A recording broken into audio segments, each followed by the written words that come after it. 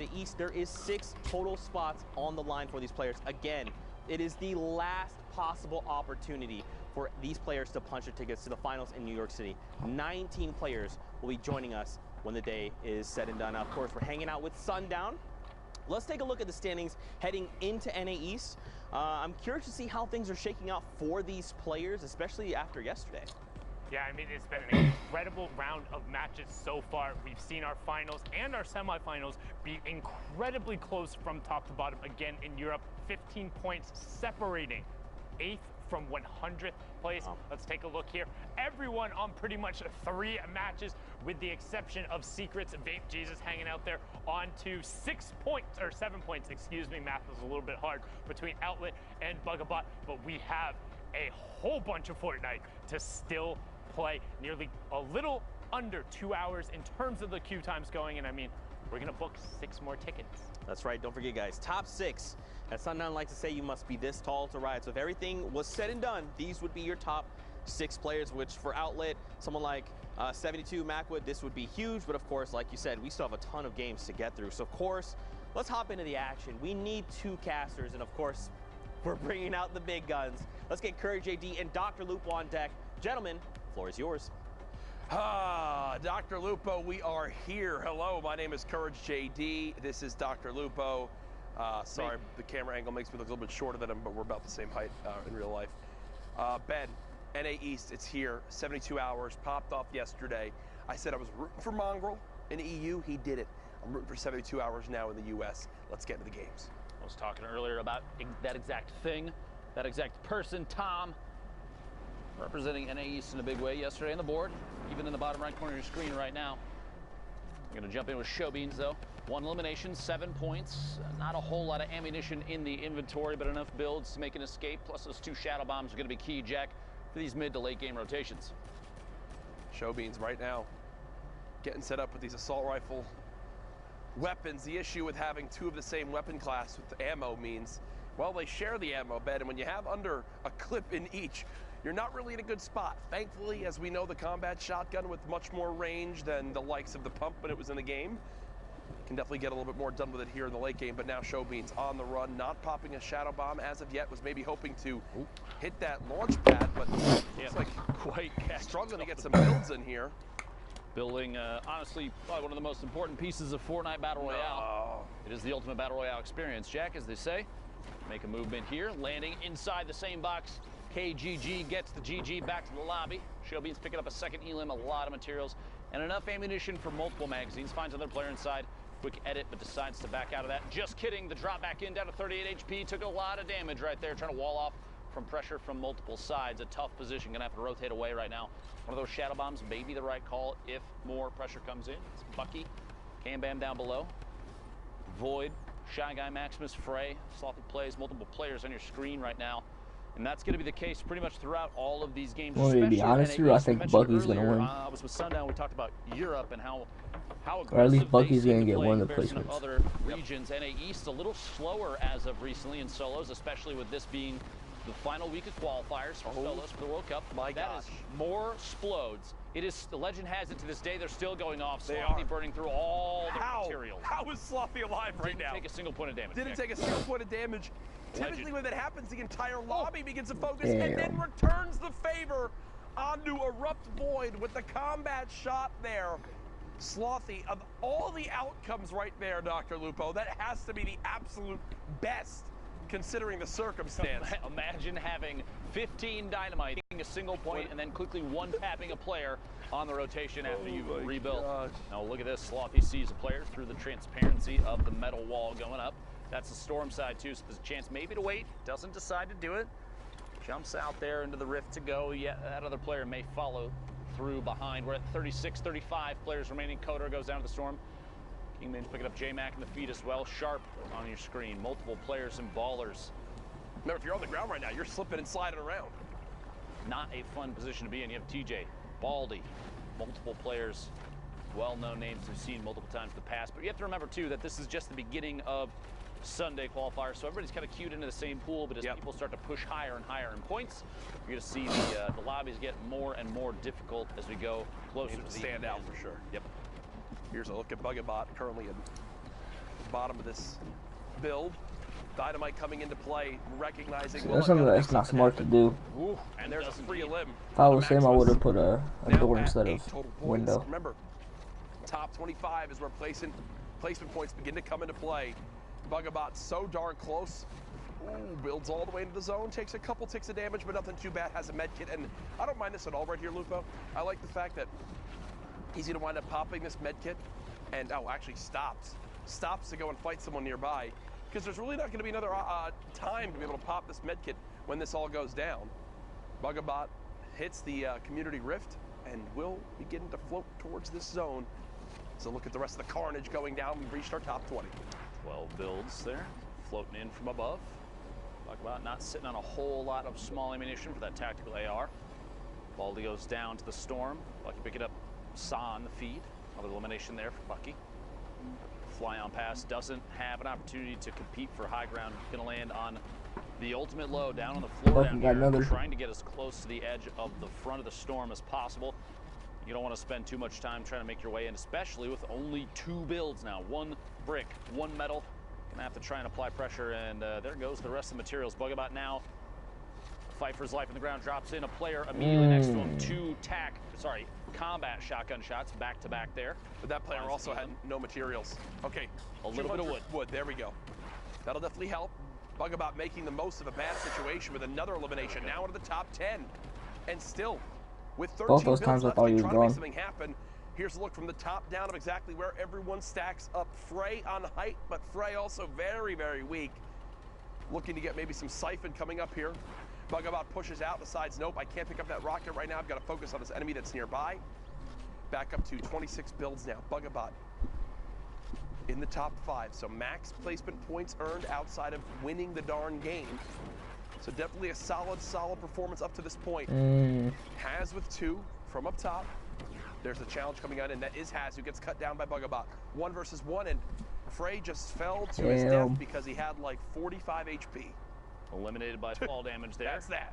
Plummeting down, and kind of a anticlimactic win there. I mean, still it's a victory royale. That's 10 points right there, plus the elimination, so you got to feel good, but didn't really have to compete for the last one outside of Has falling in on top of his head there. Meanwhile, the next game over, 39 players remaining. We are in the southwest corner of the map. Gonna slide on in here, a fly-in from the outside, a Slacky Marevs. NA East, by the way, has just under 2 hours left to play. We're a little over a third of the way through their queue time. You have to get 10 games in. You can get 10 games. One of the players from EU just got $10,000. Top 5, even first place, don't often finish all their games. There's no need to if you're getting wins and high elimination counts every single time you play for placement, that kind of thing. So you have an hour and 50 minutes left. I think he's just staring at this guy, just sitting in this box, wanting to just go for it. There it is. Oh, the shot in the air. No, tried to make it happen. Tried to make it happen, but unfortunately can't. But either way, Marevs had the right idea. If that player doesn't have a rift, obviously that's a different story. Looks like wants to keep the pressure going, and I don't mind this at all. You know how weak this person is. Have to. You have to go for this. Again, we talked so much about it. If you want to qualify for the Fortnite World Cup Finals, you will not get away with just placement points. To be honest. You need eliminations if you're going to do it. He gets right inside the box, and that was exactly who tried to break on out, tried to escape, but unfortunately met their demise right there inside the 1x1. Slacky actually tried to do one of the coolest little gimmicks you can do. If you are above an opponent that has a pyramid on top of the 1x1 that they're in, you stand in the corner of it, build 2 of your own walls against that corner, and then just pickaxe straight down. Because your character, the character model will drop in there, and you'll phase through. If they instantly replace it, you'll phase through and fall into their box. You can 6 points. Keep the aggression going. They call him Dr. Lupo for a reason right there. Listen, I've watched enough. Let me just say this. I'll admit this openly. I have before. I'll say it again. I'm not the best player, Jack. We know. Thank you. Yeah. Thank you. I mean, there's a reason you're standing by my side right now, by the way. In comparison, we're trash. But we've watched enough and can understand the mechanics behind the game. Absolutely. That at this level, things like that, they stand out so much, and it's that kind of gameplay. You know, there's a reason I'm hiding behind the desk, like I said. Hey, man, it makes sense. It's great to, be here casting with you, and also full peace of mind knowing that I have more skill in me than both you and your Pro-Am partner Jordan Fisher have Yeah. entire bodies combined. Best FortniteDuoEver.com. And myself and Brendan Urie, when we win next week, are going to sing and dance on stage. And then we're going to have $1 million to go to our charity of choice. Tickets are actually available for the summer block party and the Pro-Am if you'd like to come take part and watch me take over. You can go to Fortnite summer block party. Here's 72 Google hours. And find the link to it because I don't know it off the top of my head. How about that for a plug? A valid attempt there, but a little bit of a miss, just like most of your gameplay. Meanwhile, Tom, 72 hours here, 3 eliminations now. Pops the slurp to prevent anybody else at that point from using it. Picks up a mini. So I'm a little curious why he picked up 1 mini over keeping the slurp. Sometimes in these late game moments, some panic can set in. You might not realize, you might not be able to get the chance. You might think, oh, that's 6 minis, right? And it's only 1. So right now, 72 hours, just trying to stay alive. Played out of his mind yesterday. A fantastic day, but as we know, Saturday doesn't always transfer over to Sunday. 72 hours spraying with this infantry rifle close range. Oh, doesn't get that a limb. Does stay in the zone. Doesn't get that a limb either. There you go. Found one. Okay, they do drop, but he kind of tunnel visioned here, Lupo. He kind of tunnel visioned here, Way Lupo. outside, and the storm pushes his way in. Is he going to make it or not? We'll have to see. Just barely Oh. 10 HP remaining. The shadow bomb to He continue does not have pushing any on campfires through too, the though. opposite side of the safe zone. He's gonna be Almost stuck at lost 10 it until he there. gets to the 90 limb. HP to the zone is not ideal. Wishes he had that slurp, I'm sure, at this point, hoping he can find some way to get this back. Frantically building his way to the top, trying to build up inside the safe zone, stay at the forefront of the storm. 12 players left, very close. Yep. Got to make it to the top 5 to pick up the last 2 points before the victory royale is the only way for placement to matter anymore. Player directly above him, J Storm Painful looking down, maybe an opportunity for Tom. He's going to see it, releases the edit, wall, and builds forward. Doesn't want to engage just yet. Fall in there. No fall damage. I thought that was going to be it right there. Very close. 8 players left. J-Storm picking up another elim. Oh, Threats no finds him inside the threats. box. 72 hours goes down just outside the top Yikes. 5. And if you're Five threats, placements. if you're threats right there, that's it's an easy decision. You see someone inside trying to chug a big shield in time. You've got a heavy sniper. You know the player's got to be weak. That is a no-brainer type shot. Nicely recognized by threats. You see it on the left side of your screen. Actually does get eliminated right there. So did make it right on the edge of top 5. Not sure if they wound up earning those other placement points. And it looks like he'd wind up. He did. So we are now in our top 3 though. Top right of your screen, Rocardini. And then you see on the low ground, Slacky Marevs too, who's very, very weak. The stink is brilliant from up top. Stinks this late in the game are just so deadly. Marev's gonna drop to that. He smelt it and dealt it. Another stink comes in. Beg's getting chunked by this now. Even more stink still in the inventory. Oh, Yikes. This is just beautiful. Rocardini recognizing that it's best to hold on to those to the extreme late game, and now basically has a free win right in front of themselves with this one. Yeah, that doesn't get much easier. Well-placed stinks, and the patience to hold on to them, Dr. Lupo, pays off in dividends. You see an opportunity late game like that. Players fighting it out below you. No reason to not just drop that guy on in there and see if you can deal it while they're forced to smell it, Jack. You hate to see that. Eliminations like that, I mean, it's, sorry, name on the screen threw me off for a second. See if you spot it at some point. 43 players left. Anyway, eliminations like that, you got to feel good about it too, because it's almost low effort because you have players that you're not putting yourself in line of sight. You're just dropping the zone damage down below. Yep. Letting them fight it out inside. NA East with 1 hour and 44 minutes left. There's already an hour and 40 minutes left. One of the most incredible gamers out there, Yogurt Fart. It's already been an hour and 20 minutes.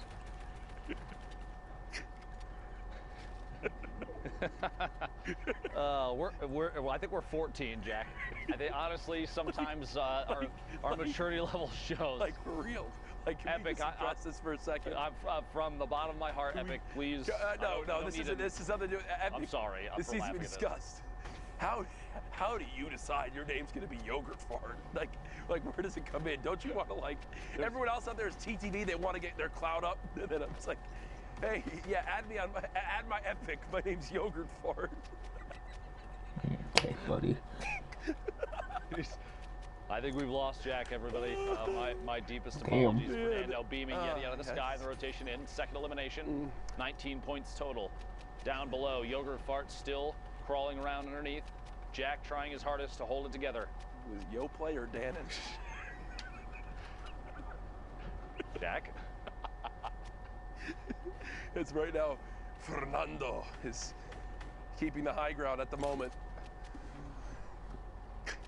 Trying to make sure no one can push towards this backside of the zone. Production not helping with this joke at all in the slightest. Confirmed that it's Danimals in our ears. Jack still trying his hardest. We're good. Sincerely, my deepest apologies. DMO. I actually saw an interview and with DMO. It's come on. It's right now. Fortunately, he used that hashtag Fortnite World Cup and send us interesting names you've seen. Yes, please. That you've faced. Got to get screenshots of them if possible. Got to have proof. Got to have proof, please. Screenshotter didn't happen. Oh no, dude! I just see someone's name with Apex. Pretty, and it doesn't get much easier than that. Garrido does get cut down. Apex. Fernando, launch pad, Game's 4 terrible, shadow though. bombs. Realistically, weapon-wise, really hoping this legendary assault rifle can pull him through because Fernando's gonna win this game 100%. Tactical shotgun. I've said it before, Jack. I'll say it again. The gray tack is the best weapon in the game. Okay. Shut up. You can't. Okay.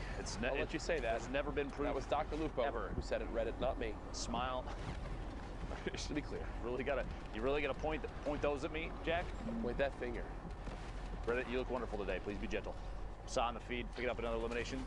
So he got his bad, not necessarily the worst. Picking up an elim. We're down to the top 30. Fernando getting Sir Wings on rotation. So he got another elimination. 29 remaining. This shadow bomb to push all the way forward. These players trying their hardest to earn a spot in those 6 positions for NA East. Only 6 spots. Remember, of these 3,000 players, only 6 will make it. Fernando using that tactical shotgun does get 1. Is there a combat on the ground anywhere? Just an upgraded tack. I think that's what they'll have to settle with. Pressure now moving forward. You see Bugga on your screen. Ball giving Bugga a major praise the other day as Fernando unfortunately keeps clipping the edge of that build. Not able to make it into zone without taking a couple ticks. Does have a campfire though, but it's a double-edged sword using a campfire this late in the game, Dr. Lupo. It's like a, hey, I'm weak, come attack. This is the box to shoot at, please. Yes. I encourage it. But on top of that, you're also going to be missing HP, in this case shield as well. Pick up on the elim there, and the Storm's going to keep pushing Fernando. Wow, for a second. gets both Has the time. No damage either from the Storm. And that's great composure right there, because to be honest, I was thinking it wasn't going to happen. As Go CMO actually goes down in your engagement feed, we're in our top 7 right now. Opportunity to break on through. Bugga on your screen, KNG unknown, fighting for the high ground still. TSM Cloud in this game as well. Kai on the ultimate high ground up above as the remainder of the lobby is forced into the Well, to same. be honest, I think high ground, like having high ground, is going to be the worst decision. Top 2 player getting beamed from underneath, just a little bit of damage, but enough to apply pressure and make him plummet to the ground. You'll see another rift. 3 players up. You hear the combat shotgun shot in midair. Somebody going for a big play if they can pull it off. Can't quite yet though. Bar landing. Waterfall down and layer up. Basically 3 or 4 floors up off the ground. We're in the top 7. It's a lot of mats to use right there. We got 2 players left need to go down before those final placement points, and every point matters as we've talked about in these placements. Quick edit to check for a shot. Nope, looks down below, applying pressure with the grenades. Excellent grenade play there. Finds Cloud from TSM, hiding on the ultimate low ground, picks up that elim, putting the top 4 now. Bar dropping down, applying pressure, another grenade, very close, very risky, and shots from above.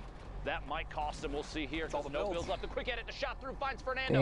1v1 situation. A top down. The combat shots from above. Kai picks up the last elimination from the ultimate high ground to the victory royale. Well played. No builds or not, you are just never going to win a fight 1v1 with attack versus combat right there. Just not going to happen. It's just a better weapon in the hands of his opponent.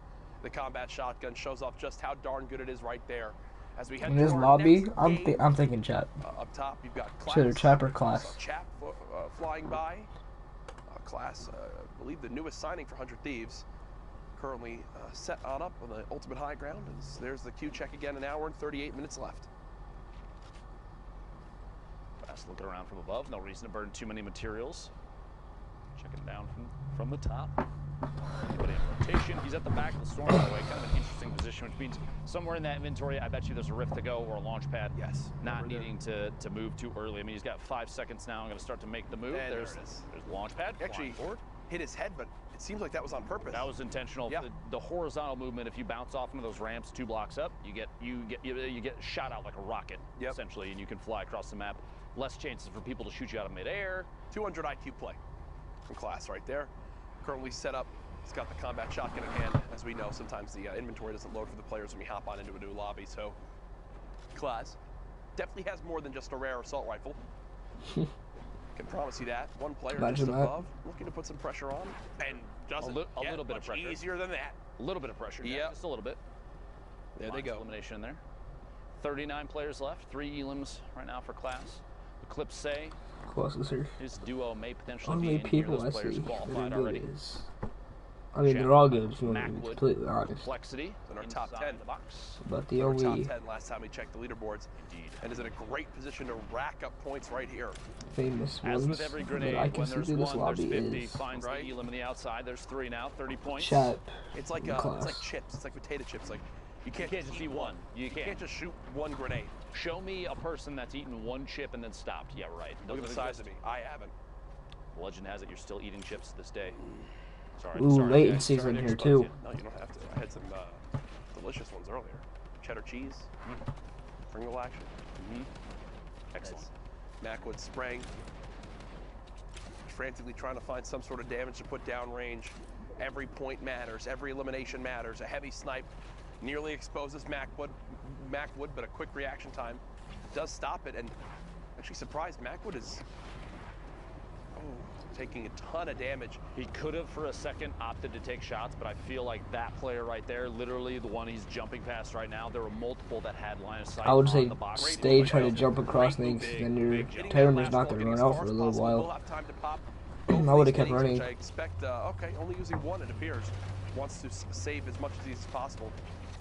Kind of surprising because we're going into the late game here. He's Fell. way There you above go. the threshold. Hey, look, 191 now, no big deal. Looking for shots and a follow through. The second, maybe a back-to-back. He's gonna have to wait to get get this kill. To the right side here in just a second, building up above and finds Das on the rotation up. 5 elims at 32 points. We're in the top 30. Another one of these opportunities. Macwood showing just how versatile those shadow bombs are climbing the mountain. My goodness, this is a tough zone rotation, and it's going right back, actually. Looks like through where we just were. You see tilt as well in this game. All the way on the high ground is Thunder. So they're beaming on down, back over to Class, who's currently set on up. When it's end game and there's only a 1v1, it's not good to have high Has ground. made it into the top 25, so more points will be earned. Pushing on through to the next section here, just kind of tunneling forward. One of the most important skills for rotation. Nick A30 was literally talking about it earlier. Saying now before he started to stream, he was in Playground. He was trying to get better at tunneling on uneven ground, like when you need to go up or down or whatever. It's important too to know when you need to cover all your angles, every side, or just one side or 2 sides, depending on how you're moving and where you're moving. If you're at the edge of the zone, you don't necessarily have to cover your back if you know that side's been empty for a while. Or if you're moving across the middle and you want to save materials, maybe a single floor and a ramp, turn, rotated, or like you do a jump rotation and quickly place it to end up underneath so you don't use as many materials. By the way, catching a player, specs, immediately placing the launch, jumping off of it. And what's big is, of everything that just dropped, the one thing Class is able to pick up is 280 brick. Feels good. Basically the best thing you could ask for. Material's so important late game. We're in the top 15 now. Class looking at 20 points, looking for the 21st here in a second. Shot, go for the replace, gets the first layer, go for the replace, gets the He's second. gonna get up before you get Doesn't that. quite get the second layer.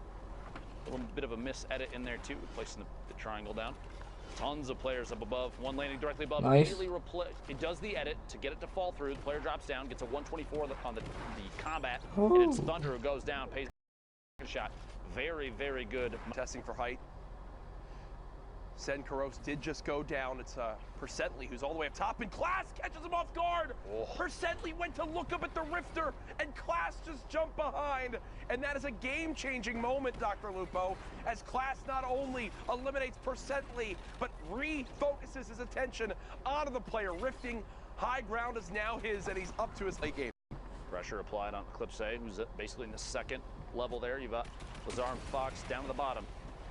Shots coming out from Class, moving forward in the stink a little bit on the backside, but no big deal. Eclipse 100% is going to be Folks versus Class. Low, fighting it out while still getting shot at. Class is going to win. 3 builds in Fox's inventory, and Class is sitting on 63.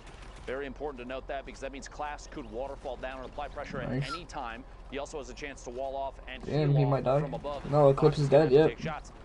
Class is gonna get it. Basically nothing left. He doesn't have no mats. A little bit of fall damage. There we go. The builds leading into the campfires for the HP. Fox sliding it on the hill, stuck outside the storm. Class doesn't have to push, but he doesn't know that. Wait for the last second. Shot from above. Finds the victory royale.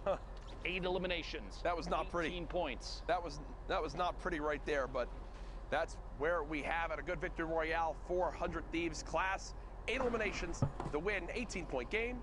Seeking Sundown with our updates. Thank you guys so much, man. Do I love Fortnite?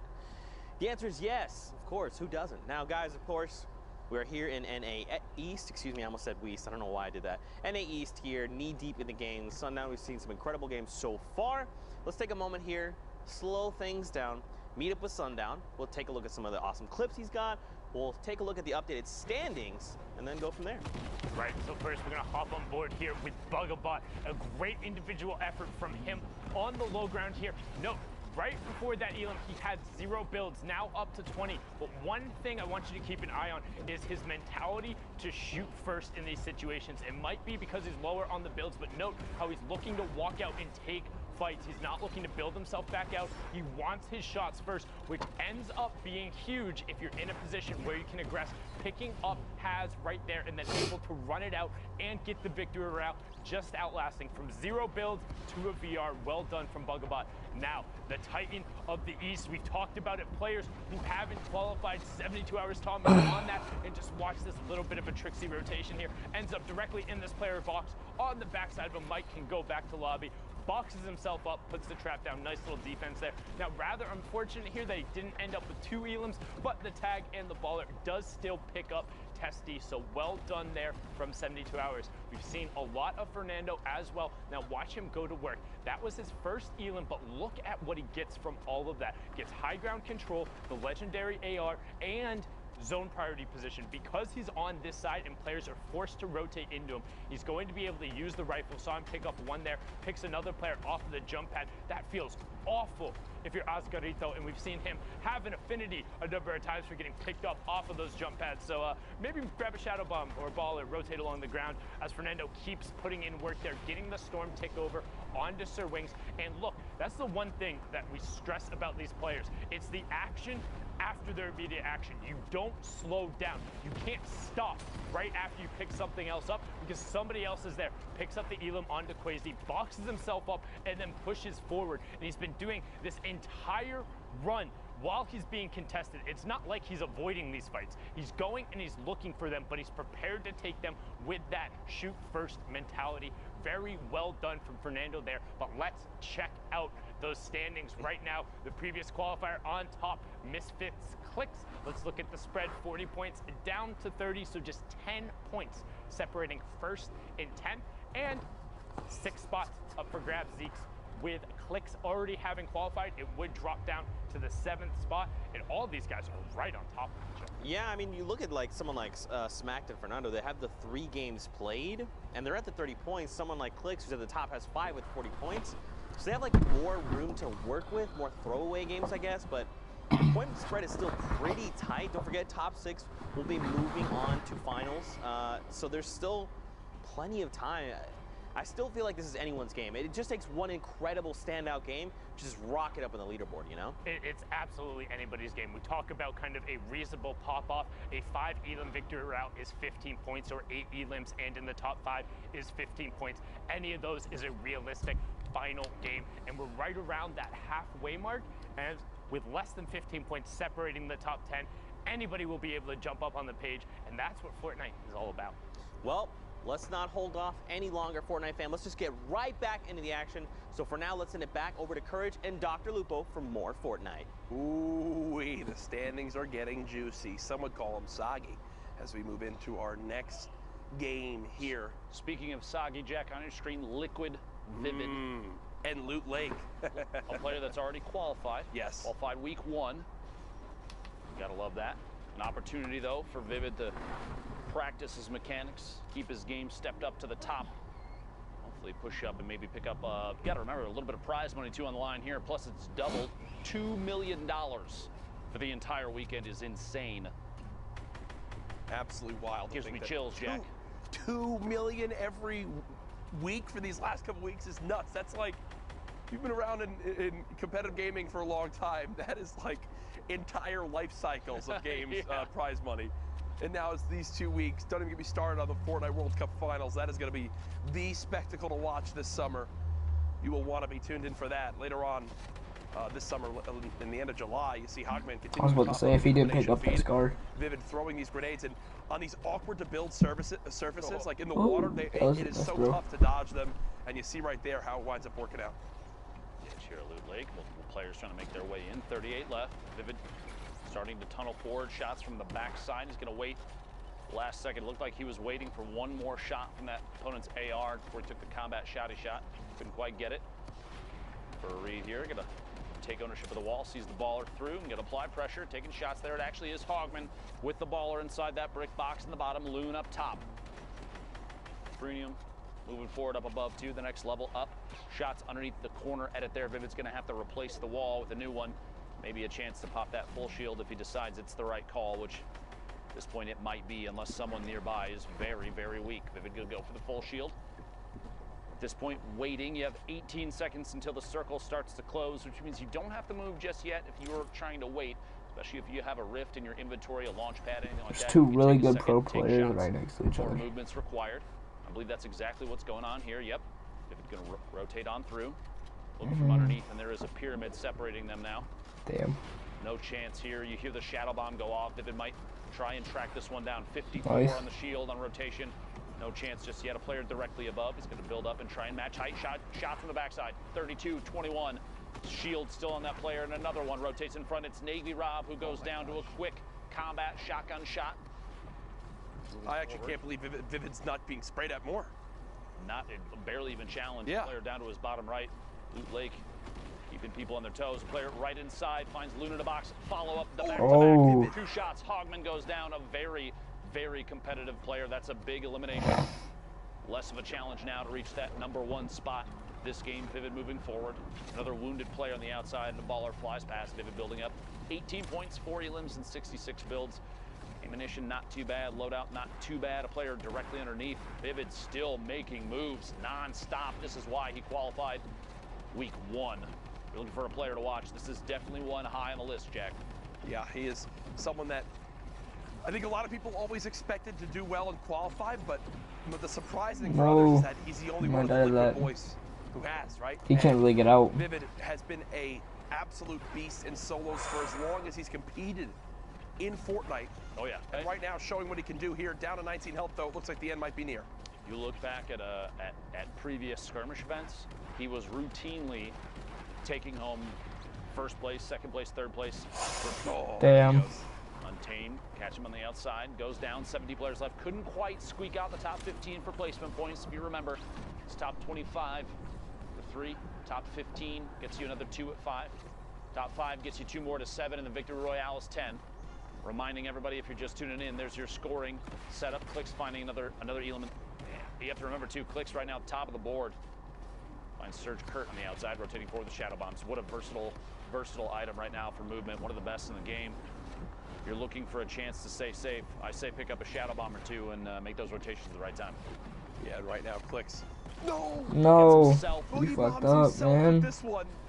Not a huge deal if that player gets picked by somebody on the move. Thankfully, no one else came down and got involved. They're sitting in a bush, back in the baller.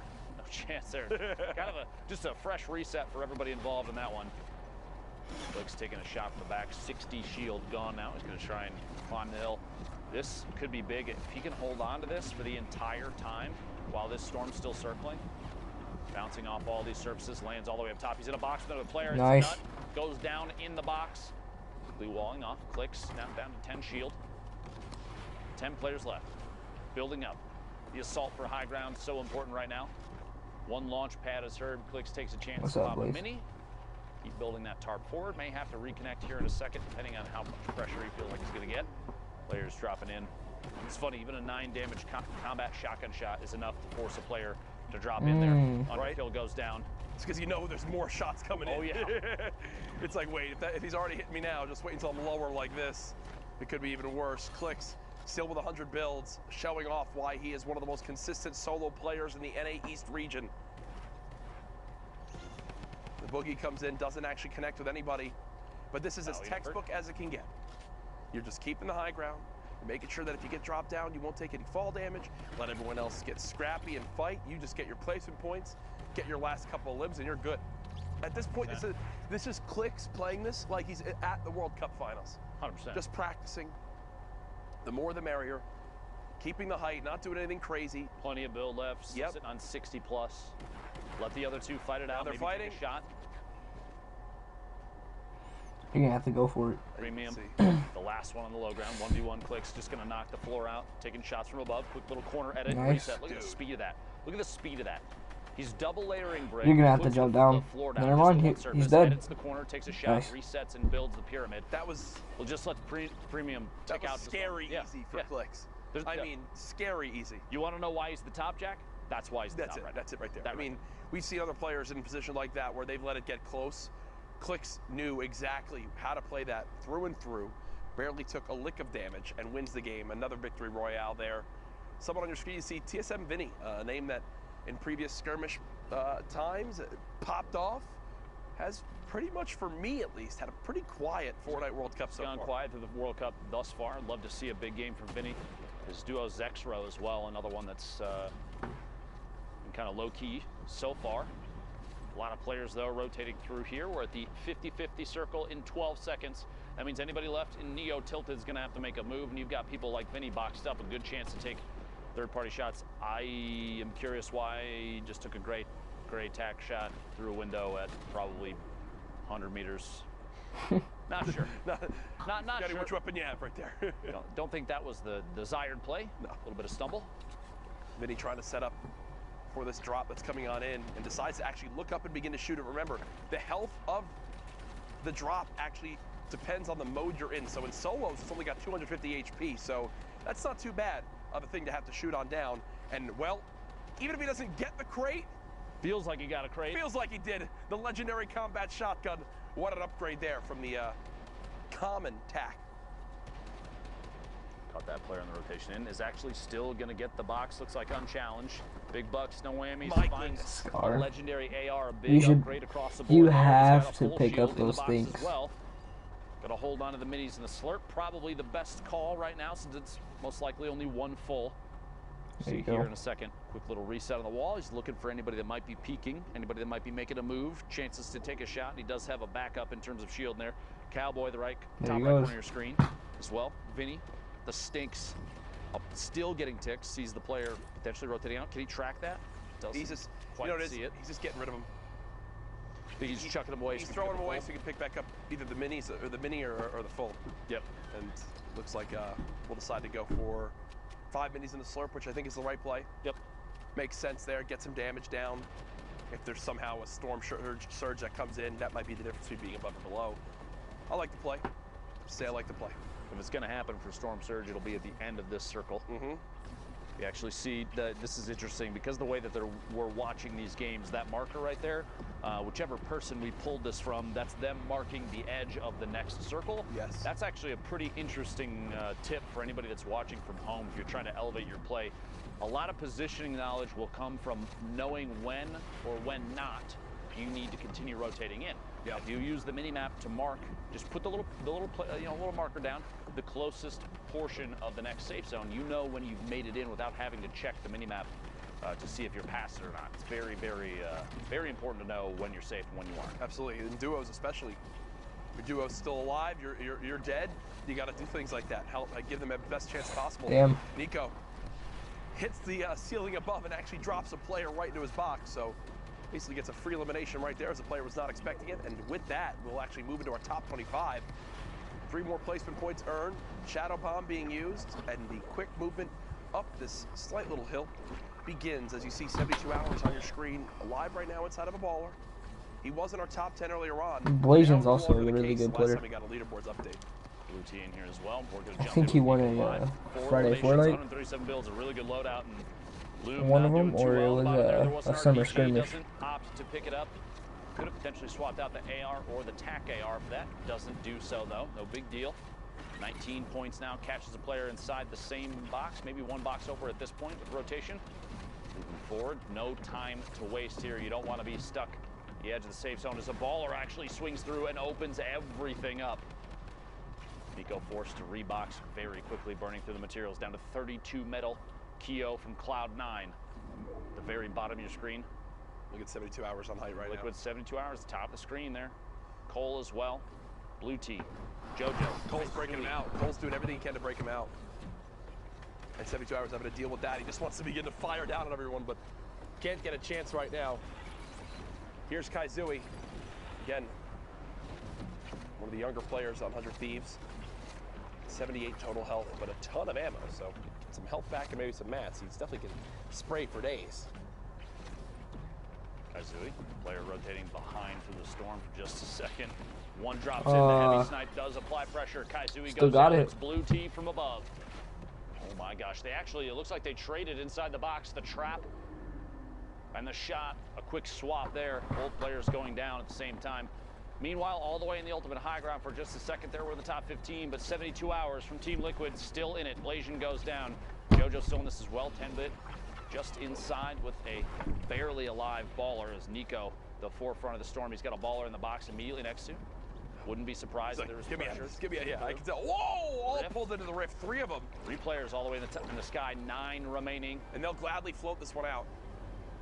Look at all the destruction going on down low. Just wait it out. There goes 72 hours. Did get dropped on down. It's like it went out 8th. Doesn't quite get the 7 points for a top 5. Shatang gonna drop past Deity with the ultimate high ground. Keo in the mid tarp. Paravoil flying all the way past. Got players still stuck in the bottom. JoJo, the ultimate low ground. Nice. Shatang finds Keo inside a box. Nico and Deity fighting for the ultimate high ground. Ranch forced down a little bit too. We're in the top 5. Placement points going out for everybody. 7 now. Nico's so high up there right now. In the sky.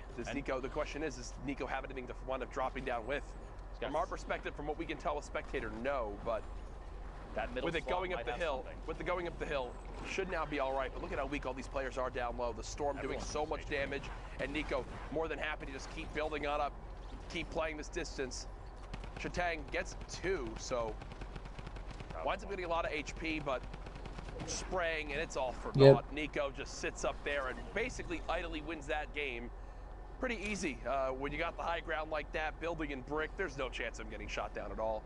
And what I'm loving to see here, Ben, is this players doing a good job of calculating when they're on height, if they need to challenge or not. That's like 2 or 3 games in a row now where the person on height has just sat up there, let the storm do its job, as long as you tag them once. In the last 60 seconds. Last 60 seconds. Crazy. Get a little tag on them, and then let the ultimate enemy, the zone, do its job for you. 1 hour and 15 minutes left in the queues until NA East solo qualifiers for the Fortnite World Cup Finals are over. You're trying to get your 10 matches in. Now's the time to do it. 44 players left. Speaking of those 10 matches in this match, Attack AR, the blue combat shotgun, minis, shadow bombs, sitting on the edge of the zone. John, no need to apply too much pressure. Doesn't have to move. Just kind of wait it out. Take third-party shots. Get those quick window edit resets and hold this one. Watching through on that ramp, using the little holes in the brick structure underneath of his opponent. Gonna start making a move here. Goes for the window replace. It's the wall replace. It's not even challenged. Here we go. This player might not have audio. Nice. I'm not sure what's happening. Yeah, that's just, again, when you're not just like in a 1-by-1, when there's more behind you, sometimes it can catch you off guard. As that's what happens right there. FaZe Dubs actually in this lobby, and didn't you say? My bad. You go on records as saying Oh. FaZe Dubs is the best solo player in the world. as of right now, Interesting. with the technically with the placings we've got, there has been no person more consistent currently. What's he had, like 1st, 3rd, 6th, 2nd, or something? No person more consistent. Okay, I have to ask. Have you not been watching Tim's stream? Consistently fall damage. That is true. Consistently bad. I'm talking about consistency, Yeah. Jack. Really, you're gonna? Yep. Sorry, Tim. I'm trying to defend you here, bud. It's all right. I'm sure he's really upset right now with his hand tats. Listen, he's tough and you can't handle it. I can't wait to see Tim this week. I'm going to give him a big hug. Ray in the feed picking up Elam. Flo taking one out as well in the top 35. Zycoma and Baldy right next to each other here. A little back and forth. You see them both actually facing each other, and just quick edit resets for transparency on the walls. You're like, you good? You good? You gonna move? You good? You gonna make a move? I'm just gonna wait. You gonna move? I'm not going yet. You going? You game of chicken right now as Baldy keeps editing, looking for any opportunity to rain down fire from up above. Who gives into the pressure first? Right. Puts himself out in the open. Wondering if the rift gets used here or Baldy just says. He's high enough up, he doesn't necessarily have to, but I'm going to say because he's waiting here, I think you might be right. He's just looking back and taking shots, thinking, I'm just going to use the rift when it's time. There we go. There's a reason for it, too. One Elim looking for the second. Baldy, the storm right there, the swap, and falling down. I believe I heard it. He rifted. He did. Here's Dubs. Doesn't get much easier than that. The player with 17 HP gets cut down, and Dubs will go follow this up right away. Look for any materials possible. This baller trying to snake He's him gonna off try and box it. There you go. Oh. Now Dubs has made it on and says, no. This is mine. This is mine. And whoa, 3 big shields, 6 minis. Oh, that's okay. a yikes. Okay, Dubs, not in a fun time right now. Remember, when you're in the shadow form, you cannot edit, you cannot make any plays like that. So Dubs gets trapped in there and takes 80 storm damage because of it. Very fast edits on the tunnel there, moving forward. Basically not letting go of the sprint the entire time. Look at these, walling and editing a corner out every single layer, burning through materials very quickly, but dude, a very stable base to make a move. It just set in how insane the Battle of Regions is going to be at the Fortnite World Cup. Like, Mongrel, Mr. Savage M are going to be repping EU that I know all of Europe's going to get behind. You've got the likes of Dubs, Tfue representing NA. Nice. I mean, it's going to be absolutely ridiculous. Was the a good best play. Players from every region. Yeah. Making their way to one stage. I'm gonna have heart palpitations, Jack. Bro, it's gonna be one of the most insane events of all time. There's just no doubt in my mind about that. Des loves Shane being pressured now by Dubs. Dubs did get a solid shot downrange. Unfortunately, shotgun not reloaded, so we'll have to take a moment there to let that weapon reset. As now the zone going back the way it just came, so. Plus some 50 builds now. Dubs, 70 HP, has a chance, just kidding, 100 HP. A little misspeak there, 11 players left. Freak Twinkie goes down, shots from above, another player. Title shot found outside of a window, looking through for a peek, potentially, doesn't quite get it. Shots in the back instead, a big trade out there. The legendary combat shotgun. Oh, this movement is just Forward. dirty. Looking for the shot, doesn't quite go for it. Chance just yet. Mustache from Tempo in the feed, picking up another Elam. We're in the top 8 now. Dubs, quick edit, takes out the top half, looking for shots through. Reset and rotation. Dubs, so fast, so blindingly fast. Yep. You want to try and keep up with anybody. Stinks from height again. This is literally like you're setting the tempo right here. Mm-hmm. Should have enough time to pop this big shield. Thankfully, the stink grenade bombardment has stopped. Remember, top 5 is the last placement points outside of winning the game, and just like that, Dubs has made it on into the top 5. Now up to 28 points. Still building out. Turret comes into play for that extra health on the build so it doesn't get shot down.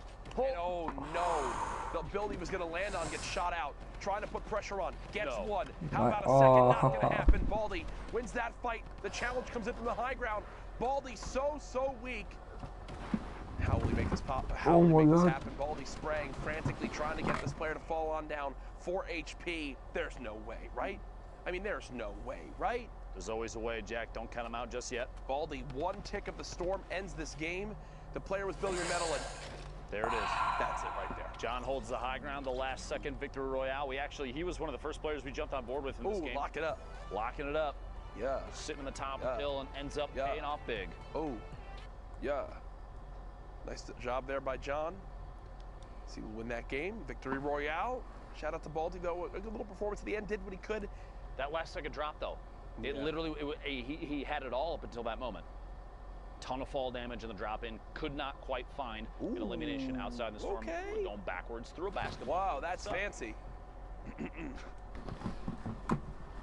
Whoa. I just got the chills. There you go, production. That's my cue. As we head into our next game, 51 players in this lobby when we hop on in.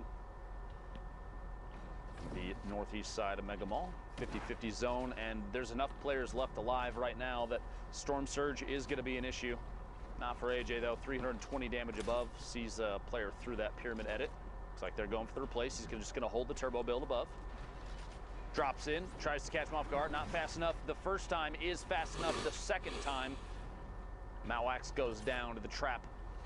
AJ inside his own box. Well played there. 2 slurps, 6 minis. Shields for days, movement for days, mats for days.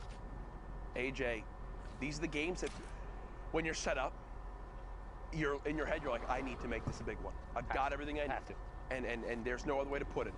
These are games that will either go the way you need them to go and be the things that push you towards being able to qualify, or don't go the way you want them to go and legitimately tilt you for the rest of your day playing. Whoa, speaking of tilt, phase tilt now on your screen. It's pretty good, right?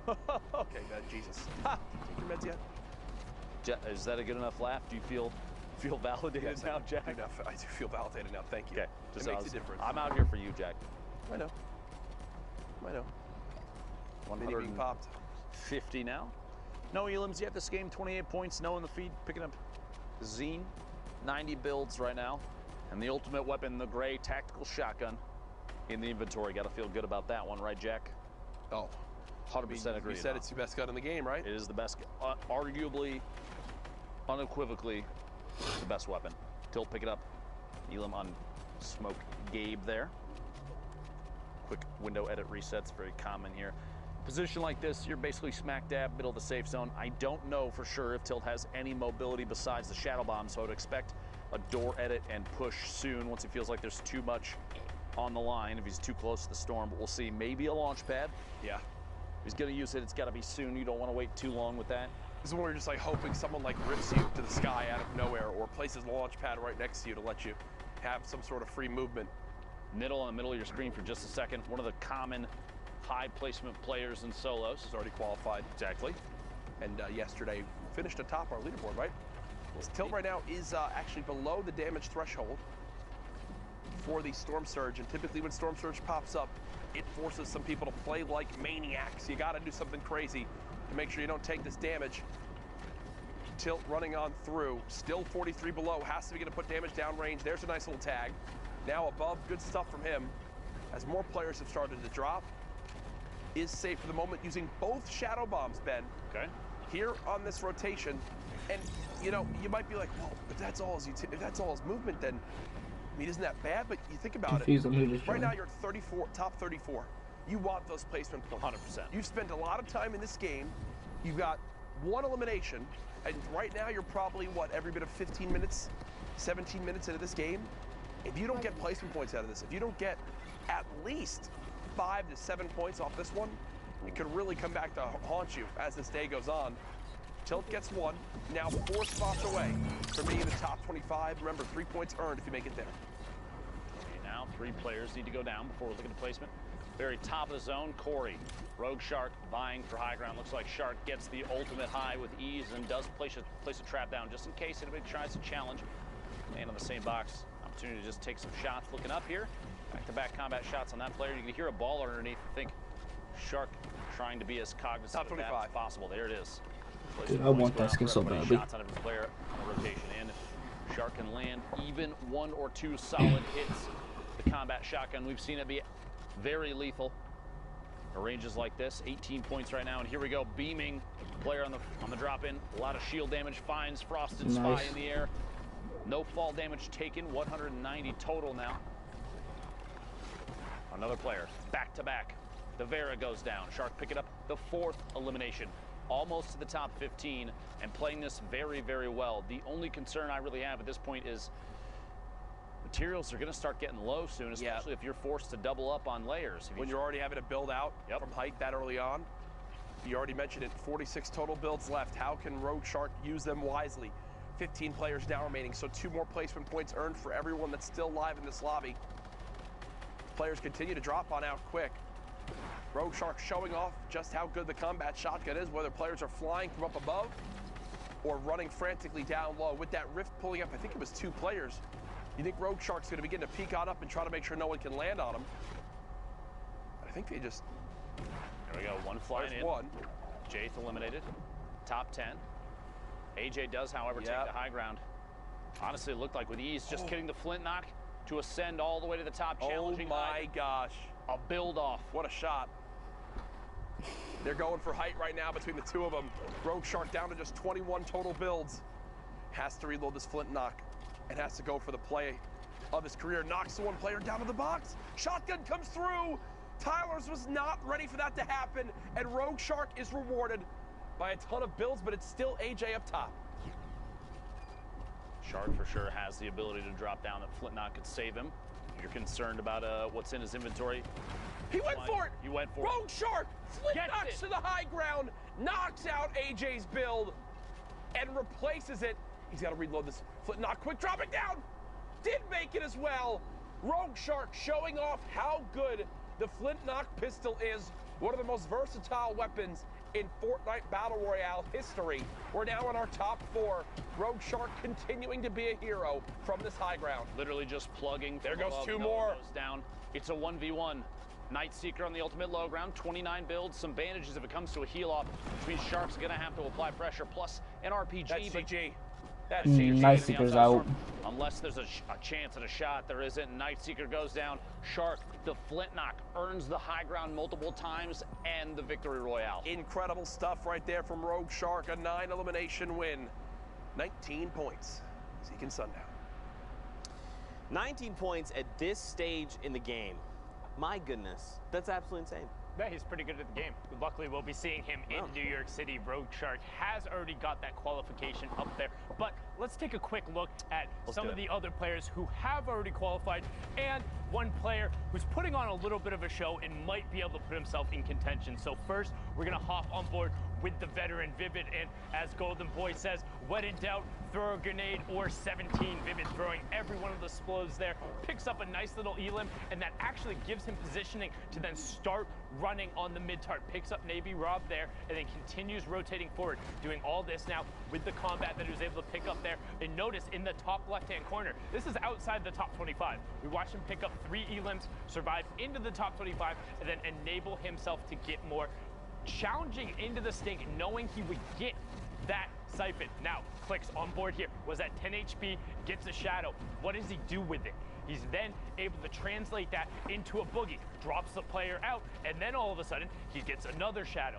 This is what we mean when we talk about how every little interaction counts. If Clicks doesn't pick up the elim at 10 HP, doesn't get the shadow to enable him to get the boogie bombs, which doesn't let him pick up the next 2 elims, which gives him more shadows and gives him high ground control. And look here how he extends out the timer on the shadow bomb. He's in shadow form the whole time, is able to get into the player's box, picks up Nut, who is on the top 10 of the leaderboard right now. So it's not like he's just cleaning out the bottom of the barrel. These are other players competing for a spot. And Clicks, I remember originally watching him in the Lux Cup and thinking, wow, this kid Clicks on YouTube. He's pretty good. I hope we get to see more of him. Well, we're going to be seeing more, particularly if he's closing out games like that. Niku, the only player in this little package who isn't already qualified for the World Cup, but goes on a great little spree here. 150 in terms of his builds, and that's going to enable him to kind of navigate this super, super tightly packed tarp. You saw 25 players there in Circle 8. Circle 9, still 13 players left. He still has 97 builds. That's because his mentality is he's looking for the elims, picks up a number of jump pads, and refreshes on builds again. So keep an eye on the top left. 7 players left now, and he challenges into the high ground. All of a sudden, he picks up this elim here, knocks the player out with the storm changeover, and top 5 ultimate high ground control and nothing else. Showtang picks up the 2 on the bottom, but Nico is just going to be able to wait him out. Doesn't get a tag going over there, so the Storm will tick him over. And last but not least, it wouldn't be a highlight reel if we didn't show Dubs. Taker of Walls, best average placement in a Sunday final, as Courage said, with a 6th, 1st, 2nd, and 3rd coming out there, averaging 3rd place overall in what is one of the most stacked regions. You see him just take the wall right away from Yoshi and continue running through the tarp, always looking for opportunities, looking to challenge, wanting to take the shots, and pressuring the rest of the lobby. Hey, you want to win the Fortnite World Cup, you have to be beating players like this. You have to beat the Dubses, the Clicks, the Vivids of the world in order to get up there. And right now, Clicks is flexing, saying, yeah, I'm in 1st place. What of it? Man, after 6 games, 2 victory royales, one of only 2 people in top 10 with 2, he's got himself that pretty hefty lead. I mean, don't forget, guys, it is top 6, so making their way into finals, so this is the cutoff point right here. But if we look outside of the Clicks' lead, right, 42 to 38, again, these points are still really, really close. Like I said, it's the difference, 26th to 25th, popping a shadow bomb, waiting a half second before you rotate. Literally. Oh, actually, you know what I just thought about? This already qualified. Yep, you were going to say... bump one more down. It's all good. Yeah, so no worries, because at this point, really, like the one little spot with all of these guys here, as soon as one more match changes over, this whole thing is going to change. The leaderboard is so absurdly close. These are the moments that matter. This is where you will be able to cement yourself as one of the best of the best. And if you don't do it now, you won't be on that stage in New York City competing for your piece of the $30 million prize. Too bad we cannot compete for that prize pool, but oh well. Only the future can tell. Now, ladies and gentlemen, Fortnite fam, thank you guys so much for tuning in with us. We are going to go to a break, so get up, stretch your legs, find a snack, use the bathroom. Don't get too far, because in 5 minutes, we've got more action. Don't get too far. See you then. Seek to sit. This is the last chance, all right? People need to know about this block party, all right? This is your last opportunity to get them involved, to get them hyped. Zeke, everyone's gonna be there, all right? DJ Zeke's gonna be there, DJ Sundown's gonna be there, everyone's gonna be there, all right? The people are waiting. All right. You know what, man? I'm DJ Zeke. I don't need no card. But what you need to do is buy your tickets to the block party. Tickets are only $35, Fortnite fam. Listen, all right, June 15th, 16th at the LA Forum. Day 1, Creative Showdown. Listen, all right, Team Evolve built an incredible map. Spoiler alert, it's dope. Day 2, this is so Celebrity fucking cringy. Pro-Am. 50 pro battling out for a $3 million charity prize pool. What more do you want? What more do you need? Because we are ready to party with you. Bam! What's up, Fortnite fam? Sundown here, and today we are going to talk about shadow bombs and their impact on competitive play. If you haven't had a chance to use the shadow bomb yet, it is a utility consumable that drops in stacks of 2, and you can carry up to 6 per slot. When used, the shadow bomb grants the user invisibility, move speed, the ability to double jump, and the ability to wall jump. Shadow form lasts for 6 seconds, but will remain active after that window until the user touches their feet on the ground. We've seen shadow bombs already have a huge impact on some of the Fortnite World Cup online open qualifiers. Can he hit it? Oh my gosh, he hits it! You freaking legend! Are you kidding me? Now, let's hear what some of the players who have already qualified for the Fortnite World Cup final think of the addition of shadow bombs to competitive play. I think with Season 9, the shadow bombs are a perfect mobility that has its downsides and upsides if you use it right. I mean, I think shadow bombs are very balanced right now. They're a really good way of getting mobility considering they're an uncommon item. I feel like they're a really good addition to the game.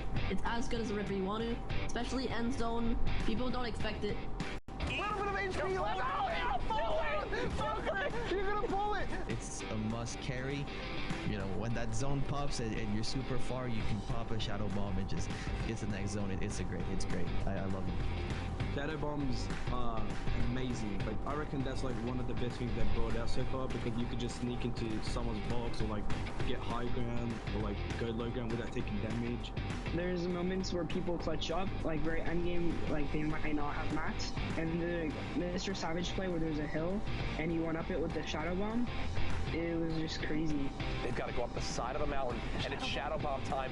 He's deciding to take storm damage. Yes. Mr. Savage! Oh my God! Oh my goodness! What a play! The best Shadow Bomb use I've ever seen!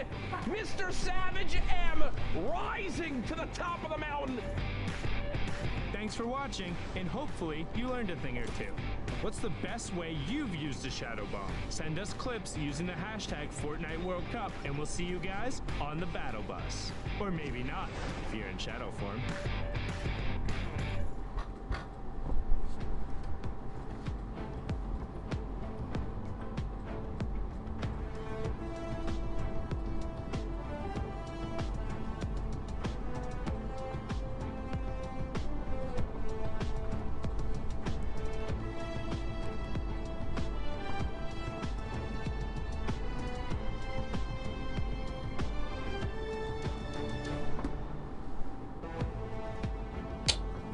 Oof you.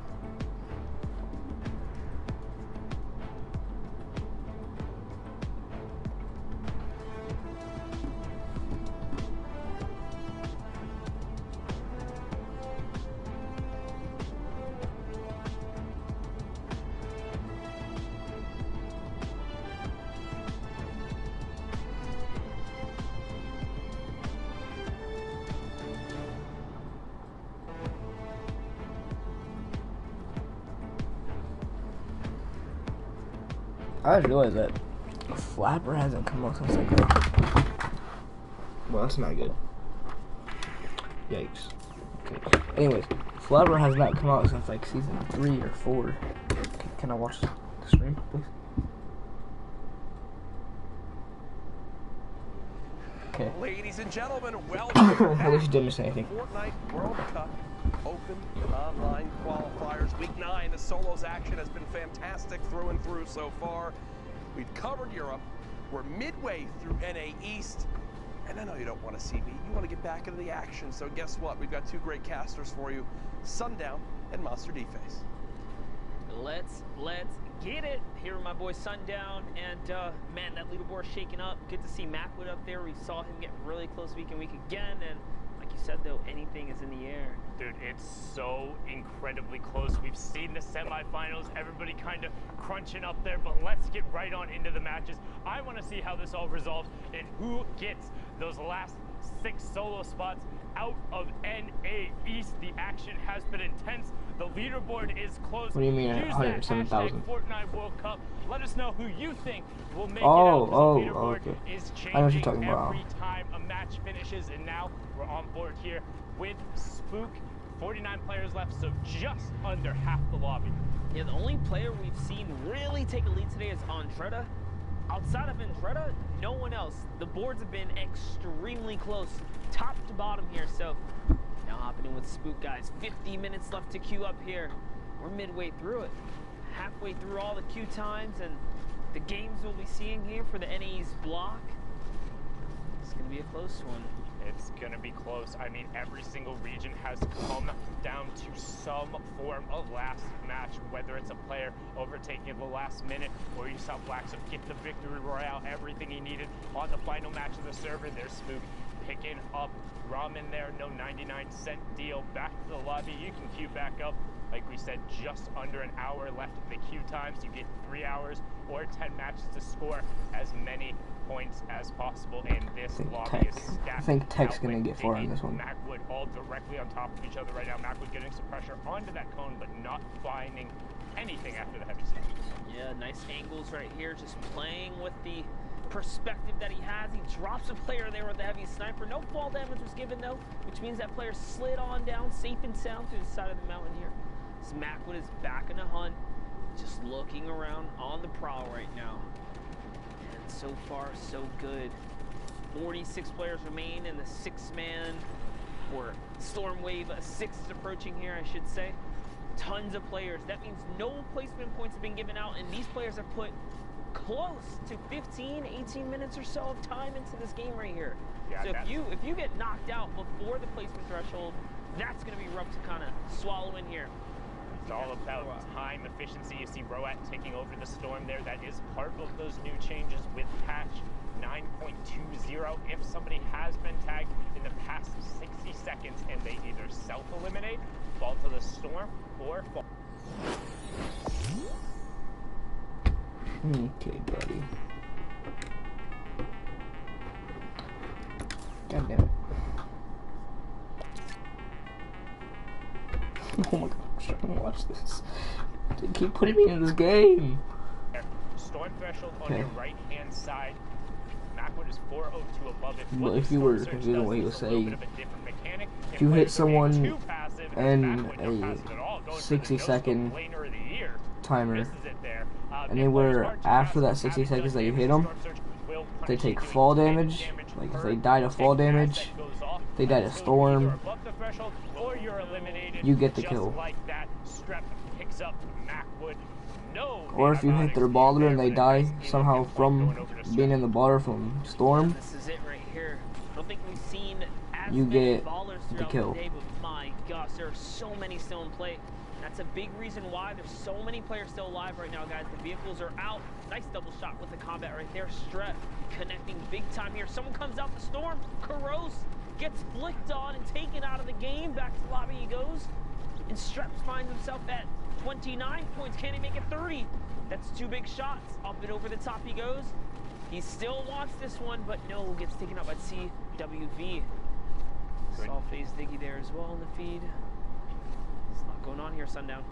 Good job there from CWV, but Outlet is running that high ground down now, but took a ton of damage. There's actually a player directly above him who just lasered him. That was 150-0 in the blink of an eye. Now you have Neferux of Luminosity Gaming. We're inside the top 25%. Still up. Demo still up. Neferux still up as well. Outlet just got beat. Neferux is going to edit out, pop the shadow, and get over to the far side. We'll need to about face as he does get blocked into the player's build, opting to go around it and build just over. Nice little ramp for the separation. Fox picks up Big Jesus, so he's going to go down. You see defensive traps put in place by the player next to Neferux. Tech gets K's, and we're getting closer and closer to top 15. Fox is now out. Double edit, and he got it. Demo's in. Oh, both of them. Damn. And Demo go right down the combat.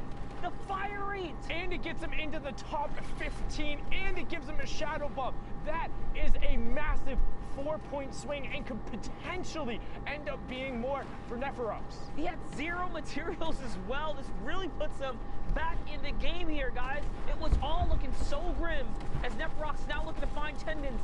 Will we be able to connect here? He's got the traps out. He finds someone down in the water. He could still commit here, and he does. Nice. Tendons goes down. He doesn't have any shield, though. Good job sticking with that. Saw that Tendons was over the side. He got his Elam kind of poached away from him there, but manages to stay with it. Saw where the tracer fire was and identified the player. Now on 31 points. 7 players remaining. Wrigley, who we just saw, was in that top 3. Directly above him, you have Lyricid, 2 above him. As Sicko does pick up B-Hegs, and Neferux looks for the double edit. He has no more mats, so nothing doing with the launch pad. Nice. Will he find it? Nice. Sick double from Neferux. Can he make it a triple? He's looking. He needs to get back in the storm zone. He does. Shots coming out. Shots from the player above. Double edit. Loses it. Wrigley picks it up, but can Wrigley find the zone? He did get the siphon. He needs to circle back around, and he found it, but there's tons of natural building here. Spook, everything is for him. Has 6 builds, not a ton going on here, but has the high ground. Everyone moving over. Nice. HP advantage was to him. Wrigley caught every one of those pellets with his face, but a good individual effort pushes Spook up to 34 points. 70 limbs, victory royale. Solid game for Spook right there, picking up a 17-point game. That's how fast you can go from the teens right up into the 30-point bracket, putting you in contention for top 5, making your way to New York City Finals. But man, Neferux, he had crazy play there with the double edit down. I thought it was all over for a second there, but off to the next one here, guys. Always Park. A little action right here, Sundown. Always on to the next one there. 45 minutes left in the queue. And remember, last time we checked out on the leaderboard, 38th was second place. Clix was in first, but had already previously qualified. 10th was 33rd. Donnie JJ was up on that list. He's currently sitting there in 37th. Has the rare heavy AR as well as the rare tac, single shadow bomb, and 3 minis with 199 effective HP. So not in a bad spot, particularly as he picks up Z-Laner there, going to try and push in and get whatever loot from that he can. Yeah, nice little pick right there, but a little hiccup right there as we kind of catch up here. He is going for the loot. It's going to be risky. He steps right next to Parallel Tree's box. Cannot step into those walls. That was clearly a mistake there. And he got him with the flint. And one thing you notice there, as Trey poked out, it kind of messed him up because the flint pushed him into the corner of the box. He missed his first shot because of that. Might have been able to win the trade, but wasn't enough. Get kind of caught playing Loot Goblin there, but now Clix pushing into the box. There are so many edits going on there, making sure he owned the ramp, flipped it back, pushed himself forward, and picks up the Elim. Brilliantly done there from the Misfits player. There's a reason he's double qualified, the first player out of NA to do so, and he's going to continue his run here as he kind of takes a second, boxes up, and tops off on shields. Clix has definitely made a name for himself here in the competitive Fortnite scene. Just interesting to see what he'll be able to do now in New York City.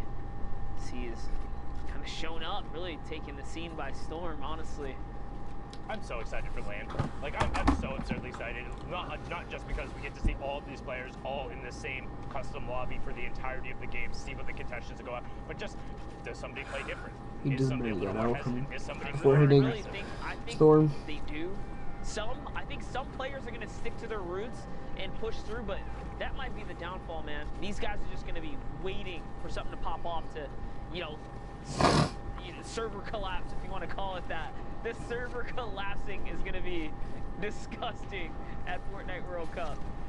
I got it. Yikes. Don't All right, nice. Still worth the point, man. Still got to go out there. They'll be able to get it. Clix, pick it up, Trey there. What we saw earlier with a nice flintlock play, but not going to save you from Clix as he pushes in with that epic combat shotgun. Pops his last shadow bomb and is going to get moving over onto the far side of the zone. Love what he's doing too. He's got so much material. He's playing for higher elevation right here. But with this many players alive, no layer is safe, especially not the lowest. In comes the drum gun pressure right there. Does see a player on a campfire, decides, hey, he's still got shield. Focuses on the next person. This is the problem with having a drum gun. Notice that was a little sloppy. The players are so exposed. And also that first bloom shot, man, that was rough. He literally had the guy painted, and it was just like one of the scenes in the cartoons where he hit everything but him. And right there, Shababan. Clix hits everything, including you. Trap shotgun right there. You have Exulting just below Clix. The controller player duo of Exulting. I think Symphony's gonna die. But just going to Completely disengage honest. Grandma just below him. We've seen him on the leaderboards time and time again. Symphony also in his own box, but Bizzle is going to smell him out there and send him back to the lobby. Well done from the week 1 qualifier and the Ghost General, the highest earning Fortnite player in competitive history right now, is trying to make his mark on this lobby, sitting at 30 points, already qualified 2 boogies, heavy sniper, and the legendary combat. Yep, this is exactly where he likes to be, that end game. A little more placement threshold being broken into right there. Nice little edit, catches a clean Elim on Nicole, who had the storm pressure. You notice that did crumble just a bit there. And he's into the top 15 as well. Right, the player right on the side is looking for it. Slem was actually the one to pick that up. So Bizzle going to continue going forward. And this is where he loves to fight. I know Bala has been a big talk about it, but how good the Ghost guys are at tunneling and fighting from their tunnel. Whether it's Sean or Bizzle or Demo or Snood, every single one of them can fight from these angles. And Bizzle trying to do it. Look, the ramp in his face.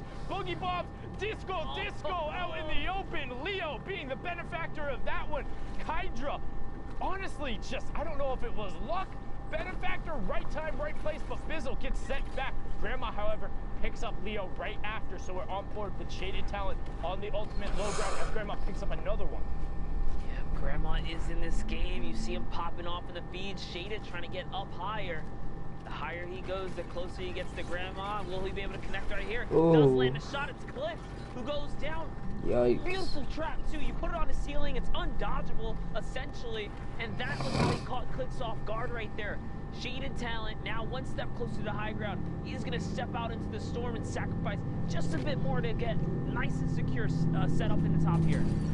And then he has the stinks to be able to rain him down. I don't know if you realize he's completely uncontested, but now AJ is forced right out in the storm, and with the tick over from the storm change, he's gonna get it. He'd get it either way, but Shaded smelt it, he dealt it, and everyone else in the lobby had to deal with it. 4 elims and the victory royale, bumping him up to 33 points. You would think we'd see more end games like that, where the stinks just flush out everyone in the low ground, but to hold on to something so valuable to the end, that's a tough play. How rarely are you like getting into a top 3 situation where you have uncontested high ground and you have 2 stinks? Like, the reason that doesn't typically end up happening, you don't see that more often. You think like, oh, that's the best use case for a stink. Yes, if you get into that situation. You gotta make it there, and then like you gotta hold on to him. So. Right.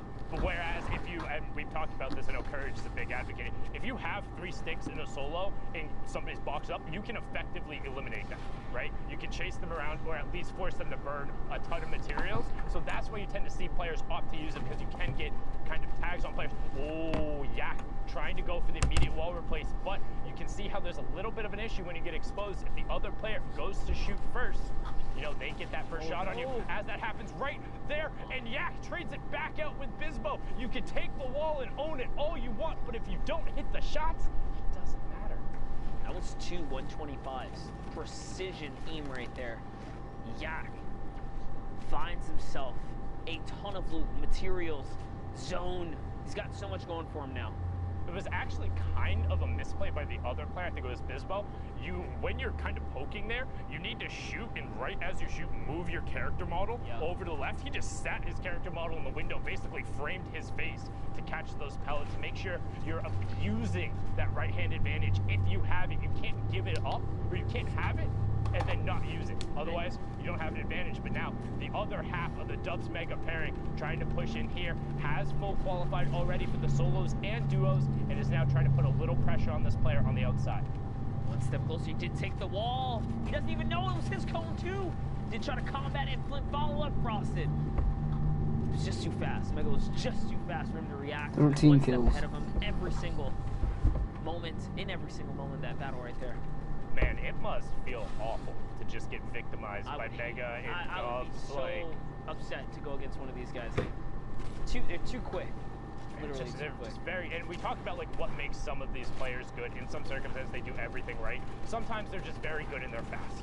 Like that would be what I say kind of Mega, Dubs, Benji, Fishy, Mr. Savage. Well, they all have like certain types of traits about them, certain things they do well.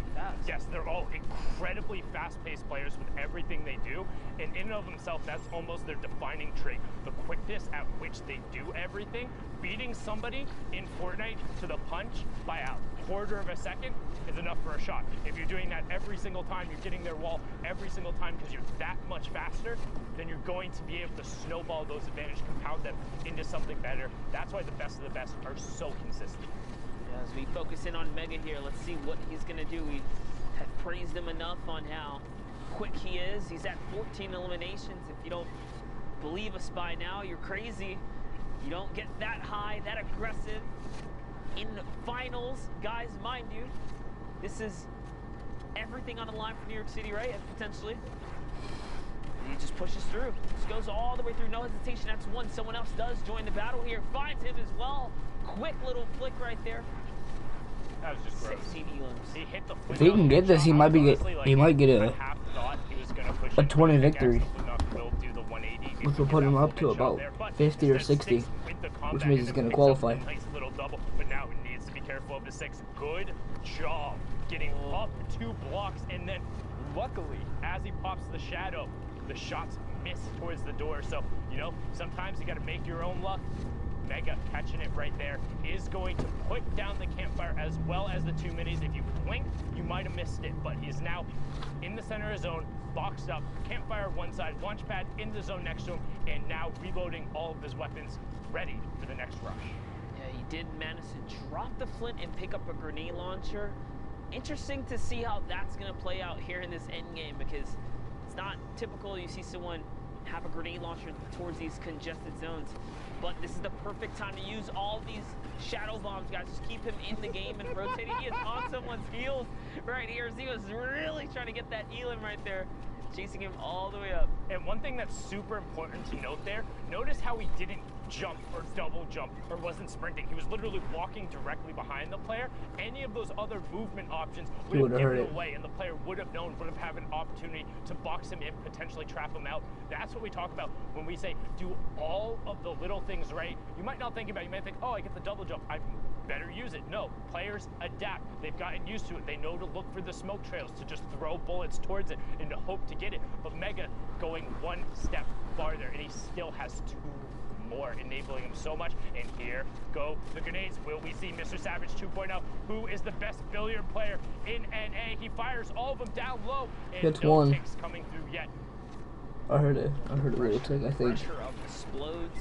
The sound. I don't think he killed as one, much of a mind but I game heard as something. it is a whole site just to kind of connect here. So let's see what Mega's gonna do. He's looking for the Elams down low. He doesn't care about who's up above. He's trying to inch his way down here. Just taking a little bit more control of this layer. He doesn't have any movement, any freedom space here. He's gonna find Dream TV. Wait. That was a grenade tag. It had to have been. He hasn't shot anybody else in the last minute. So he had to have hit somebody with a grenade, gets flint knocked out into the zone there. But can he cover himself? 7 HP. Oh! Nice. Mega drops down. Winteroo, you can go back. It's the time of summer, and it's the time of phase. Mega, what a sick edit and sick play now. Up to 107. If he gets these last 2 kills, he's gonna get victimized by Mega, like basically the rest 58, of the entire lobby, up to 58 19 points. Elams, but now on the low ground, Shadow Bomb comes 58 up points from in Eggy. the Hot limb. feet for Mega, hot feet for Eggy, but he's in the shadow, and There it Mega is, the 20 victory. He finds him because he jumped. He's at I don't 57. know how he just did that, but he managed to really pull through and clutch up at the end. That was as close as we've ever seen it, and that was a 20 elimination game there. 30 points. 30 points for Mega. We saw him at 7 HP. Again, I cannot stress it enough. If you're watching and you want to get better at Fortnite, imagine go. dropping a 20 bomb. That's what I'm saying. Imagine dropping a 20 bomb in any game. Like, I think I've had a 20 bomb once, maybe, in a pub. I think, and I felt really, really, really happy. He's doing it in the finals against the best of the world. If you want to go watch these games, watch their perspectives, you can load it up in the client yourself. You can go to the leaderboard, set the region. Right now, we're on NA East. Then you can click the compete tab at the top, load up weeknight, and check out all of the individual greatness. Whether you want to be watching Tfue or Dubs or Mega or any of the other solo players who have already qualified, I promise you, they will all put on a show as we get into the final half hour of the queues. And already Chap, Tilpill, Snood, all up over on this side. Clicks in the match as well. Right as I said that, Tilpill gets taken out by, honestly, the Demon Hunter right now. That's what Clicks feels like. He's just running around cleaning up everything. Dude, Clicks is fearless right now. He's he has nothing to lose at this point. This is all good practice for the Fortnite World Cup. This Chap is now putting pressure on players that are gliding across, and what a death valley here. You do not want to have to cross this. You think, oh, I have a launch pad, I'm okay. No way, not when players have this much elevation kind of set up. This poor guy's probably going to use redeploy. He uses the flint knock actually trying to save himself there. He's still in the game. Was able to catch himself right there at the bottom. You see Kearney also here. Chap trying to get an angle on the rest of the lobby. Again, the Liquid Old Guard desperately trying to qualify and join Vivid on that stage in New York City. We have EG's J-Tooth also in the lobby. Nobu Beef, it does get picked up. Bears also going down. 33 players remaining. Circle 6, and also a ton of verticality changes going on the circle. Look at the bottom right, Monster. Yeah, it's going straight across another valley towards the tilted, or neo-tilted mountain. You guys are very familiar with this mountain. It's been in the game for a while here. So to have to cross back, another steep elevation coming from the Shifty side. Yeah, the old that old clock tower mountain gives a really, really good kind of vantage point over the rest of Tilted. but it's really awkward to kind of end up fighting around and rotating over because it's such a steep valley into then this kind of like gradual hill that drops off right after. So we'll see some interesting rotations coming up, but now on board here with Joy with that tactical assault rifle, trying to throw some shots over. You do see Storm Surge over on your right-hand side. Only one more player has to fall before that turns off, and the rotation is coming through. So Joy is going to be looking for those gatekeeping opportunities. You see him checking the angles as Shiga picks up Senseful. Temp gets picked up by Joy. He's going to be like, all right, got my Elim, I'm out. Waiting for the opportunity to then rotate over and away. The question is, how long can he extend out the Shadow Bomb? Not long enough, gonna opt to use the second one. Does get the tick over in the Storm as well onto Shiga, so good job from him. Look at and this. now all the way far side of the zone. Manages to really just hop his way up and over all the builds. Perfect usage of the Shadow Bombs here. He hasn't even reloaded the Tactor. He's already on the offensive push here. Another player did rotate by. He's kind of getting his eyes set on who's gonna be his next victim.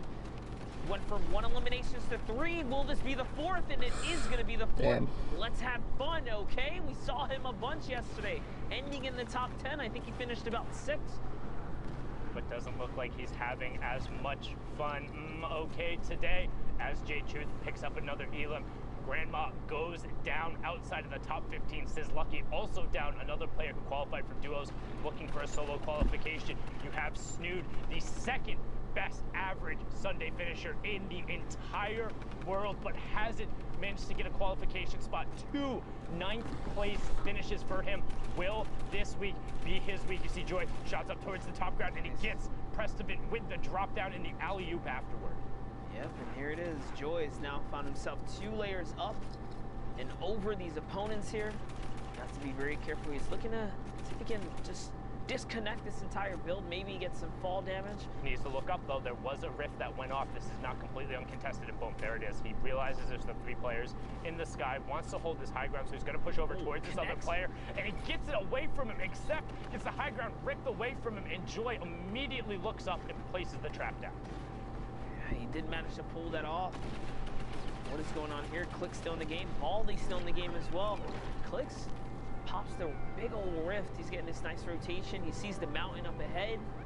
This is going to work out perfect for him as Joy is probably running low on mats. A lot of builds coming out of him, except going up. And Clicks just lands on the ramp, doesn't even care. No respect for Joy at all. Puts the double ramp off right there. Just absolutely took it away from him. Clicks in the top right. Joy's gonna get Clicks. That's the fight that's happening in the high ground. You have 2 separate 1v1s. Clicks versus Joy, except versus phase attacks. It attacks, runs him over. Absolutely brilliantly done from him there. After taking out J-Truth, gets that there. So he is uncontested low, but with no mats to his name. So Clicks is just going to rain down on the lobby. Only 2 mats left on Joy, and a singular Shadow Bomb that is there as well. Everything is pointing to Clicks if he can get his way down. Attacks, goes forward onto Joy, and Joy finds it. He gets the siphon, but he's down 32. on the HP lead as Clicks has the high ground, but is starting to run low on mats. Only has 12 left, There it is. but that's all it takes. The combat shotgun from nearly 6 tiles up. The hard aim down sights for Clicks. 3 Elims, victory royale, locks it up with the 13 points. There's a reason he's qualified in duos, solos, and he's in first place. Well, right now, well done, Clicks, but the action doesn't stop. Again, 49 players left, nearly half of the lobby in this match, and we're on board here with Raised by King Steens. 25 minutes left. Yeah, definitely was a crazy game right there for Clicks, but jumping into the next game, 25 minutes left on the queue. Close one here for Steens, as he is running out of time on the clock for the final opportunity for anyone, guys, to make it through the Fortnite World Cup final stage. This is it. This is the last moment. So if another 50-man, highly congested Don't lobby, worry about my dog bark. Storm 6 is approaching. And we're going through Tilted. We talk about all of the natural structures and stuff that is already there. It's so incredibly difficult to move back through them. You can see Steens right now trying to pre-break a bunch of those, but there's a player right next to him.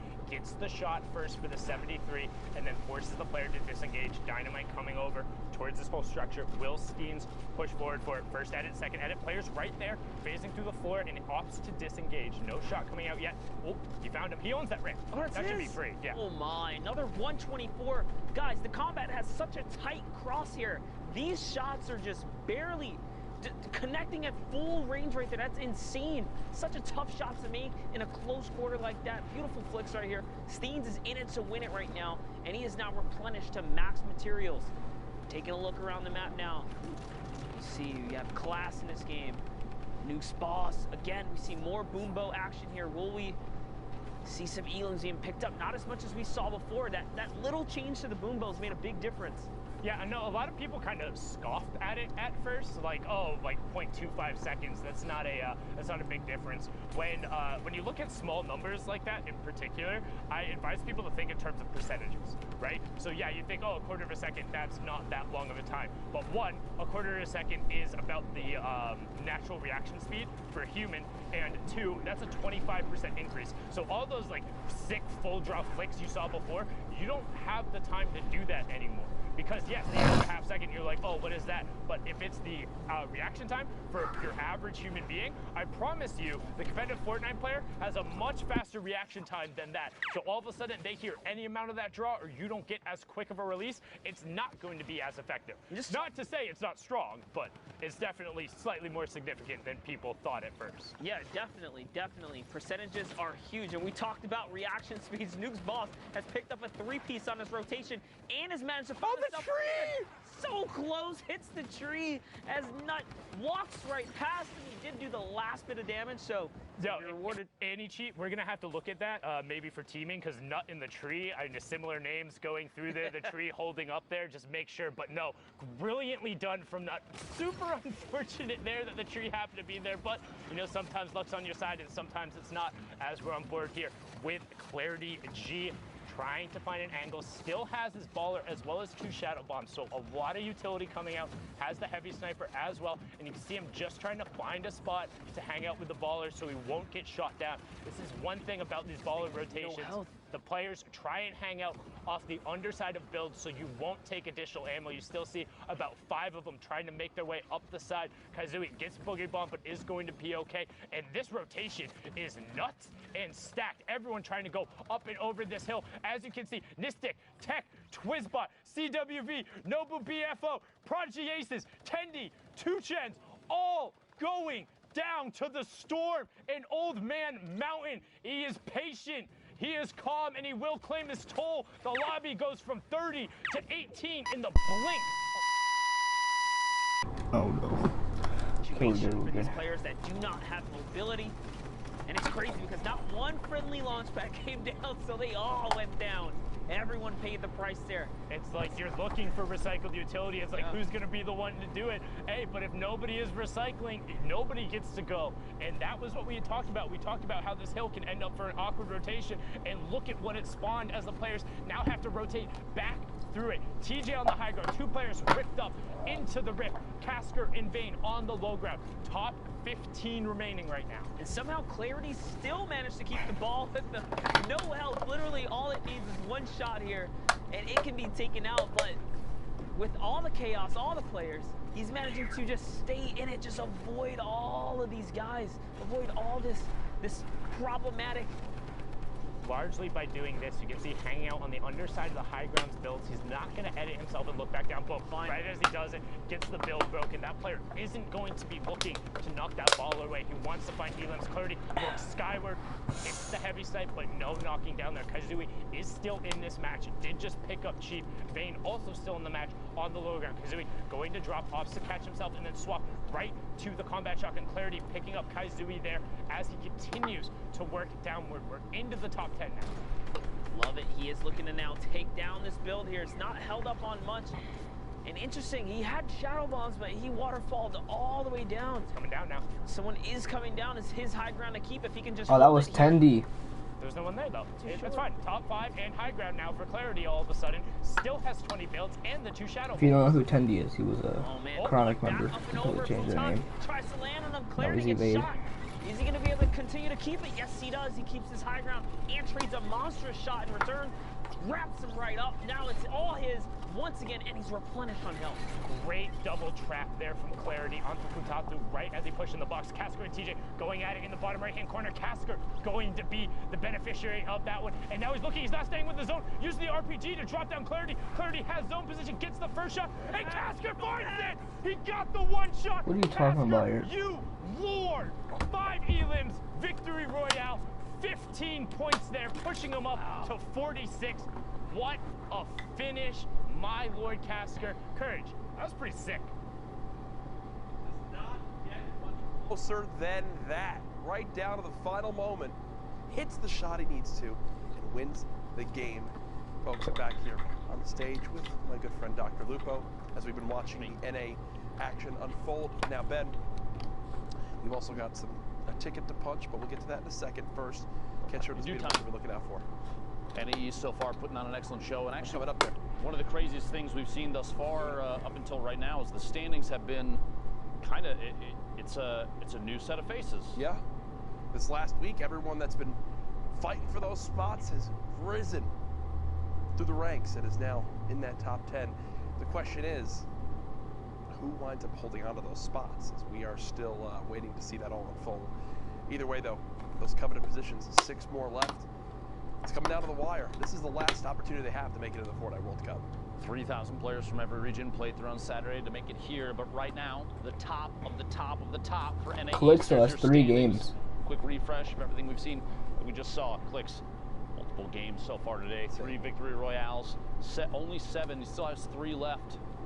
66 points, and he's already qualified. Yeah. So you have to keep in mind too, players like Clarity, Mega, even though all the way down to the bottom, Colorful, those players, if they end up in the top 6 for NA East, all you have to do is just adjust the list of who's going to qualify. So if you freeze it right here, this is one of the craziest things as we head into the final week of solos. Freeze it right here. Every single player on this board would end up qualifying because you have 1st, 4th, and 5th pushes multiple positions down. That's insane. And that's consistency because then you have Clicks, Clarity, Mega, Colorful, all already in the top 10 right now. Where's yours? Because mine's on the tongue. Still have games left to play. Tough thing is Aspect already has 10 Wait for which games ones? played, won't be able to up that score anymore. We'll see if they can potentially hold on to their position. We know that that's a look at NA East. I believe we also have an Utah's at update 13. for Brazil. The final standings for final Brazil. standings for Brazil. There it is. Node qualifies Techno Viking in that 2nd spot. So close, but not enough in the end. You see the 9Z boys on there as well. Either way, Clipnode, the one qualifier from Brazil, which means we've got a ticket to punch. We've got a ticket to punch. Jack, the World Cup Finals. Ben, I know this is something that you've struggled with. It's going to work. It has to work. At some point, it's going to work. All right, do it. So, I've seen everybody else do it. It's just a little corner tap. I think that I've been hitting the middle. I'll try the corner, okay? Ready? All right, go ahead.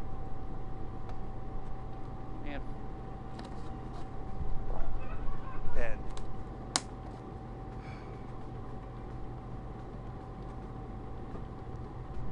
let's throw it back to our casters. To the break.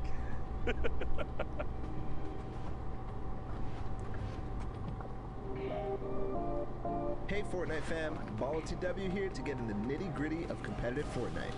The final circles in competitive Fortnite are packed tightly with both action and players, all fighting to get the victory royale. Let's introduce one of the most common techniques used to outlast your opponents in those congested final zones. What is tunnel? Also known as snaking or pathing, this is when you build a protected tunnel while running away from the storm and into the next safe zone. When these safe zones get so small, this becomes very, very important, as there can be opposing players on all sides of you. Here's an example of the most basic tunnel, the straight tunnel. From your base, you simply build straight towards your destination straight ahead of you, with a floor piece below your feet and above your head. This is the most basic and also dangerous version of the tunnel, since you're not covering horizontally. You're exposed from your sides. However, you save materials by doing this. The materials you spend covering your sides quickly add up. Then, if you need to go diagonally to get where you need to go, you'll often see players do the diagonal tunnel. At its most basic, it's very similar. You're just changing directions as you go. once left, once right. This is very useful since sometimes you'll encounter enemies that you want to get away from on the road to the Victory Royale, or the next safe zone is in a diagonal direction. So just change directions and move, but make sure to stay safe from the storm. Now we talked about how you're exposed from your sides. In both versions, you can add walls to either side, or both, left and right, or even in front as well. This gets really hard really fast, and this is why it's so impressive that not only are these high-level players tunneling so fast and without error, but at the same time going for crazy plays on unsuspecting opponents to rack up elimination points as well as placement points. It's a lot to take in, and oftentimes they do things so fast that you can't even keep up. Watching players like Cease, Bizzle, Mongrel, Benji Fishy, and all the players playing in the Fortnite World Cup Online Open play from their tunnels can be jaw-dropping. So there you have it, tunneling. One of the most important skills in competitive Fortnite. It's pretty simple at its core, but at the high pace of these congested endgames, it gets complicated. That means you need to practice, and make sure to hop in creative mode and do just that. You can practice it in the open on your own island, or use one of the many amazing pre-built training courses that creators have made. This was BallTW, and we'll see you in game.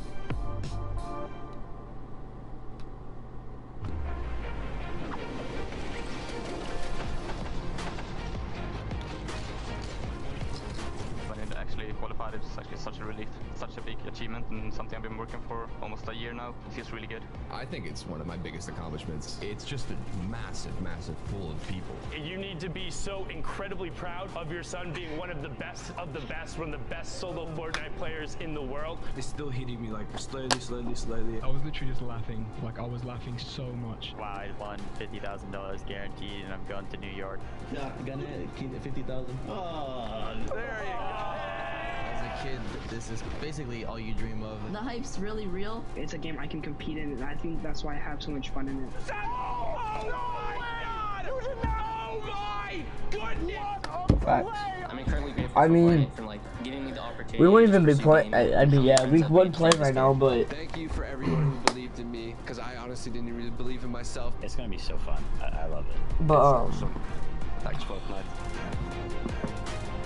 we could be playing right now, but next week is duo.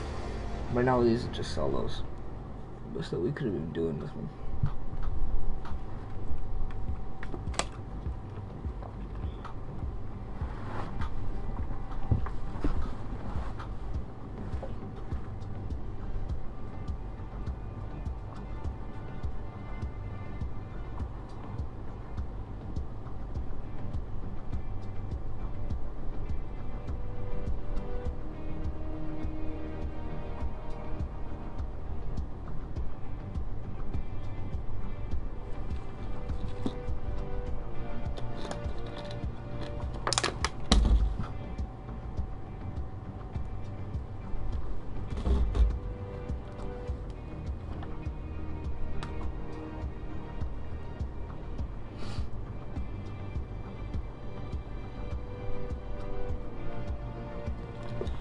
This is just sitting here and waiting, so hold up. How long is it? Check. Wait, how am I? No. I don't know how long it is till World Cup ends. Wait, can I check here? How much time do they have? Who's first? Clicks.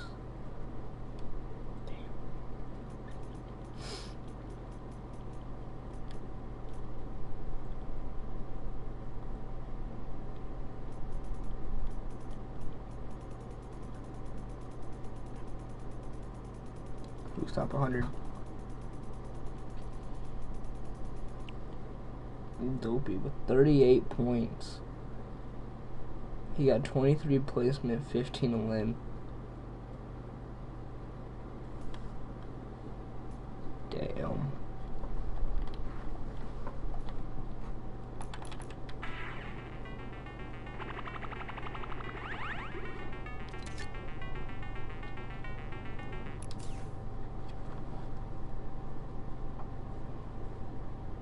Just baffled that Sundown called me an amazing caster. I mean, with an accolade like that, what else do I need? Let's hop into these games. as amazing casters would. Here we go, though. Like you said, man, this is the tail end of NA East. And again, Fortnite fam, if this is your first time tuning in, maybe, you know, you've been with us in and out. Guys, this is it. The final week of solo competition. 9 minutes, almost 10 here left on the clock for these players to queue up. This is it, Lupo. This is literally There's definitely players' gonna be like last 2 or 3 more opportunity games to qualify and punch your ticket to the finals. Now, don't forget, we have 1 week left that has been moved. All right, and that will be the final duo week. But right now, it's all about solos. Remember, too, with that adjustment in scheduling comes a doubling of prize. $2 million on the line this week and the following week, that final week, the 20th and the 21st, in case you're checking your calendars. Appreciate Epic making a solid call there. You don't want to schedule multiple cool events simultaneously. Make sure everybody can watch and play, etc. Top of your screen there, and then we've seen multiple times climbing the leaderboard. Hogman squeaking outside that box on the left side. Meanwhile, Phenom here in front of you, pushing forward. Phenom up 28 points right now. 2 eliminations, halfway full on materials, and the all-powerful tactical shotgun in the inventory. That's a, at this point, that's a joke in comparison. Honestly, so many people, especially in competitive, favor the combat shotgun because its ability to hit at range favors accuracy, the ability to ADS, aim down sights, for those that are not aware of what the acronym stands for, do just a little bit extra damage as everything kind of, accuracy is increased, everything's pushed together, the spread is not as severe. Shots from the outside here, a quick little tap. Lauden goes down. Phenom picking up a 3rd elimination. That was a great wall, or ramp, excuse me, there to mount a little bit of a defense. You know, he saw the player, he eliminated the player, someone else saw him eliminate the player. I was trying to find a better way of saying that, but I was like, let's just go for it. And then, I respect the attempt. You know, I appreciate it. Got to try sometime. You know what's crazy? I think this is the first time we're seeing Sunny Steps today as one of these final ending zones. Now, don't forget, guys, top 25 is that placement threshold. 15, 5 is the victory out, or all the additional ones as well. And every elimination is a point. So, Dr. Lupo, you know, these guys, we can't stress this enough. Like I said earlier, this is the final few moments. Everything they do is going to affect the standings, right? If they eliminate a player, if they get eliminated, maybe they make a bad call or a bad trade, it's going to directly impact the standings. On top of that, you can see big shifts in placement. Might come down to the point where some player may or may not qualify because of a single mistake. 1v1 that's lost, that kind of situation. Red Sprite on the outside. Graska finding 2 eliminations. The second the ball is on tilt. Pushing up the ramp here. We're in the top 25 now. Placement points going out for everybody. 41 points. I think that takes tilt out of it. Graska closer to the top. I mean, he has next game, but he didn't get no placement points for this one. Fire down to the, probably the only time that might be this safe. Even then, not very safe. It's multiple players. Blind pressure shots squeaking through the walls. Graska's forced to turbo build. Trying to save himself and a chance to heal up on that.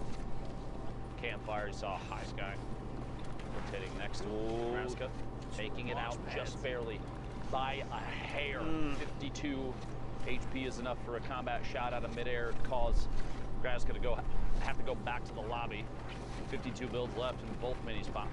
102 HP, just kidding. 152, maybe 200 in a second here. We'll see. Graska trying to find another elim.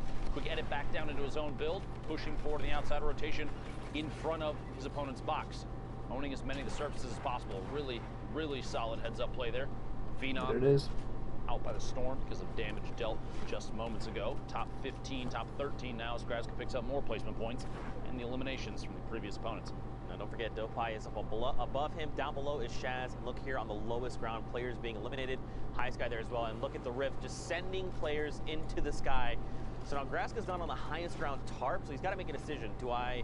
You know, the guy on the top, Dopai, is going to be looking up because anyone could try and potentially contest high ground. So now he's probably going to turn his attention down below. He could go for the contest and try to, like, overtake high ground. But right now, man, again, like, when every single interaction matters, it's better to just wait it out. Try and get those placement points 100%. First, and then go for elims, right? Seeing a slightly lower average score right now. And here's Statsy goes down. All right, Podre on the outside. Push there from Graska. E11 feeling real good about their recruitment right now. We've said that about Ghost, FaZe, and a number of other teams in the past, but right now, Graska definitely putting not a good show. E11 doing an excellent job, feeling good about all their players. Oh, look at that. Up on the high ground, Graska goes for the contest, and he overtakes, man, words, what's going on with me today? Overtakes Dopeye up on the high ground, and look at this dude. He's dropped into critical HP. He's just got to bail on the entire situation. It's like, Graska, my bad, man. I didn't know it was your high ground. Sorry about that. Good to go now. Almost here. Top 5, Lupo getting close. 80 damage there. Graska looking to follow through, pick up an elimination, going to double layer above. You want to keep ownership of as many surfaces above as players are rotating. Look at that shot. That's exactly why. Takes ownership of the ceiling. Quick edit. Shaz goes down. 4 eliminations. There are 4 players remaining. 8 elims right now for Graska. Big game. Victory Royale or not. We'll see here in a second. Dopey on the ultimate low ground. 30 HP, it looks like. Trick and Nyko King fighting it out, the same tarp, the same box. Nyko King drops out just before getting the elim and actually goes down himself. Trick going down to Graska. It's a 1v1 with Dopey with no builds, 29 HP. Here we go, the shots from above, constant pressure is all it's going to take, as this is Graska's game. Graska's going to get it. Imagine a loss Unless right he now. gets second storm. Couldn't be me, and There it Graska is. takes it home. Very well executed from him, just identifying, when to go for the high ground retake. Obviously, you want high ground heading into these later circles, but you got to know when to do it. Because if you just go aggressive and you're like, you know what, I'm just going to challenge this guy. Often at times it's met with a combat shotgun to the face. Timing is everything. Timing is absolutely everything. If you like you said, if you have a player that pushes up at the wrong time, maybe that player that has the ultimate high ground is already aware of everything that's going on. Could literally have a bead on you from above. Maybe you flint knock up, maybe you redeploy, anything. You're putting yourself in a shot in a position that basically says, please shoot me out of the air. Have this elimination. Excellent gameplay there. By the way, if you are on NA East, we are in the last 3.5 minutes of queue time. Get the games in, or you. I've never seen anyone put their name as this. Just do it.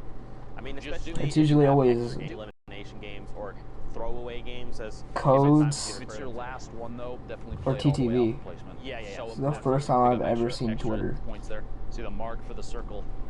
I mentioned that earlier. Very kind of cool that we can see that from this view. Carew from the Twitter gang, or I'm not sure. I think that just means he's Carew on Twitter. I just love all the different prefixes and stuff people put in their names. The smiley faces at the end. Is goated, spams L2. I will not lose. Love it. Love a billion of them. Picks up air cool there in the crossfire. Now he knows someone else is close. Lux here as well going to get picked up, and someone's going to send Stinks RPGs the likes over Carew's way. But look at all this free loot. I believe that is a chug jug as well. I mean, I feel like if you're going to go ahead and dedicate the 10 seconds for the Meg, just take the extra 5. Chug. Why are you not using chug? Listen, why are you not using chug, bro? It's, maybe he's just feeling a little bit of pressure here from things around him. Remember, we have more, I guess, insight on this just because we can see more. We have more information than Carew does in this game. So I feel like he's got to have the audio cues to know that no one is around him, or at least no one's going to pressure. The only thought could be, is there someone maybe 1-2 layers up with a heavy snipe, someone that could drop into this box and apply pressure when I'm not really expecting it. But he was already at such high HP and shield. Look, he's even standing still right now. This is just so you know at home. Look at that. That wasn't even a spectate issue. That was literally he sat there and did nothing. Yeah, I mean at that point you might as well have just taken the chug and just leave it behind. Listen, it's okay. Leaving it behind now makes sense. Yeah, you're not going to get a chance to use that, but not using the chug in that moment feels like a misplay. It's all right though. Hopefully, very well figure this out. Could come back to bite him, but look, if he gets a siphon, he's going to be fine. Yeah. I believe that might be what he's banking on. It's like, look, let's just go for the siphon. He knows. He read the script, right? He knows that this is about to be an elim for him. Oh, he almost got trapped. By the way, internet, Reddit, please. There's no actual script. I'm kidding. 30 players left. We'll get a top 25 soon. Carew just rotating around inside this baller. Not putting too much pressure on anybody. You don't want to make yourself a target and make anybody frustrated. You break their builds, that kind of thing. You know they're going to lash back. Calebur in the feet, pick it up. Elim on Tandy. Players in the ultimate high ground stills. Carew's rotating this ball. He's not the only one, though, as you see a swarm of ballers in front. Right here on the edge, top 25. And this is what we're going to see, right? Everyone's slowing down their game. Justin, unfortunately, going to be edged out right there at the end. And this is probably when you wanted to, this is the least optimal time to be eliminated, right? Right on the edge of top 25. Because the heartbreaking, because you wasted 20 minutes getting to top 26, and then you get popped.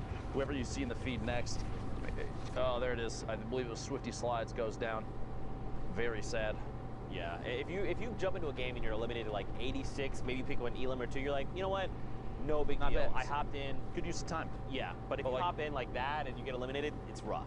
Right now, not the best. I guess the last game, too, not a huge deal because you know that, oh, God, we're going to get another one in. But this is a lot of players. Styles on Gek all the way to the bottom of your screen, falling outside of the zone, probably going to go down 2 storm damage. On your screen were the point schemes, how to get points, placement, and eliminations. Very important. Percently, 0 elims, 101 builds, 17 left, looking all the way up top, pushing his way back up. Player inside, a lot of baller play in here. You got to remember too, I feel like if you mess with one baller, you're going to get the whole swarm, so you got to be careful because there's going to be a lot of people flying around you. Gal all the way to the top. Zakep, NA East out of time for queuing. Bugabot dropping in as well. Sebi goes down. Animal pick up that elimination. You know, I feel like at this point, because there's so many ballers rolling around, like you just gotta crack them. Yeah, there goes one. Speaking of, Animal forced out of the ball, are gonna have to build up and tarp out at the level here, which is kind of tough because there's nothing else connecting what he's built in on, unless somebody connected from above, which they may have. We'll see here. Good chance to farm up a little bit of tree. Some wood there. He's only at 331. Might as well pick up as much as he can. Move forward and build out towards the front of the safe zone, boxing up and looking back inside for an opportunity to take shots. Awareness here extremely important. As a player in a potential top 10 on the board situation, you want to look for every chance you have to pick up even just 1 elim. Even a tag on a player that may go down to the storm, because that will count as a point too. You have that 60-second window. Recent patch changes, changing the way that players are playing. Shots through the window, big hit there, finds Briggs, an elimination. 8 remaining, that's the second one for Animal. He finds himself a combat as well. Now, he did not pick it up. I don't think he realized. Unfortunately, he's going to be caught off guard. For a little, unfortunately, when you happen to, in those situations, when you're trying to rapidly pick up loot, you're just going to drop a few things that you don't mean to, and that's kind of what we saw, unfortunately. But look at all the spread of people here, Lupo. Everyone's like, Percently's basically in the stratosphere right now. Just now deciding, let me rejoin everyone down below, playing Fortnite. Mooncakes gets picked up in the crossfire. Now it's only top 5. Let me join everyone playing Fortnite down below. I'm playing a different game up in the sky. Percently and Jen now on the ultimate high. Tendons in the mid, and one player, I believe, floating in right now. It's Crazy Ken dropping in. If Percently doesn't look up very soon, it's going to be scary immediately. Nope, Crazy Ken going to go down to the storm. Tendons in the ultimate low. Percently has the HP advantage, and it does pay off big as the storm takes Tendons out. And that's a victory royale, a 1 elimination victory royale. 11 points is still big. Yeah, it's hard, right? Because like in games like that where you have the 1 elimination and the 10 points for the victory royale, it's kind of like, you know, you could have gone for more, but it's 11 points. 11. Yeah. Look at it this way: 1 elimination and 26th. That's 1. 1 elimination and a win. It doesn't matter. At the end of the day, it doesn't matter. You still got the victory. Symphony's gonna get messed up here. It all adds up. Like, you just Symphony, tell. name we've seen maybe once or twice. Weak. Very well-known player here. 40 remaining. Good to see everybody making an opportunity to sneak their way out onto the main stage here in NA East. If you're just tuning in, we're coming up towards the end of these NA East games. The last week for solo qualifiers, week 9 here. It's been 5 of them total. So if players do not qualify solo today, they do not qualify solo at all for New York City. That's right, man. Only 1 week of duo competition as well. It's crazy that it's the last minute. That's why I think these are the highest tension games, and that's why I think players are putting on an excellent performance. Shots here, the infantry rifle. Oh my gosh! Nylon is bad aim. Beamed out of midair. Symphony showing that he does have the good aim, that good that you want.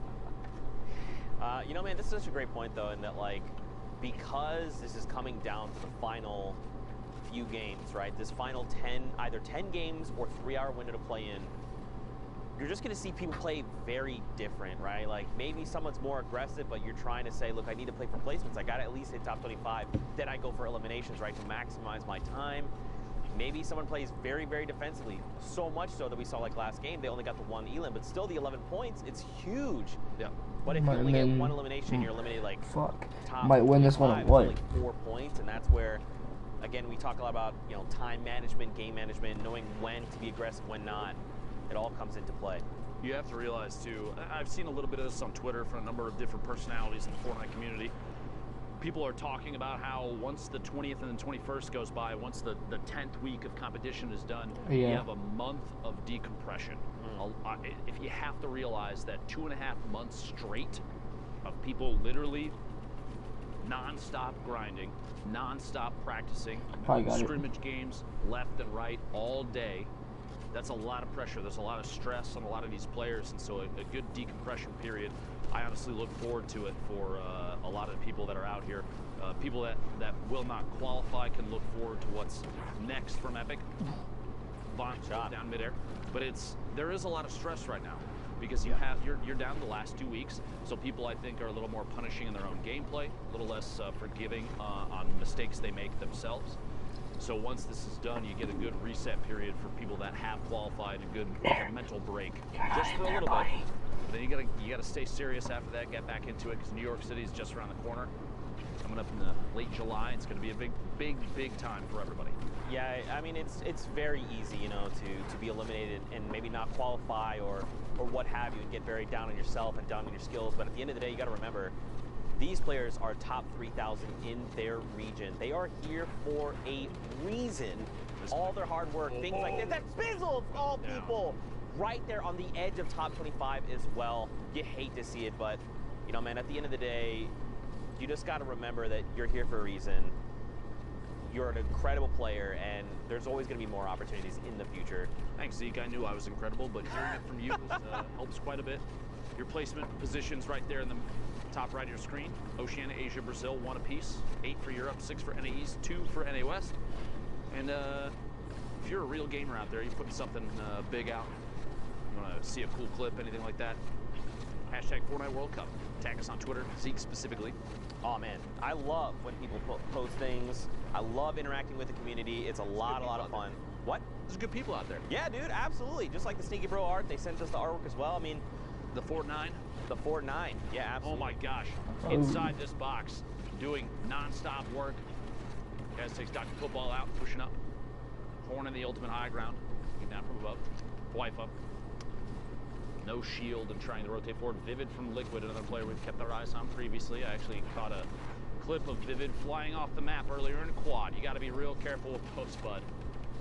You got to be real careful with those. 15 players left. Placement points out for everybody involved. Kez still inside this box. Down to 28 shield tags from the back. Gonna have to wall off and protect himself. Drop in there. The baller causing a bit of a ruckus. Shot from the side. Symphony catches him inside a box. Campfire goes unused. Symphony 10 bandages for a late game heal off if needed. I guess pick it up. Jason on Tyler's in the feed. 12 players remaining. And if you're at home wondering why we try and commentate a majority of what you see on your screen in relevant times like this, because there are players that spectators that won't be able to watch the stream, people that are potentially blind that enjoy listening to Fortnite. Just keep that in mind when we're talking about everything that happens here. 9 players, 8 players left. This is Lucky from Tempo, already qualified, but does go down with wipe up. 8 players left now. Symphony building up at a shot from above. Gotta watch out for those layers. A quick double edit, a reset, and a build overtakes ultimate high ground. Quick shot in the sky, can't do it. Dropping it back on in. The re-challenge for ultimate high ground. Shots on the outside. Symphony down to 19 HP. He's gonna have to branch out, defend up, and watch the storm. 2 ticks of the storm is gonna spell the end for him. Chance from the ultimate high ground. He's got it all by himself now. 4 GG in the mid ground. Hornet, Twypo goes down. Hornet, Dave on in the ultimate low. 4 players left, and they're all on your screen on the left side. Symphony, no builds remaining. Has the 10 bandages, won't have a chance to tick them. Here we go, 9 HP. Get it, take no one build. Oh! Trying to find it. Hornet, 1v1. Hornet, Dave on the outside. A build off the last second, 52 builds remaining. Can't quite see how much his opponent has. 1 minute, and excellent timing in the pop there, but this wall is gonna peel the wall. He's gonna go for the fight. You have to go for the fight. It's gonna be over. Push forward. Oh, he made it back in. He actually didn't even make it back in. Hornet ticked out before it even became relevant. Solid victory royale. The last second there. What a tough spot, that plateau. Yeah. A flat-facing wall on the plateau. Basically said, you guys got to fight it out, or you got to build real quick. Crank those 90s. Get back in the safe zone. But it didn't matter in the end. HP ended up being the deciding factor. That's right. A great game over there on NA East. And Symphony, you know, he did place third in that game. It came down to having no materials but he was playing out of his mind there, going on that spree. Just the way he was navigating the builds there was just. This is probably gonna be the last game you have. Props to him, but like you said, man, next game, more Fortnite action on deck. Sure, it'll be fine. Brooks got his back. There you go. Here, shots through, finds Mojo inside the box. Completely okay. I want remember this in your head. Have you ever seen people? They instead of Mojo, they do O-J-O-M, and it's an elephant. Did you ever? No, that sounds adorable though. Right. Every time I see Mojo, I think of that elephant. Elephant? Yeah. Why is that so? Please pull that up on your phone. That sounds adorable. I'm gonna just type it out. Elephant for my name. Hashtag Fortnite World Cup. All right. Figure out how to make a kitty cat. O-J-O-M. Just send that to us. See, it's like a little elephant. You got the two eyes, the little trunk, and the little body. I love the internet. There you go. The more you know. 21 players left. Cosmic building up, trying to take that elephant to high ground. Not inside the safe zone yet. See in the minimap that little white arrow spinning around. That is Cosmic right now. Accidentally shoots his own ramp. A little bit of a misclick. No big deal. No big deal. As the launch pad has 2 shadow bombs, so rotation is possible. On top of that, in case something does drop out from underneath, has the redeploy as well. See here if that's something that comes into play. Shots on players rotating. This is exactly what he was waiting for. A lot of whiffs, but no big deal. Again, look at the amount of ammo too. 988 small rounds. Put a minigun in Cosmic's hands, he's still going to be able to hold the trigger down the entire game, assuming that it did overheat. Right. That's right there. You saw a window edit in the center of your screen for just a second. You got to be careful with those. Ooh, someone popped the supply drop. It's going to drop down. Put a rocket in the supply drop. Oh, by the way, Caden in the feed taking Dubs out. Big elimination there. That's got to do wonders for your confidence. To be able to shut down someone like Dubs, you're like, oh man, I feel like I can make more happen in this game.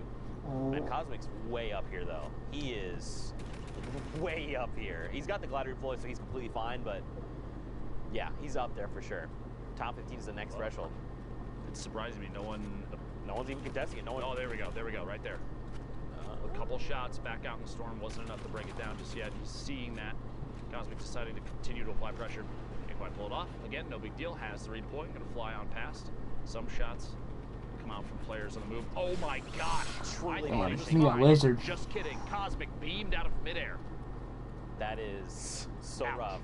Don't forget the glider redeploy has a slower glide time. It does. So it makes you way more vulnerable in the sky. You want to wait until right before you hit down on the ground and then deploy it. Honestly, not even that. I think the play there was shadow bomb on the way down, prevent fall damage to just rotate through. Instead, he went for the redeploy. Obviously, hindsight's always 20/20. I was literally going to say that. In the moment, that was the choice that he made. It ended up being not the right one, which is too bad. Back to the lobby. And actually no more Q there, just a few times are done, don't forget that. Right. Johnson Sizzle goes down. Yeah, it finds one. It's always easier for us to be like a little more critical because again, like we just have all of the information here in front of us. Plus we're the ultimate gamers, so I mean, I am not. You are for sure. Not me. Everyone does know that. But yeah, sometimes we tend to be a little bit more critical, but you know, we mean it with, of course, the most love because we love Fortnite as much as the player. Let me say this too. Anybody that listens in on commentary, if you hear us talk about your gameplay and we say something that may be perceived as negative, let me tell you with 100% without a doubt, you are better than me. Don't worry. That being said, I can see things that you can't right now, and because of that and my ability to commentate the game, I have the opportunity to say things about your mistakes. Sorry. Don't worry. I hear it from a lot of people every time I mess up in stream. It's all good. 14 players left. Trick FN pushing forward. I did see the man, the myth, the legend, Yogurt Fart in this game as well, so you got to keep your eyes out for that. Big set of plays potential. The names. Here we go. Yogurt Fart actually. There he goes. Finds an elimination over on Tasky, and we've been in top 15, right? So now we have another round of placement points. This is where going from top 15 to top 5. Ooh. That error margin much bigger. Benji going to pick up here by Trick. A second one over on Face Maxi. Wow. Let's go, Trick. Set of eliminations there. Trick has a chance to keep this going a little bit longer if he wants to. Opts not to, but he is positioned against that mountain edge. Quick window edit and shots before that player can use the launch pad and try and get the heck out of there. Trick moving forward, going to box in and start the rotation. Still not in the safe zone. Yeah. Keep moving. You notice here saving materials just a little bit, not walling off because he knows he's on the ultimate low ground. Oh no, Lupo, the side of the mountain. It's Father Mountain. Look, Trick has to go right now. Cadden is going to do is crank 90s. Yeah, you just got to go up right now. And look, Actually, fine trick. Caught a player on rotation. Stretch is gone. The edge of the storm here. And he's actually... Where do we go from here? Where are we going from here? In a second, we'll find out. 3 seconds, 6 players left. We're looking at the last possible rotation for a lot of people here. Player peeking down from above. Maybe a chance to take shots. We're going to the northwest. He's actually he's going to be fine. Big luck there for Trick. 6-3 builds. Sorry. Down to the last second shot. Oh! It's colorful from the top 10. There was also a launch pad. Did he get it? He did not. But at this point, this late, probably not a big deal. 3 players left. Shiga. Caden takes shots. Sandwiched between 2. Trick gonna drop down and apply pressure. Says, nice. Shiga, you can wait on the ultimate high ground. I'm gonna pick up this elimination, the HP and shield from that. Some materials. Trick down to 8. There it is. Man, and that's that. Fall damage. You see that? Shiga just jumped right on in. He probably ran out of builds. Listen, see, you know, at the end of the day, slid down the edge of the mountain. That's what probably would have been the better play there. But at the end of the day, he lands the ultimate Trick shot. Back over to Sundown in the studio. Sundown, what you got for us, friend? What I don't have is bad jokes like that because he didn't even fire a shot. So well done from Trick there to ride that one out. Good victory royale. I'm here with Monster D. We're going to take a look at some of the gameplay that happened in that last block real quick. Let me hop on up here and let's break these plays down. Yeah, we got a lot going on here, and the player to look out for, E11 Graska. These E11 boys have been on a rampage, and we just want to highlight how much of a rampage these guys have been just going on. Graska in specific here, you'll see a nice string of elims kind of coming out of him using shadow bombs, just keeping it super technique and super textbook. And I just want to talk about his mentality because I follow him on social media. He is the type of player that wants to improve week after week, and that's what we've seen from his early placements around the 60th, and we've seen as high as 14th with this duo, Darkxx156. So they are just out of contention. Anyone in that upper top 20th kind of bracket as either a solo or a duo team have what it takes to kind of seal the deal here in these final moments. And this is just a solo competition. Take a look here. Remember, he's going to be another player to look out for next week as well. So keep your eyes on them as, again, just wrapping things up. You saw just a little bit of Trick in the previous game. He wrapped up the likes of him. And look at this, 50 points, right? Trick was in about 55. This win right here puts him back up. That's a 4-point swing. And that puts him at about 54 last we saw. So Graska's in the running. Now another look, Kez, same thing, same situation, same deal here. GA Kez putting on a show here, showing that the combat follow-up just swift. No time for hesitation. The reaction speeds are clean. The mechanical skill is here. So not just European, players showing up here, Sundown. It's NA as well. NA East here making a big run throughout the evening here, and just super clean. Super clean from Kez, indeed. Not just Europe who has put on a show. Every single one of our regions so far have been absurdly close. Like, we quite literally haven't seen a week like this so far. We are going to get back into the very final matches. NA East is so absurdly close. I cannot wait to see who takes away one of those last 6 spots. But we're going to go right on over back to Lupo and Zeke. Thank you, Sundown. I appreciate you. And I do appreciate every region. Europe, NA East, NA West, Oceania, Asia, Brazil. Some gamers. Keep that up. Don't change. All right?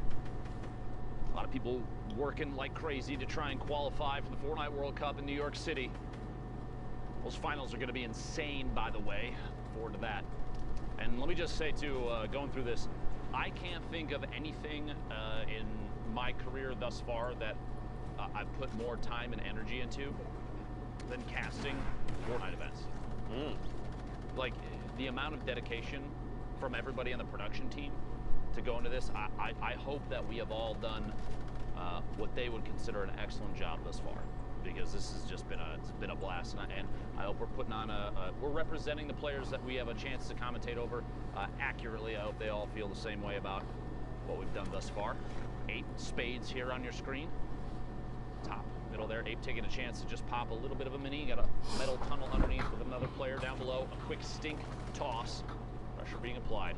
These fly-ins there. Symphony top of your screen, but Baldy, player we've seen a number of times. The flint knock in hand. Ooh.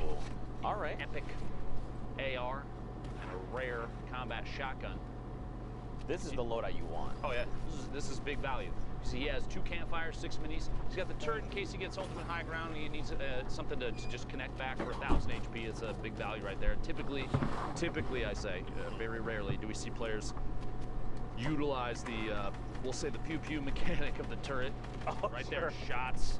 Five goes down. Big pickup, first elimination for Bally, 49 points. But yeah, the loadout is excellent right now. It kind of covers everything that he's going to need in any given moment right now. Poach from Liquid, smack to the bottom of your screen. A lot of players that have been in the top 10 multiple times popping up right now. Air Cool, Spades all the way at the ultimate high ground. 38 players remaining. We'll climb our way all the way back to the top. The launch pad out. Good rotation right now. The later you get into a game, the less value a launch pad has, because unless you're going to ramp up above and use it with the horizontal trajectory, which, don't get me wrong, is very, very good. But if you're trying to go for verticality, boy, a player lands in the same box, a quick trap, it's not going to go down, but Slem still pays the price for trying to challenge Spades for ultimate high ground. Might not be the last one either. Oh my gosh, the number of players flying around above is insane. Spades, can he follow through? Can indeed. K-Dude goes down as the launch pad again. Sorry, that got ridiculous. But the late game launch pads, they lose value because the more time you spend in the air, the more opportunities other players have to take shots at you as the storm starts to close. Spades sharing the wall with another player, you gotta be careful. Box up, keep on rolling.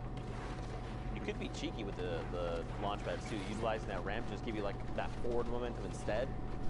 All right, I propose a challenge to anybody out there. Ooh. You set up a launch pad with the angle that shoots an opponent player into a box filled with your own traps. I will PayPal you $50 because that would be ridiculous. There you imagine go. just right in.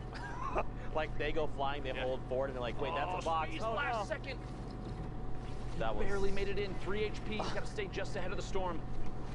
Anyone could just breathe in his direction. This is one of those moments where you're thinking, okay, I need to find a spot that I can sit and watch for an elim. This might be the one.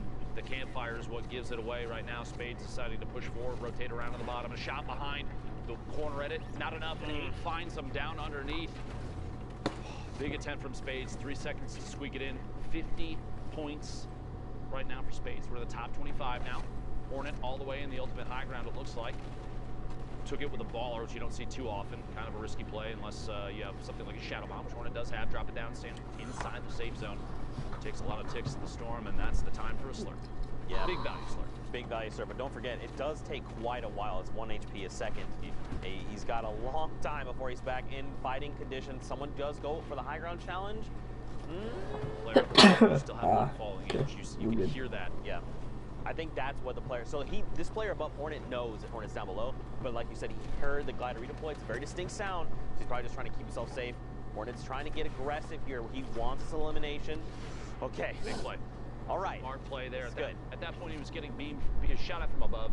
He was potentially challenging a player that he was not going to be able to beat. Player behind gets caught in their own net, goes for the try, the pyramid play, and can't get Hornet. Instead, Gal pays the price themselves. Get up that I don't think he should first use elimination. that last one. 14 players left from the top 15 now for that second placement. Oh god. Inside a box, finds a player inside.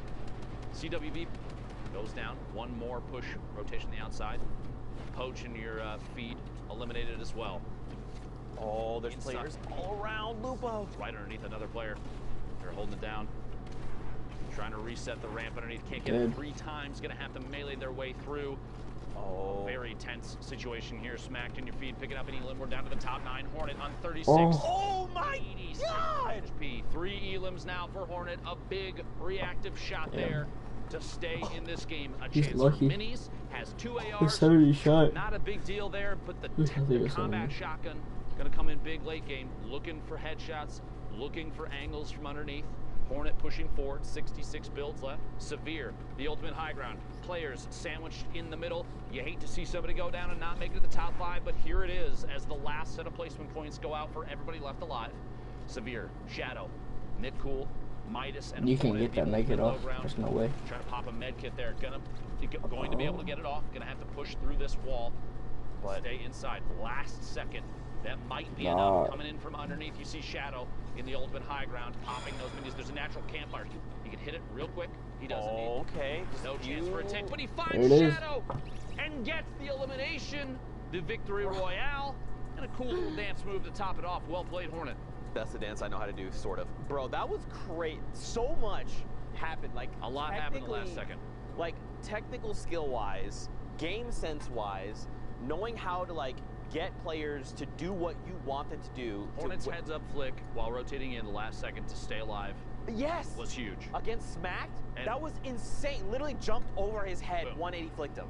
Made his way the rest of the way in. Well played there. And you got to think, too, that's going to affect Smack's potential leaderboard setup, right? Maybe that shuts him down, and maybe that could have been his last game. We don't know how that's going to affect the standings until we take a look later on. Don't forget, there's only the 6 spots here. Listen, at least Golden Boy. That was insane. At least Golden Boy is not here to call him smoke, is all I'm saying. JDW, your feed, picking off Complexity's Macwood. It's a very early elimination for the player from Complexity. Sentinels, Animals, 0 eliminations, 63 builds. Some minis, some Shadow. We're starting to see a trend. Let me just put this out there, and you let me know if you agree or not. All right. Consistency across the board for loadouts is typically combat shotgun, an AR of some sort, right?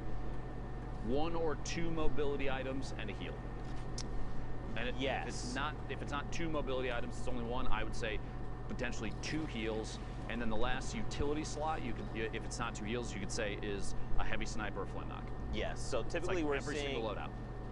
Pretty much exactly that. So it's either going to be 2, like let's say it's like a rift, some kind of mobility, 2 heals. Sometimes we see people, even if they're lucky to find them along the game, we've seen people with like 6 half shields, right? Oh, yeah. 2 whole slots dedicated to 3 half shields apiece. And then you're like, oh, this guy just wants to fight the whole time. I want to make a point, too, so that it's not misconstrued what I'm trying to say. I'm not saying that everyone runs the exact same thing all the time because it's the only thing to run. I'm saying people are running the same consistent builds because consistency is huge in a BR game. And if you have a loadout that is consistently showing top performance, players are going to favor it. That's something to take note of if you're trying to step your own game up. Maybe you're not going to make it to this World Cup, but I guarantee you there's going to be events from Epic for Fortnite in the future. This ain't the end, believe me. And so learning those kind of setups and watching how the meta changes as the game evolves. I mean, we're getting updates that change things weekly. So you have players every single time that they're, and this has been, at this point, y'all, if you have not accepted that is Fortnite, you need to just accept that that's Fortnite. Now, let's all finally settle and say, yes, it is a game that includes an evolution of meta constantly, which means the players are constantly being pushed to try and figure out how to play the next setup the best. And that's good. You want that because I'm gonna be very honest with you. From a spectator side, I feel like potentially a level of staleness would happen if you're like, all right, we're back to a pump shotgun and an SMG to swap to. Pump shotgun, SMG to swap to. I feel like the combat shotgun has created more opportunities for back-to-back-to-back eliminations. You see Fiber going down there to Animal. It's just a situation where the game is trying to evolve in a way that makes it more representative of higher skill players and less representative of this guy is really good at the one thing all the time. You want to see people that can do it all. Right. You want the jack of all trades players to shine because they're the ones that have really put in a crazy amount of effort. They have skill, the knowledge to pick up everything about the game that they can as it changes. Sorry, I'm so long-winded about this. I'm very passionate about competitive Fortnite. Yeah. It's become such a big piece of what I do and what you do, especially you. I mean, you've been around for a long time. Just about the beginning. Just about. Exactly. And so it's like, it's just one of those things I want to see the game evolve and grow in a healthy way. And I know there's some people that are not happy with how the game is now, but you have to at least admit, those people have to at least admit that they're happy with the way that, I mean, an esport has continued to evolve. It has. It's undeniable. Yeah, sure. And maybe just like expand upon that just a little bit more. Fortnite is an ever-evolving game. And, it is a battle royale, and there is some kind of randomness involved in that, right? Like, you land in a POI, and there's some form of random But you can harness that. Correct. And it's why these players excel is because they can minimize that randomness factor, right? Like you said, their consistency. What can they do to minimize that randomness and give them an edge, which then propels them forward and continues moving forward? Unknown, great example. He knows what he does best. His rifling skills, his combat skills, his long-range shots. he's in a great position to do this, right? He didn't just land on this loadout. He worked for this loadout. He said, where do I need to go? When do I need to fight? Do I need to fight now? To get it. Exactly. There's so much. Like, on the surface, Fortnite may seem like, I guess, borderline one-dimensional, kind of, but there's actually so much depth to the game. I wouldn't even say on the surface it seems that way. You've got building and shooting and strategic positioning. Yeah, there's a lot to it. Elevation, game changes, what you land with, you know, how you're feeling on the day, what your skills like, where you spent your time. Have you done your shooting practice? Have you gone into playgrounds before then to practice up your building skills? There's so much. This is why I love Fortnite, dude. You're gonna make me nerd out, and we're gonna have long conversations about this. This has been Deep Thoughts with Lupo and Zeke. Meanwhile, top 5 situation. My apologies for all that. Unknown from KNG with 6 eliminations. 19 builds that Rift may or may not come into use here. It'll be tough to know just yet. TJ, the ultimate low ground. We're already in the top 3. The swap there, Baltic, Dylan, Glow Navy going down outside in the storm. Unknown dropping in and challenging Jayfree, but he actually gets dropped all the way to the bottom. Stuck top to bottom with TJ. Oh my! Box, the traps. Oh my gosh, he Elimination, completely TJ goes down. shuts down Jayfree. But look at the health difference. If he's not careful, dude, and they spend time in the storm, Jayfree has health advantage. Jesus. The slurp, though, Unknown could potentially pop it. Should here momentarily, I almost anticipate. Here we go. Do you think he just waits for him to drop down and try and rips him and hopes that the slurp is enough to take him over? We'll see. Moving with the storm, Jayfree in the ultimate high. Still ticking 13. No builds for Unknown. He's going to have to... Yep, there we go. The shots. Combat shot comes from underneath. Can't quite connect. 20. Does not tick out to the storm. Instead, finds a shot on Jayfree. The celebratory rift to go into the sky. Unknown, well played. No builds left. No problem. Bro, that was absolutely insane. Sundown, Monster D-Face. Was that not just the craziest end to that game? That ending was absolutely absurd. Nice celebratory riff there from the controller lord, KNG Unknown. Well done to get the victory royale there. But not only was it a fantastic finish to that match, that is it from NA East. It's done. All the matches are played. The standings are final. Monster and I are going to break them down. Dude, are you guys ready for this? Are you guys ready for this? OMG, boys. So first off, Clicks qualified. Right? Top 3 spots again. We've talked about the sharing before. Clicks, Clarity, and then KNG's Unknown in the last one will take those top 3 spots. But 6 spots are still up for grabs, and you'll see the next 6 fill them out. So congratulations, Cosmic, Tuzi, Legidian, Aspect, Hornet, and Creo. I'm telling you, that had to be the most nerve-wracking final hour for Aspect. We saw him finish on 60 points. He was in 2nd place. These last 4 right here, from Aspect to Fernando, were all at 60 points. Aspect had the 2 victory royales that pushed him up into 7th. Hornet had 1 that pushed him up into 8th. Creo had 0. Fernando had 0. The difference, average eliminations, average points, all of them average placement. Creo owned all the tiebreakers. He had all of them afterwards, was slightly ahead, 3.8 to 2.8, 18 to 3.6, and the average point 7.5 to 6.0.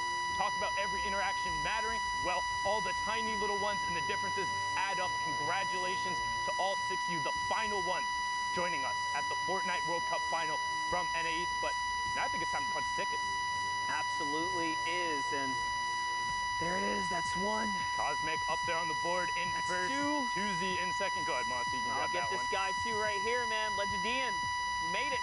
Aspect as well. That must have been. Oh wait, it's Lupo. We've been over this before. You sure you want to? Are you feel? Okay.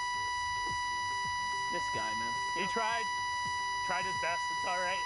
They talk about his snipes, but not about his ability to punch tickets. Creo in the last spot. Lazarus will have a member at the Fortnite World Cup final. Again, congratulations. But you can see out of the 19 spots up here, only 17 have been filled. We have 2 more for you coming out of NA West. But for now, we're going to go on a quick, well, not so quick. We're going to go on a 30-minute break in between the regions. Go walk your dog, get some water, get a nice little meal in you, because when we come back, the rest of the NA West matches in the final 2 spots will be punched for the solos competition to the Fortnite World Cup final. We'll be right back.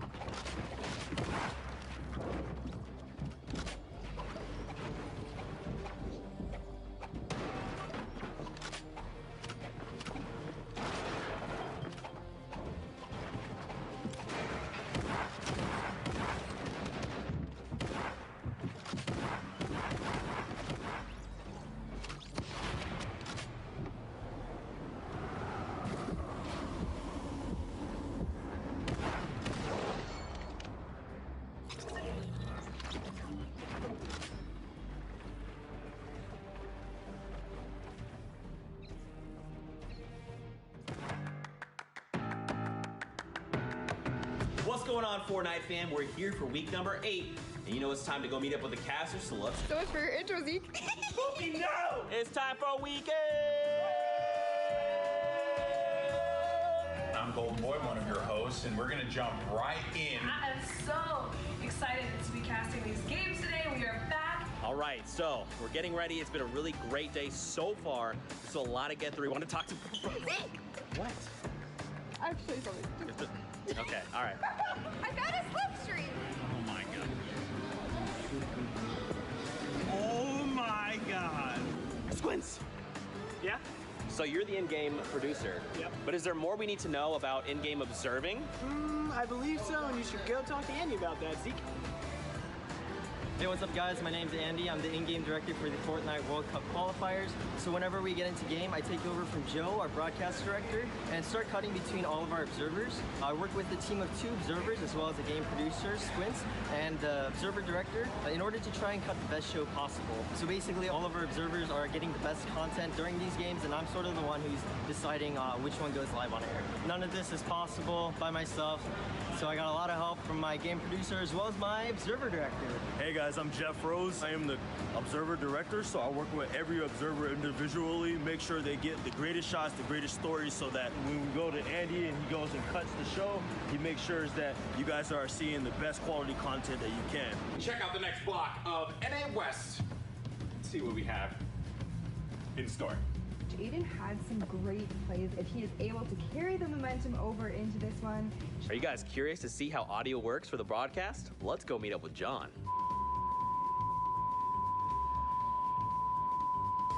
Hi, I'm John. I'm the audio mixer, or A1, on Fortnite. Welcome, Fortnite fam, to the audio booth. This is the audio board. All the audio that you hear goes through my hands. This is all of our wireless microphones for all of our talent. And then right here are all of our in-ear monitors, or IFTs, so that I can talk to talent. Like, usually it's something like, hey, Zeke, turn on your mic. And then they turn on their mics. I think Zeke should have heard that right now. Did you hear that? Nice. Also, I have a window.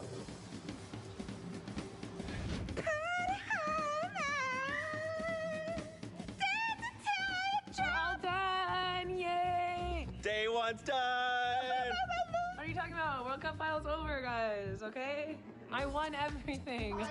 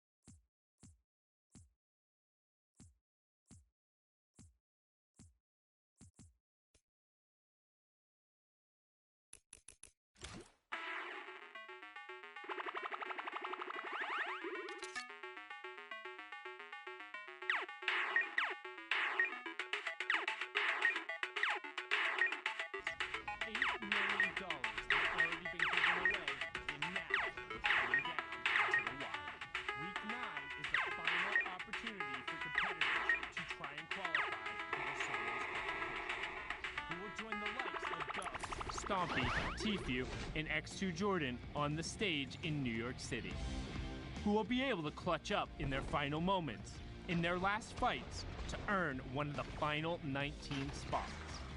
And with the last 2 weeks on the horizon, we are increasing the weekly prize pool to $2 million. So, get on the battle bus and drop in.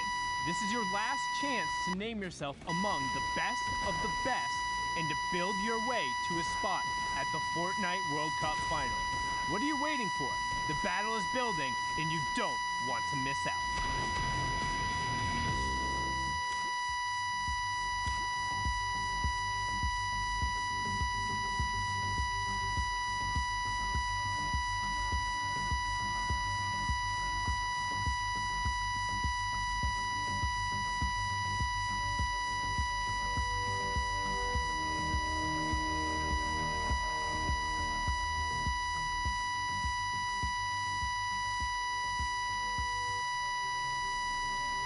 Ladies and gentlemen, welcome back to the Fortnite World Cup Online Open Qualifiers Week 9. The solos action continues.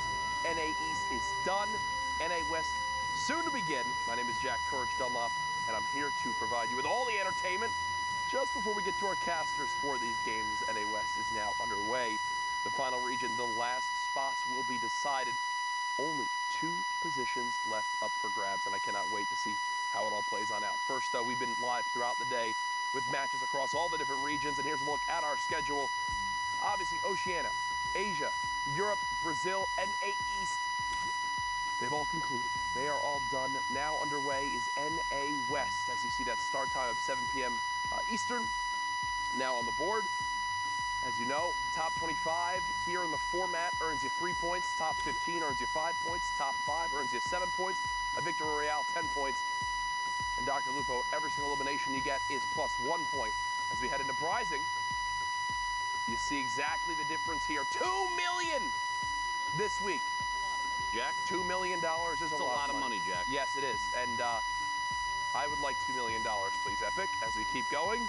You are not good enough to get it, Jack. We do have the qualifying spots remaining. Remember, this is the last week of solos. 8 for Europe, 6 for NA East. So we've seen so far. Asia, Brazil, and Oceania as well.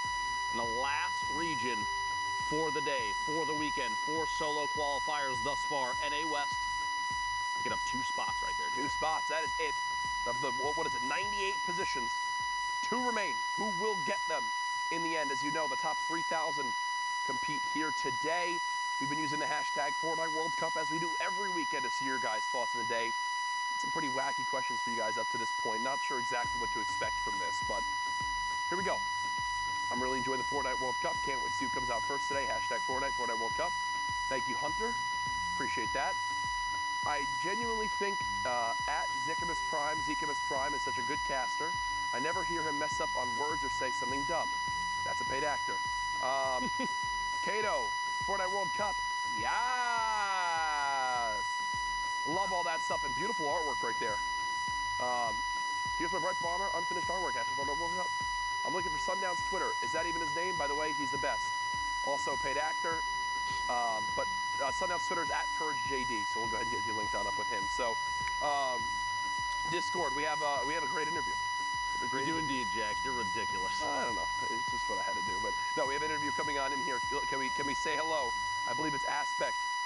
Hello? Aspect, what's going on, brother? How are you? What's up, man? I'm fantastic. Are you playing out of your kitchen right now? I'm in a house with with Animal, who's my teammate, and then Kearney, who's another competitive player in Philadelphia right now. We're all set up in like the kitchen, living room area. Jack is extremely jealous of how close you are to the fridge. Yes, I am. I can roll over to it. It's pretty nice. This is 200 IQ right here. Now Jack's this is actually going to change his setup later to mirror this. This is how you keep yourself composed. Now, Aspect, you're someone that we've seen competing in Fortnite for so long. You broke it on through. You made it happen. What was the preparation like for this week? We got here last week before the duo started, and the 3 of us have just been playing 24/7 arena, everything that we possibly can, just prepare for this weekend, and paid off.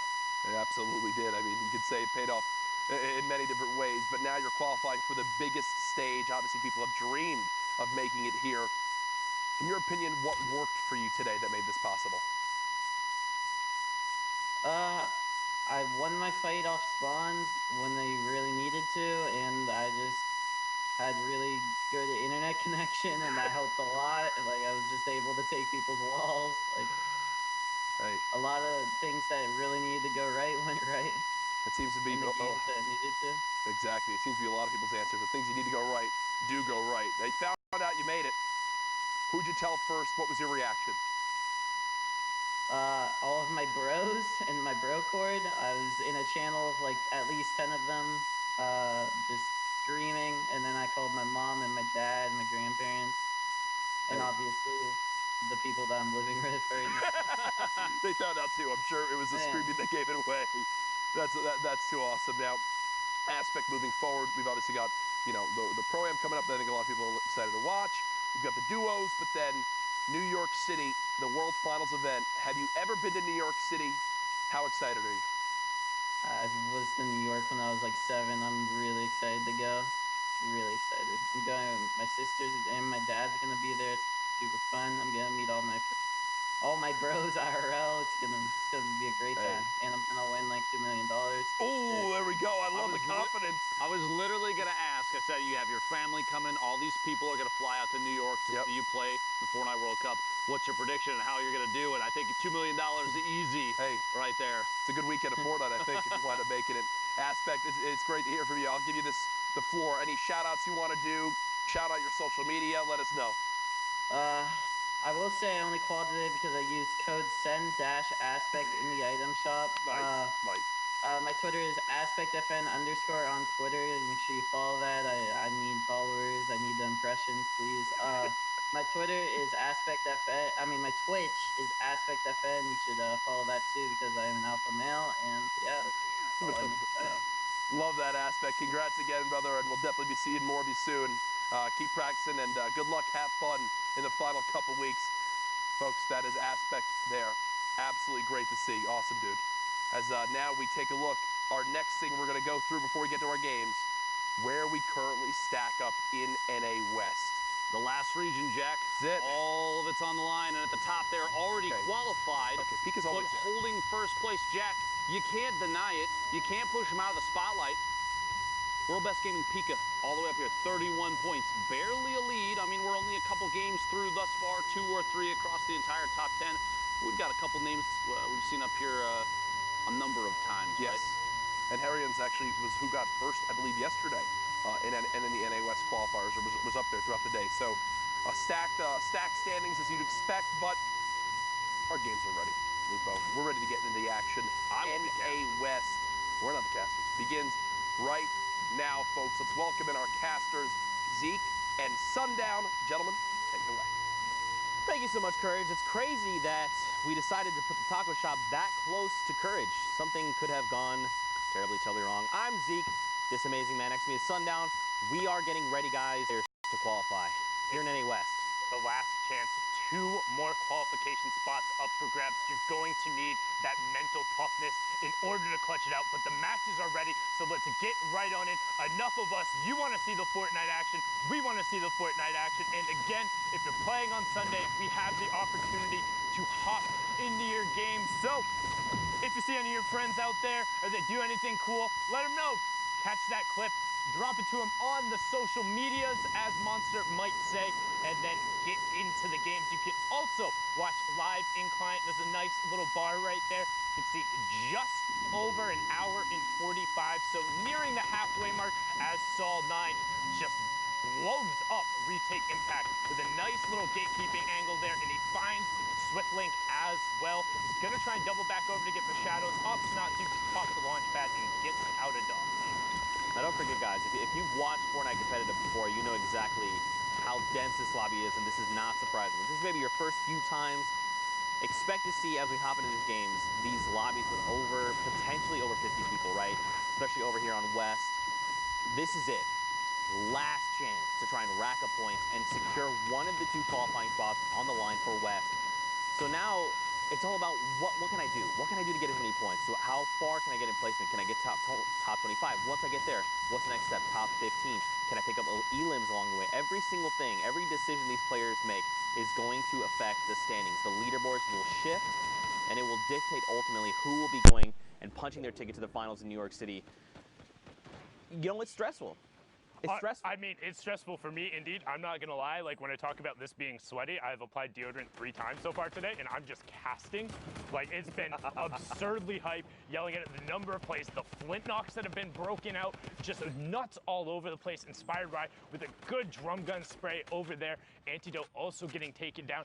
But the action today has been so absurdly close and intense from top to bottom. Everyone has elevated their game across every region, and the question that we want answered is who will have those last 2 spots. Also, one other thing I want to touch on right before we fully focus on the West. Aspect, when he came onto the scene initially, was younger than 16 when that was the previous competitive age, and he had tweeted out, God, only a couple weeks separates me from winning tens of thousands of dollars. You know what? 16th birthday comes through, gets into the fall skirmish, wins the very next event a couple days after, and then goes on to cement himself as one of the favorites. However, from that point on, he really fell off during the starting weeks of the World Cup, so it had to have felt great to get in the last match, get to 60, hold on for an hour, and see yourself in New York City.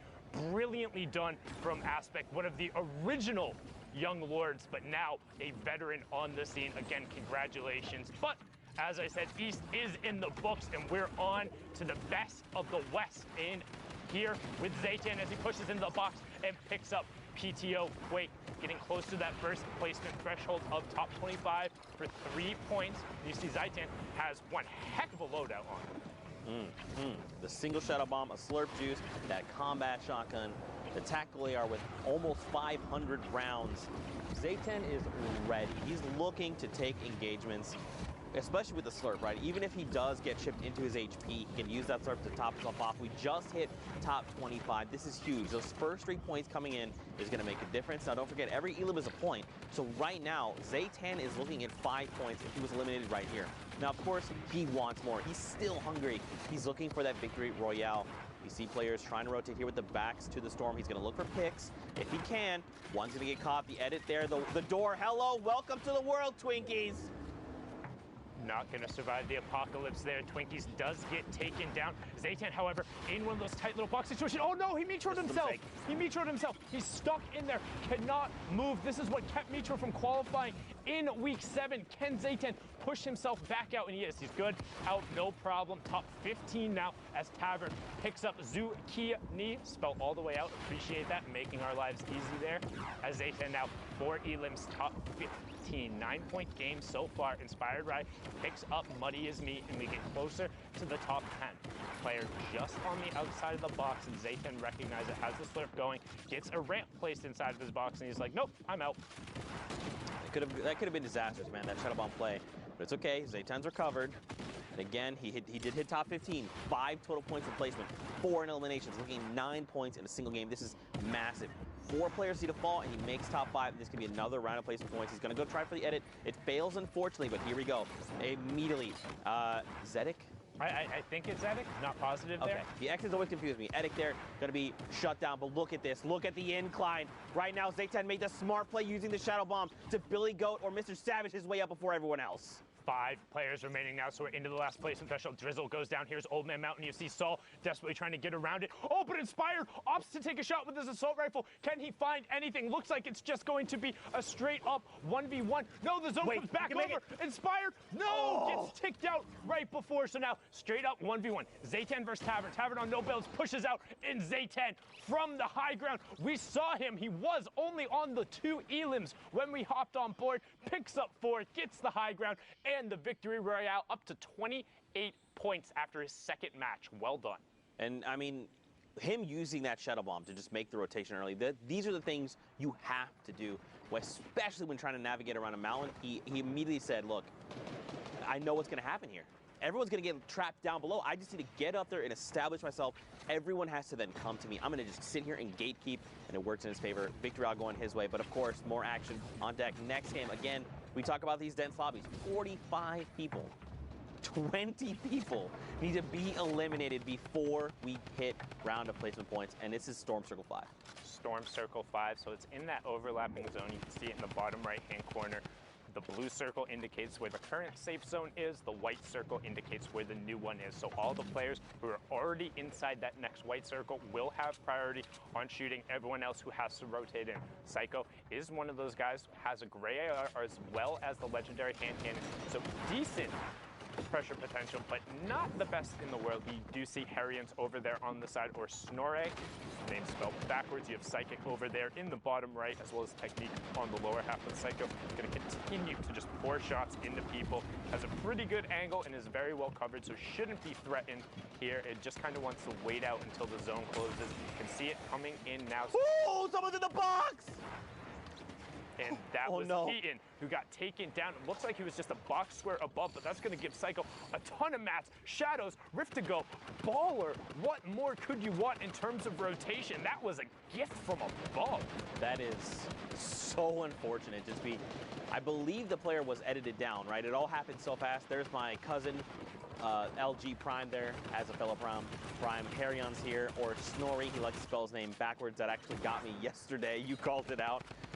You know, I feel like I kind of like this too because it makes sense with a capital H at the end. Yeah, it's the capital that got me, because like that used to be a very big thing in a couple of the other competitive games that I played before. Is people when they would go to like major LAN events or even just local ones would spell their name backwards, and then Centro gets utterly abused. Not going to put that clip on YouTube as Harrians picks that up, and he has a full little shop down there. I mean, he could just be hanging out. You see the Storm Surge warning come on through. If you are unfamiliar with Storm Surge, the way it works, if you have not been dealing damage to opposing players, just been super passive, maybe hanging out in a ball on the low ground or in a 1-by-1 the whole time, you will be punished. Inactivity is not something that will be granted when there's this many players who are left. It's 10 damage per tick as it comes through, and Harrians again goes to put the traps out. His Baller does get eaten by it, but Amu Okami gets taken down. He's gonna be okay with that. Has the Rift as well in case he needs to get out of dodge tool, but there's a player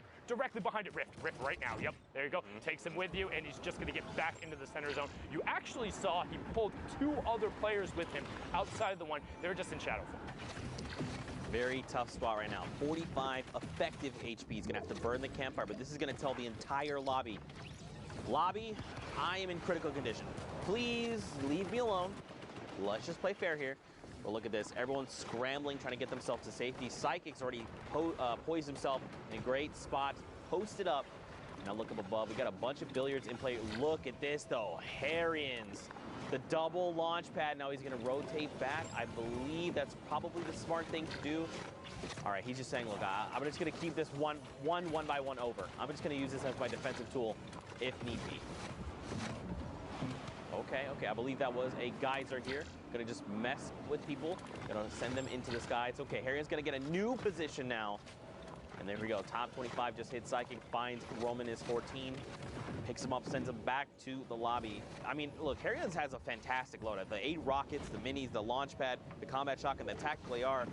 He's ready to just take this lobby by storm. Yeah, but he needs to find the space to use it, and that's going to be a play right there. Gets Rubizzle with the direct impact, and then gets SX Beast with the collateral damage, knocking the build down and causing the fall. Can he find the connection? He does. Drops that player down. Will it connect for an Elim? No, not going through.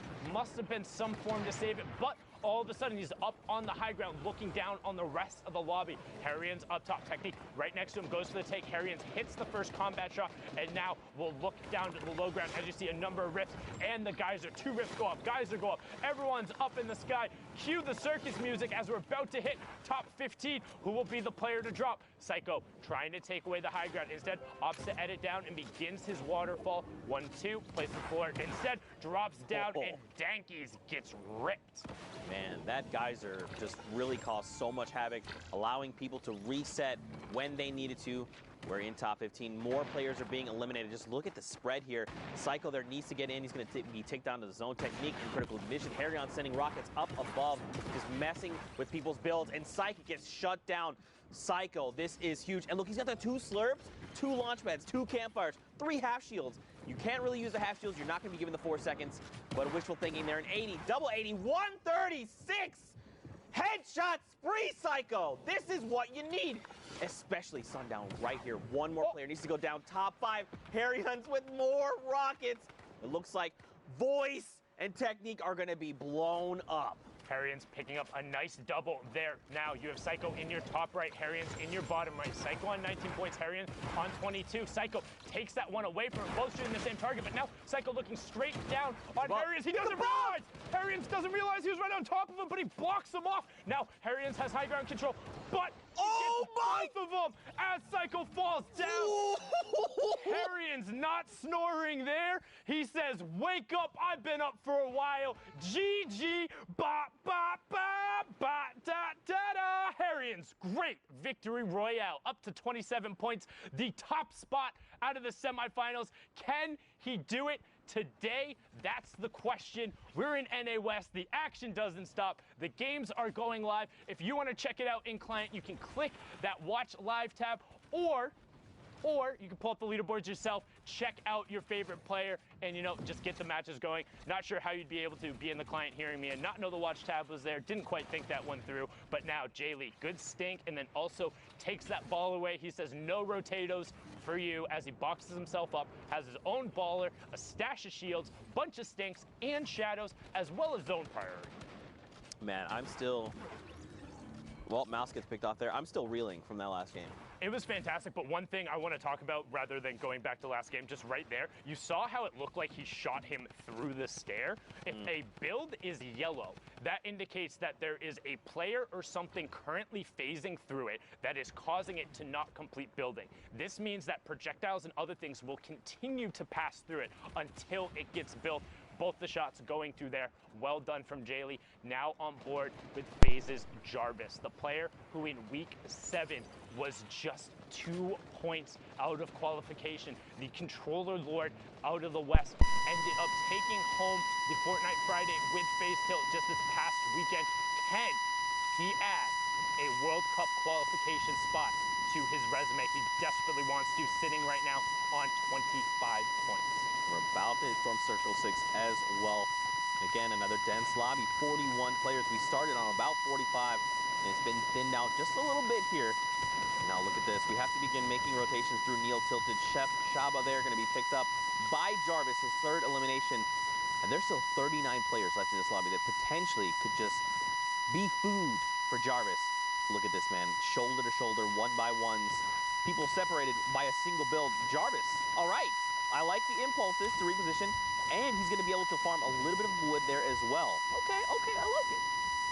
Yeah, impulses can be a little risky. You don't necessarily always know where you're going to land, but with all of these player-based structures over here, it gets him into the center of zone and allows him to spray shots back down the rest of the lobby, hitting a couple of tags there. You can see the Storm Surge warning on the right-hand side. 3 more players need to go down. Kicks does get converted over by the Storm. Jarvis now opting for the impulse play and catching himself on top of the builds. Immediately turns, saw that player, knows he's a tarp above or in shadow form now, drops the edit, and he's going to work back through the Burger Tower.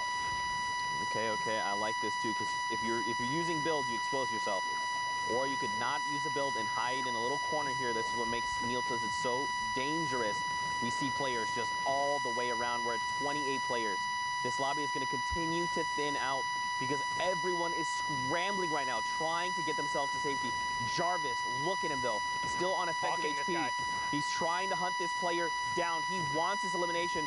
Flick shot comes out, nothing connects. Now he's got the bead on the player. He knows where this player is, and he's just trying to lock it up.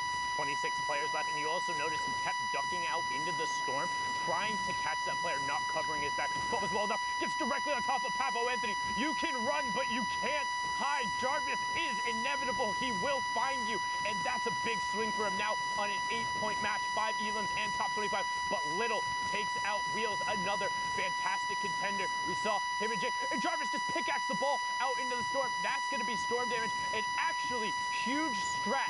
If you are out of builds or have nothing to do against the ball or don't have a boogie, pickaxe it, send it out in the storm, and then just shoot it out. It's 10 damage that goes off there. If they think they're safe and they're not going to pop out, get the opportunity. However, is risky. They can pop out and shoot you back. most of the time they do want to play passive. We've seen a couple of those go through. It's 900 IQ, but right now Jarvis is trying to be 900 IQ. Gets pulled up into the rift. No shots coming out from everyone as the dives begin to go out. A number of umbrellas are pulled since we're at top 18. Players just want to stay in the lobby. Vinny gets high ground. Yes, dive in. There you go. Connects with it. That was beautiful. He needs to get back in the zone. Oh, he does. He finds a nice little pocket, and now he has that high ground priority, Zeke, like you just called out. Someone goes with a challenge. It's Blake the Fire. Ruined it.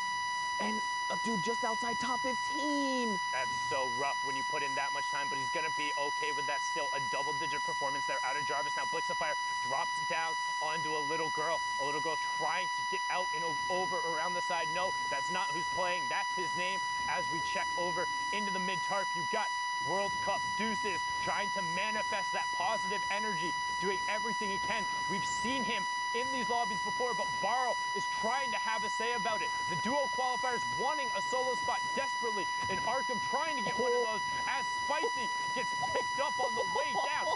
Barely even a reaction. I didn't even see him there right out of the side, but Arkham gonna keep working down. Has the uncommon attack, knows the player in that baller right next to him. He does drop out.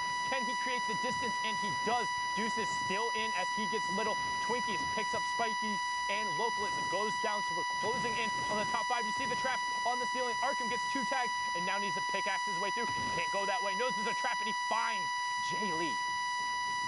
Navigating this building, the technical savvy, the ability to remain calm. Arkham, you are a legend, but look up top though. Barrow, look, his HP is very low. He's got the RPGs, 3 left. He's gonna start sending these rockets down to this mid-ground tarp. Deuces, Zed, Snipes, they're gonna be all forced down toward Arkham. But look, we're going up on the side of this mountain. They need to make something happen. They need to, okay, they're just gonna battle it out. Arkham here, the lowest HP, the rocket gonna cover himself. Protect himself. He's in the zone. He's oh my God! He got it. That was sick. Arkham was so good while Barrow had the high ground control. Everyone funneled into Arkham, and he says, welcome, I'm the meat grinder on the bottom. Give me it all. Give me the Elans. Give me the victory royale. And you know what? I'm going to try and get one of those qualification spots. Brilliantly done from Arkham. 1x there, closing it out with the victory royale and staying savvy. The rocket pressure from the high ground was immense. You're playing in the Fortnite World Cup Online Open Qualifier Final. There's 2 spots on the line, and you cover yourself the entire time, just knowing you have the zone, knowing you have the pressure. That is intelligent game sense defined right there from the Week 2 Duo Qualifier. Desperately trying to find a spot as we now cross the halfway mark of the queue times on NA West. Oh my gosh, we've just been treated to some of the most unbelievable Fortnite action. It's so, I'm so honored to just be here and to just get to hang out with you guys and cast these games. Again, another dense lobby, 49 people. And look where we are. This is the half in, half out circle we talk about all the time. That's circle number 5. Is Isekai Proverbs here trying to find more eliminations. He does have 2, which is pretty significant, especially because we're down to half of the lobby. He's just going to look to play maybe a little slow, trying to isolate this player on the other side of this wall. The wall edit comes through. Does the ramp fall up? Nope. He picks up pavers there and some loot.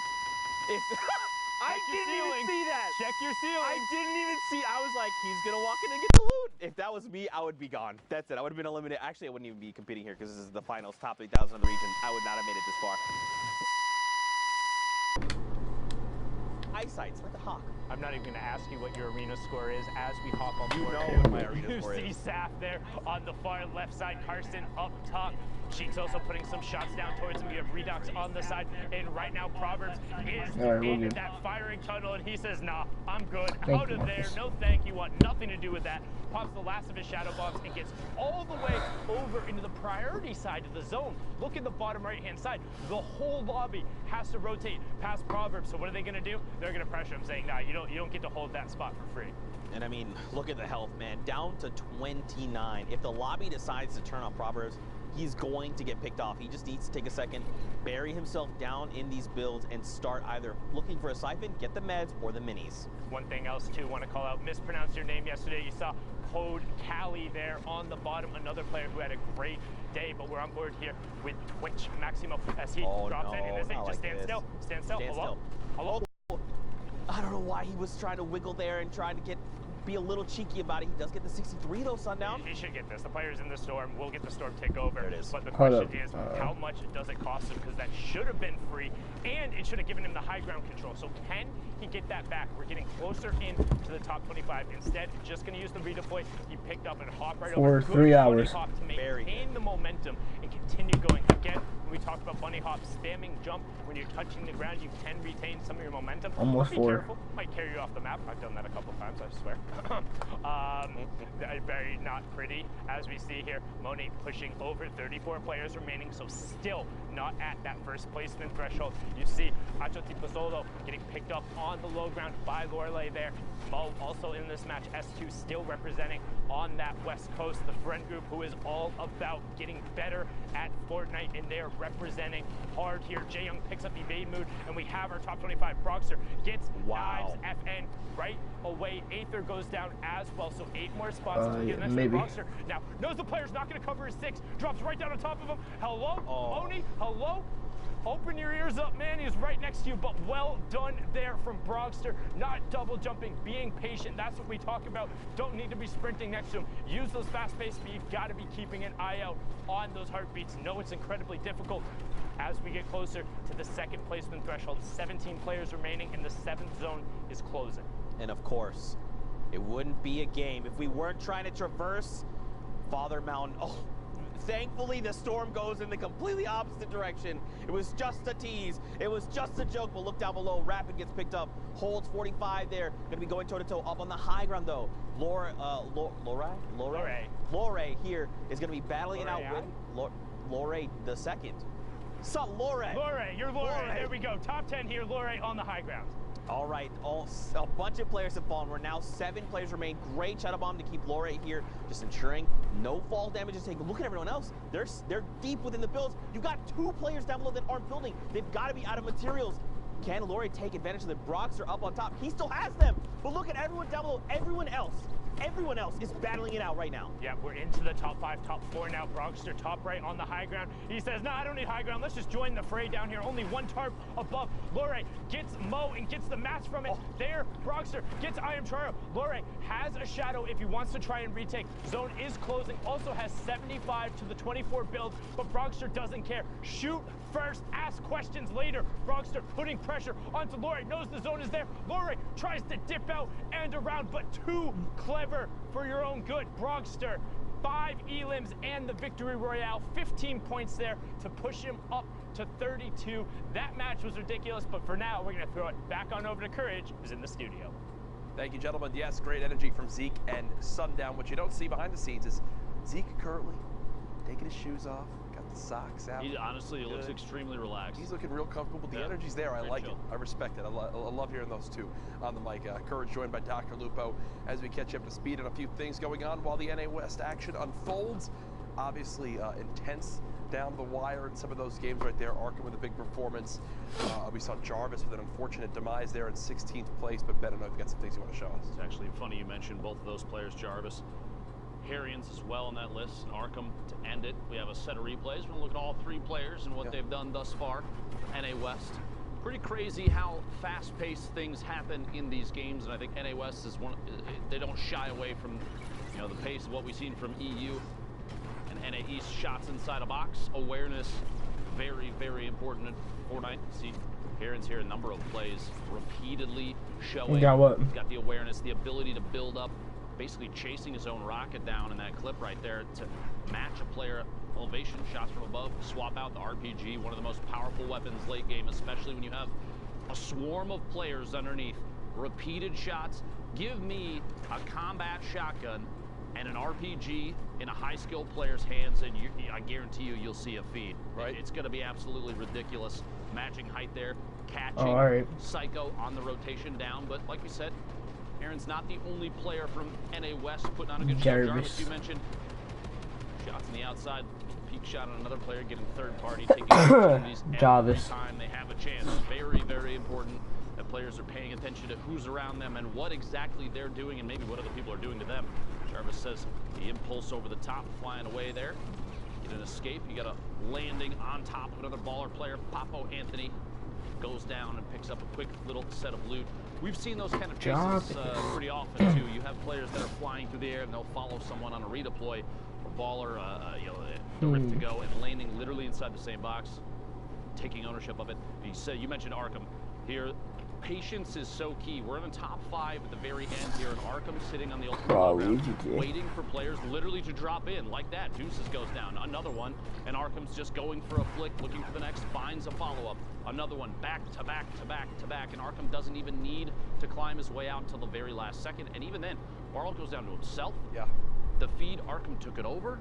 NA West, just top-tier awareness, but still at 49 points, still in first place. Pika from WBG, but Harrian's right here. We saw a ton of clips from him at the beginning of the set of replays there. Yep. Taking second place Pika, so far. Pika 3 games played, 3 wins. Thankfully for everyone else on this list, Pika already qualified. So because Pika's already qualified, it would be players in second and third if it would remain this same score line. We'll see if that happens though, Dr. Lupo. So far, NA West looking great. Obviously still some time to queue. So that being said, just throw it back, Jack. We send it back on over to our casters to keep the action going. Zeke and Sundown, take it away. Thank you guys so much. Oh, did I cut you off? You want to do it? All right, let's pretend I Oh, no, that's fine. You can take it. It was cool. I didn't have my hand up or anything. It's fine. Too busy showing everyone how you're lounging. Yeah, no, I feel... Did you use the hashtag Fortnite World Cup? I did. Oh, okay, good. Yeah, so just for your context, in case you're just tuning in, Dr. Lupo and Kurjini decided to go ahead and call me out, expose me, say that I'm straight lounging right now. If you check Twitter, it's true. That's all I'm gonna say. That's just Zeke low-key trying to plug his Twitter there. Don't give him the impression. I didn't say anything. Not about didn't say anything. Oh, yep, nothing low-key about it. Indeed, as we're all here on board with Darkxx. 43 players left in the lobby. It's about to crunch down. And again, you saw the standings right before this. That was basically a who's who of who hasn't qualified yet in terms of the NA West side. Minus Pika, all of those other players have been so absurdly close. CJ, Harrians, Domo, all of them have been up on that board, and this is the last opportunity. Cannot stress that enough. The final 2 solo spots will be decided in this last block. If you want to be on the stage, you have to put up or shut up right now. Because if you don't, you're going to be sitting there and you're going to be regretting it. You're going to be feeling like you didn't accomplish it. But one other thing that I desperately have to state. Just because you don't qualify from New York City means you're a bad Fortnite player. Anytime you make it to Sunday in your region, you are in the very top percentile of the people who play this game. There are millions and tens of millions of people who have tried and played Fortnite. Don't get discouraged. You are incredibly good. You are among the best of the best. If you want to continue taking it seriously, there will be something to play for. It's not going anywhere. There's always going to be more Fortnite games to play, whether it's community events or other things. You can find ways to improve. You can go through, you can watch the VODs, you can pick yourself up, you can talk to another player, or similar to what the S2 guys did, find like-minded players, join one of those friend groups, ask players for advice, keep pushing yourself, because you're not going to get better by giving up. And hey, if you do want to give up and it's not for you, that's also okay. There are a ton of other games out there, and gaming is not just a singular thing. Games are fantastic, particularly with E3 going on, a bunch of new and fantastic titles out there that deserve to be celebrated. But right now, we're here playing Fortnite, trying to decide those final 2 spots, and Andrew picks up Uncle Iroh. That's the T right there. I love every time you make that reference. It's so good. It is very, very good. These references are next level. Just to expand a tiny little baby bit on that, you know, we get it. We know it's a very difficult competition. We understand that, you know, it means the world to qualify, and if you don't, it feels like the weight of the world is just on top of you, and you doubt everything, your skill, your ability to play all these things. But we promise you, you are here for a reason. You've made it to the top 3,000 in your respective region because of how incredible at Fortnite and how skilled you are as a player. So keep your head up, keep grinding, keep your head up, keep pushing. I promise it'll all pay off in the end. Hashtag Fortnite World Cup, man. And Never also, forget. hey, hashtag Fortnite World Cup. What did your improvement look like over the course of the World Cup? Did you get more points? Did you have one of those days that were really good for you? What was your story like? How was it competing in the first open tournament, in the largest open tournament that has been run? let us know, because we want to hear about it. We want to know what your experience was like, what you liked, and what you didn't like. Give us some of the positives in there so we're able to iterate on all of that stuff. But as we said now, pressure plant going through, geysers going, and Terraini is extending his shadow form because, as we said, his feet doesn't touch the ground. So that answers the question about what that interaction looks like. The real question is, if he hung out on a zip line, would he still just stay in that fire or shadow form? Who knows? Top 25 placement points are abound, and Terraini now has priority on the zone. He's going to look back and try and catch all the people who are hot feeding right by, but that is an incredibly tough shot to hit. 23, and does he get meteored by the other player? He does. He's in the box. He's stuck in there. Doesn't look like the player recognizes, so he's just going to boop right out the side in a box with the baller player. One trap down, finds doesn't find the trap, but finds the shot because Cryo has to move to the other side. 16 players remaining. Harrians and Andrew still in the lobby. Nobody wants to be the last one. Trap fires. Player gets to the opposite side, puts the ramp down. Terraini being like, nah, I'm not dealing with that. Ernie picks up Awful Whip, and we have our top 15. Harrians gets Kytrex, and Rick gets Orba, and the lobby is thinning fast. Exactly, and look at this. Another one just picked up like that. We're nearing top 5 so quickly. Look at this. You still have people all the way around. Players being eliminated left and right. Up on the high ground, though, Hustle and Allrum looks like they're going to contest right now. Harrian says, everyone up top, go ahead and come on down. I'd like to just go ahead and send you back to the lobby. So there you go. Now, Hustle did not drop all the way down. He still has the highest ground tarp, so he's just going to keep applying pressure from above. Now, I'm curious, does Harrians have more rockets? Okay, you answered my question. Thank you. Did you read my mind? How did you know? Threw it right on up there. You see Andrew picks up drip traits, but Hustle starting to row kind of thin on mats. He has 22 left, but it should be okay to hold high ground for now. Is dealing with no, he picked up ammo from that last Elam, so he's okay. Dexterity picks up J Roses, and we're into the top 5. Harrians goes down just inside of it. Terraini picks up Dexterity now, so 1v1 between Terraini and Hustle. Terraini up on the high ground. Hustle going to take it away. Double ramps out into the side. 90 and then reverse flips it, but gets coned off by Terraini. Great cone there, so Hustle now going to drop back down. One thing to note though, Hustle has the bandages, but no builds. If it goes to full close and he's okay, it should go to him. The difference between bandages versus a slurp and a campfire is minuscule, but Hustle slips up, only had the 50 HP, and gets taken out by a very slight change in elevation. That's not Old Man Mountain, that's like the newborn hill, but it was enough. It was enough. I love fighting Volcano because it just makes like the action feel more action movie. It's like we're fighting over lava. Who will win? Food. Oh, between the slats. Hashtag Fortnite World Cup. Send observers your love. That was dope. All right, I liked that one. That was a pretty dang good one. I liked it. But look at this, Rux. Rux hasn't qualified, right? No, Pika and Rux have qualified. Excuse me, I They've qualified in solos, haven't qualified as a duo. Yes, so one more opportunity in this next weekend to try and come through. Actually, it will be on the Thursday and Friday, June 20th and 21st because of those changed times. Also, don't forget those hours have been pushed back, and the prize pools have been doubled for that rescheduling. Again, you can see the qualification spots on the right-hand side. 19 grabs today, 17 have gone down, and 2 more are available here in the West. Who will be able to take one away as Rux begins spraying shots out there, swaps to the combat, gets a 12 and a 9 tag there, so knows the player is on whites, but won't be able to find it. Instead, gets mitts with a little bit of help from the storm. Man, another dense lobby. Now keep in mind, we're coming, the circle is already moving. The storm circle is already moving.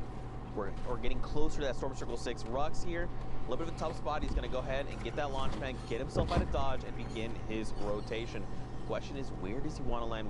He probably could have challenged that player, but I think it's a little bit smarter. Just go to the edge of that next storm zone, get yourself to safety, establish, and then see where the next zone is. Right? It's again, every interaction matters. Every decision they make is literally going to make or break their game. So on that rotation in and of itself, you have 2 choices when you're going through. You can come down on the very near side of the zone where there's going to be more players, but you want to land towards an edge because the next circle goes outside of the bounds of the safe zone. If you don't go to an edge and you go to the middle, you're guaranteed a rotation no matter what. Whereas if you do get an edge, you're either on the backside and have to rotate right away, or everyone rotates into you. So the safe calculated play is you put yourself in the middle for an even rotation. But that means you're in the middle of the rotation and guaranteed have to rotate. So if you put yourself towards the side with mixed utility, you at least have a chance of hitting the zone. But then on the flip side, if it goes back to the opposite side, it's really rough. Most of the times during that overlapping zone, I'd say you want to go far side simply because the near side's going to be stacked and there's less threats there. So even if you do have to rotate away, most players aren't rotating all the way over there. As you can see Sealmat doing right now and then turning about face. Sees all the players dropping down from the sky. And that was the slow redeploy. That's what I'm talking about. If you go to press space, as somebody knocks your ramp out from under you, you'll be stuck in that slow redeploy forever. But Sealmat opts not to punish that player, instead swaps targets onto gun deals and swats him out of the sky, swapping his name from Epic Whales Duo back to Sealmat so we can give him the credit where credit is due without undue confusion.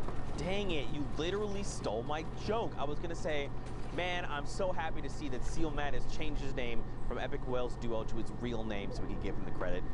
Dang it, Sundown. It's like you read mine. There? It wasn't like a joke. I was saying that was like. Oh, it's one of your jokes. Got it. Yeah, so it's not As funny. we hit top 25 there, Pearl taking out hit marker and Sealmat getting over the far side. 3 points for everyone. This is West. 15 will be the next one for an additional 2 points, and then top 5 in the Victor Royale after that. But Sealmat wants the points from the elims. You can see the baller kind of griefing him a little bit there, just hitting the spacebar, knocking the builds, not letting him be safe. But Anjul gets picked up. Brilliantly done there from Sealmat, and now going to opt to pop the shadow and get on out. I like that rotation because typically when you do with a door and you use a shadow bomb and then you open the door, players know to laser the door instantly because you're going to be coming out as a shadow. If you edit up and then you just bounce out of the box, no one can really tell where you are, and it makes you way more difficult target to hit. That's dope. Adapting, man, like we say, everyday people pushing the limit. But now we got Buff Hack up on the high ground. Boombo in combat shotgun, sitting on full draw right now, has an explosive shotgun round ready to go in case anybody gets greeted by it. Sees the shadow player, not able to find the first hit. Baller right next to him, just pickaxe him. That works too. You can send him on down, but he's gonna be able to catch himself. See if he pickaxed him there. He would have got out in the storm. Would have got an elim. Yep. Just saying, 200 IQ. You know what I'm curious about? I know. That's another thing. Okay. Top 15, so that's a 3-point swing there. But an explode or any AoE damage that hits a baller, if it breaks it, will crack through. Bob Hack gets Wavy Jacob as well, the player who is in the top 5 tomorrow. So good high ground domination from him. But now back on board with Sealmat. 2 elims and top 12 currently. Needs top 5 for the next round of points. But he also still has 3 stinks. These just increase in value over the course of the game, right? You got to think the stink bomb is a little bit larger than a 1x1 grid space. When you throw it in, especially in this tight of a corridor, you're going to get guaranteed damage. Remember, that's damage that ignores shields and hits directly to the health bar. If he just drops down on the players down below, he's going to get a bunch of damage numbers, and he's going to be able to track them. Because remember, that damage number is ticking, and you can track where that number is coming from. Drop it on the backside of the storm on low ground. Players will always be there. Always, no matter what. But right now you can see he's only on the 31 builds, trying to find a little bit of room to navigate. Finds a big pot, knows there's a player over on the side. This is when you should be using those stinks. They are going to get to a critical point where you will have no more area to get it. But Sealmat says, I know better. I'm going to stick to that combat shotgun. Top 5, top 4 now as Pearl gets end picks. Pearl on the high ground. Bophack on the tarp beneath. Sealmat now on the mid tarp. So now Bophack on ultimate low. And there it is. Drop down the stink. Drop down a rocket as well. Sealmat got the last up. Bophack, that's the wrong way. Flintnox out into the storm. Sealmat should just drop another stink on the low ground. Oh no! He put it in his box! He put it in his own box! So Fetty got the tick over onto it because he was the last one who tagged him forever ago. Pearl got the tick as well. 17 points for Pearl, but that's rough. You know what? That's just one of those ones where you wake up in the morning and you're like, yep, it was just right before. Lift up the covers, you smelt it, you dealt it. Real rough there, taking yourself out. Not about the Dutch oven there, but hopping into the next match. Tracer, Leor, Poser, Kicks all over by Pleasant Park. You have Doten in the corner, and Tracer has a nice little with the combat. Also has a tower built up, so might have a little bit of extra resources underneath, and has priority rotation on the zone. You can see right on the edge of the Pleasant Park circle.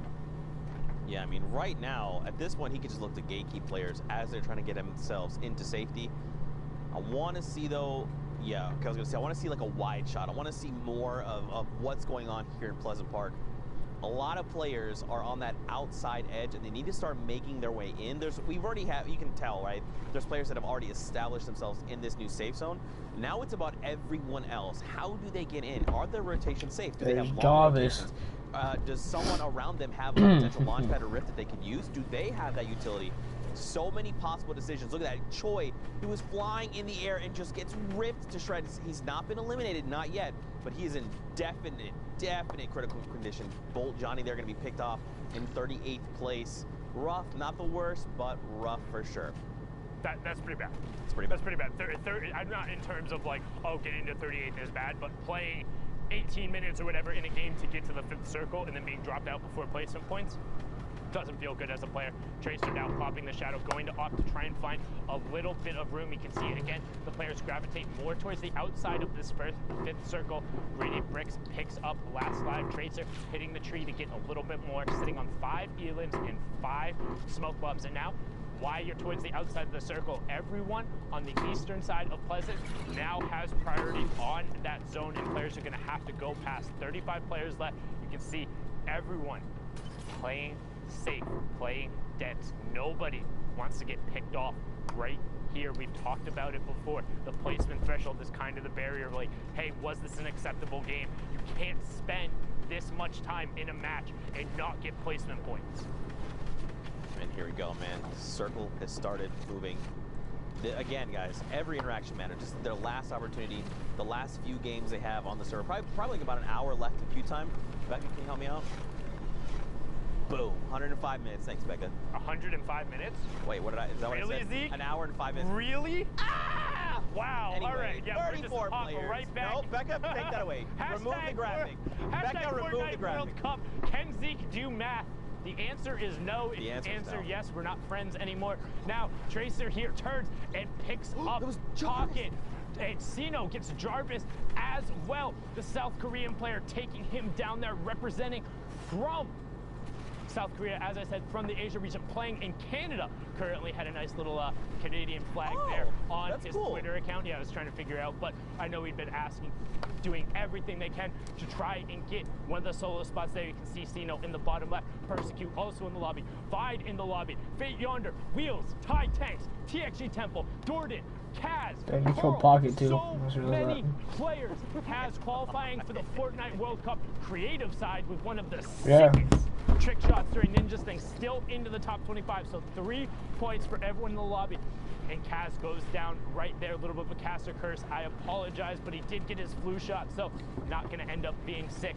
Kefu picks up Do10. Spook does get his shadow canceled. Immediately going to 90 up, box himself up and over. And he says, nah, I'm going to pop another shadow and get out of dodge. This is risky. Needs to avoid getting metroed here. And he does. Puts enough space between him to get back over the backside of the zone. Nobody expects the reflank with the shadow. You expect him on the far side not to come back to the near. But Spook can't convert as Vide. Oh, as I say that, he drops down and chases Persecute. That's a 3-point swing, as that even pushes us into the top 15. Now, top 5 is the next threshold. And this is where we're going to see players play a little more defensively. They want to hit top 5. Those extra 2 points are so crucial. Spook here doing his best impersonation of a spooky ghost, walking around that shadow bomb. He's going to find a player, a 36. It is a headshot, but not a ton of damage. And look, he's got there in the pyramid. They're trying to keep themselves safe. He does get the ramp, and the players, they're just trying to abandon. They're like, no. I need to get myself to safety. I need to survive. Kefu going down in the top left to Yonder. Cherish Reality just going to get ripped to shreds. 3 eliminations for Spook. And then Rocket, he's looking to fracture it all Sundown. Oh, but he finds the player in the shadow form. Can he follow up on it? What? Wait, what? I didn't. Literally, I heard the audio cue as he turned and built. That was inhuman from Spook to be able to get that there. Sino picks up Dordan, and we're getting closer to that top 5. And one thing to note, once players hit the top 15, it's a little bit like, okay, I got my 5 placement points. I can kind of press it. This is a relatively successful game either way. And Synergy kicks on the high ground. 2 big pots, Shadow Bomb and a Rift. Little less valuable, but it's all about the rockets and the combat. He's going to start working top down and looking for those aim downside shots. Holding his hard right hand, waterfalling another level, only about 3 or 4 up, and now he's going to start looking for shots. And this is the first, and sees 2 people get blown up. Leo and Yonder get blown up by Sinu and Thai Tanks, and we have our top 5. 7 points for everyone in the lobby, and Kix is trying to go to work. This player holding him off, using the turbo build to just hold that box, and Kix says, okay, you can have it. I'm going up one more. He does have a single RPG. He could just bring everything down or just save it and try to get a cheeky angle and just level everything down below. Now, keep in mind, he's got a great angle. He immediately just destroys that player there. They're going to just back to lobby. Good day, friend. Sinu there picked up as well. So who's left? I 3-box me or wide shot me. The rocket gonna come in. That's it. That's Thai Tanks. Oh my God. Okay, who's down below? Who's still left? I think he actually got a shield tag with that RPG. I assume this player is tagged out. That's why he's just playing defensively. It was Spook. No, he did get a shield shot. Spook tried to be a spooky ghost there, but no. A Flankerino's synergy kicks him out to the lobby, gets the victory royale, and closes that match out. Well done from him there, and just look at the run away from Pleasant. We pretty much head in a straight line there, but the action doesn't stop. 47 players here. You see Zucchini and Nico over here as well. And look in the bottom right-hand corner. We're over by Lonely, but look at the number of players who are in that next safe zone. There's only about 4 or 5 on the edge, and the other 40 players are going to have a long rotation over there. That's a lot of open space. Yeah, we need either community launch pads, community rifts, shadow bombs, whatever it is. Ballers, just get yourself to safety. Now is the time to go. Nico, look at this. Rift to go, slurps, half shields. He's ready. He's got no elims. He's trying to look, saying, I've got time. I'll mess with this player. Sky Virus. Unfortunately, not the T Virus. Gonna get eliminated there. So one fantastic thing that Nico did, and you might wonder why players are doing it, players will set up a ramp directly behind them and then force themselves onto the wall. This goes back to the conversation we had before about those yellow builds. If you put the ramp and then you're standing in it, because the other wall ends up being broken and you're phased into that one, as you step forward, that other wall gets full built and it kind of pushes you forward a little bit, but makes it a little easier to phase through into the walls. That's how Nico was able to get there and get that shot off.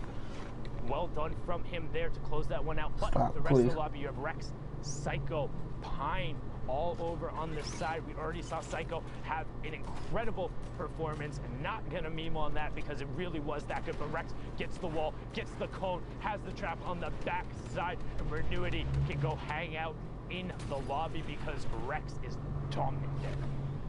Another member of S2 or the Heart Clan.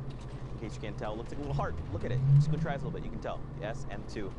42 players remain. This is gonna dictate what happens moving forward. Where is the new safe zone? Here we go, down low by Lonely. Okay, so pretty even flat terrain. Like there's a little bit of that little like incline, that little baby one there, but it's not like a mountain, right? They're gonna be fine, especially with rotational tools. So the first players who go will But I did. The second players won't, and that's why those hills end up being so bad. When you're going over kind of a change in verticality, you need to be going early or have utility, because if you're going late without utility and trying to build up, it doesn't matter how good of a builder you are. If everyone in the lobby has slapped brick and metal down there ahead of time, it takes forever to break through. You can't find your angles, and now we see Pika trying to take the wall away, drops back down through his edit. Storm Surge is on, so 9 players in the lobby will be pressured from that. Again, 30 is when it turns off. You see typical gamer picking up AU Kirky, and Pika trying to find the player, holding with the heavy snipe there. As Citizen snipes, just gets held by the entire zone. Pika goes for the shot, but does not hit it, and immediately pops his glider and just hangs out in the air. Wants nothing to do with all of this chaos on the mid and low ground. Yeah, just let everyone duke it out, you know. As they're making rotations, the lobby's gonna thin itself out. And look, this is exactly what you do. Just wait. Especially now, as people are trying to establish themselves, he's probably gonna try and challenge someone for their high ground. Because you don't, down below, all they're thinking about is who can I pick up?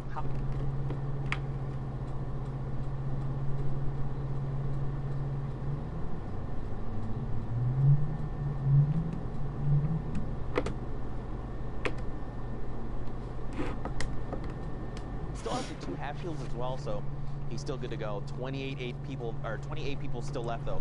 Look at the rotation out of that shadow bomb. So sick to be able to get out around the side and get over to the far if he can now establish himself and begin shooting. But instead, you see him on the right side of the screen, just continues to extend out the shadow bump and get to the top 25. Well done there from Pika. There's a reason he was in the top spot. There's a reason he's already qualified for solos. He's really, really, really ridiculous. To be honest, I can't explain it. There you go, rift forced there. So now Rex and everyone else, not from the same rift, their own potentially, to look to land. But look, a little girl up on top is taking shots at the mean old Fortnite.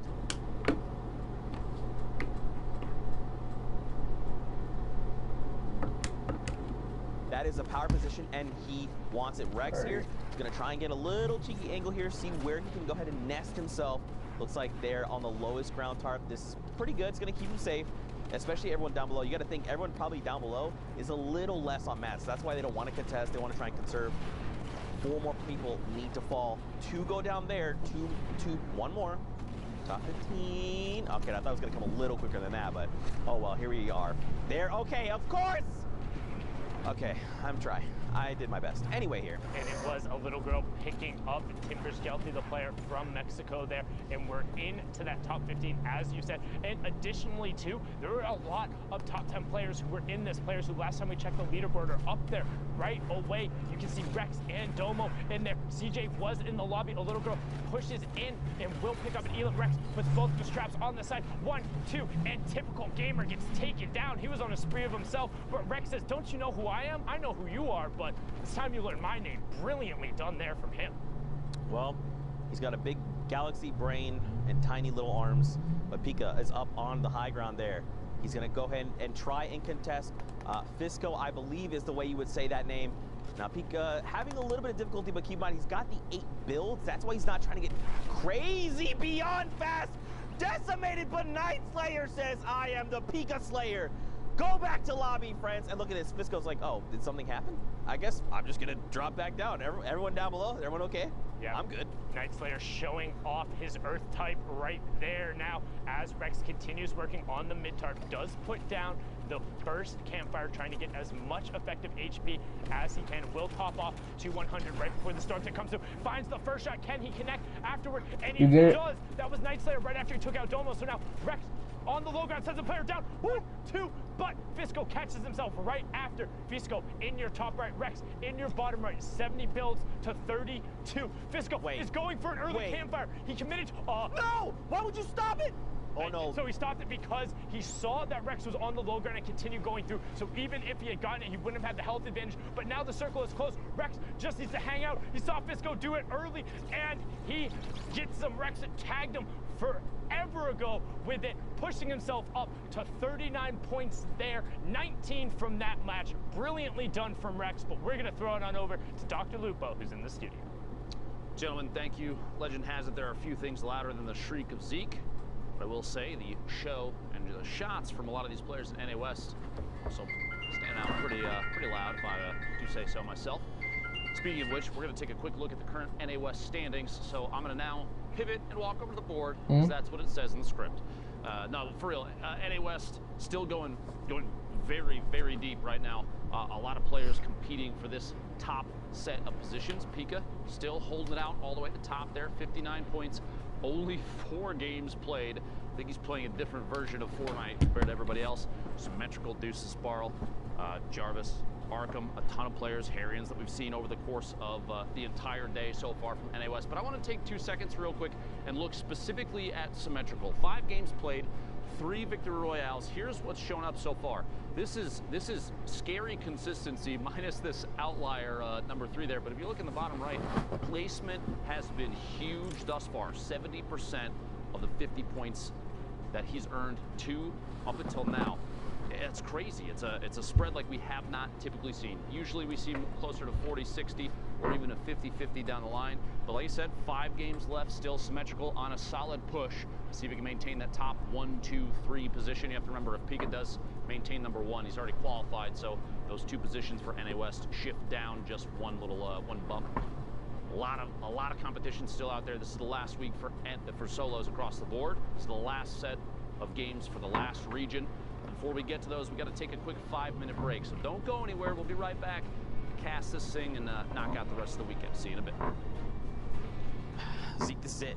This is the last chance, all right? People need to know about this block party, all right? This is your last opportunity. I hate this, Jesus Christ. Okay.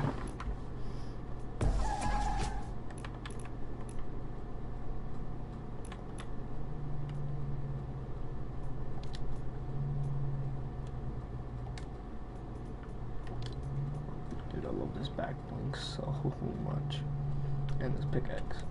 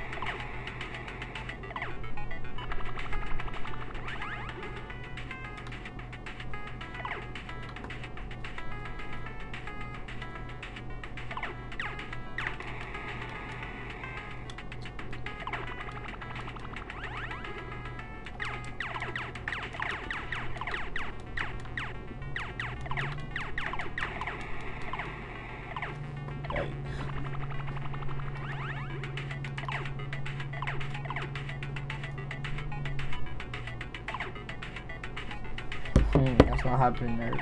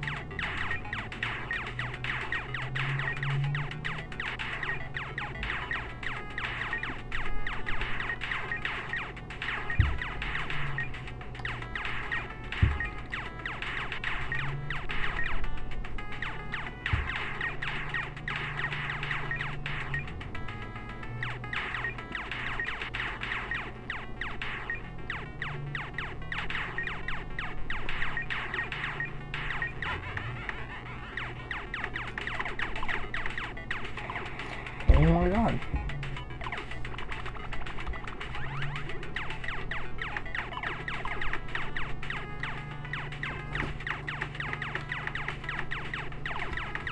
Hey.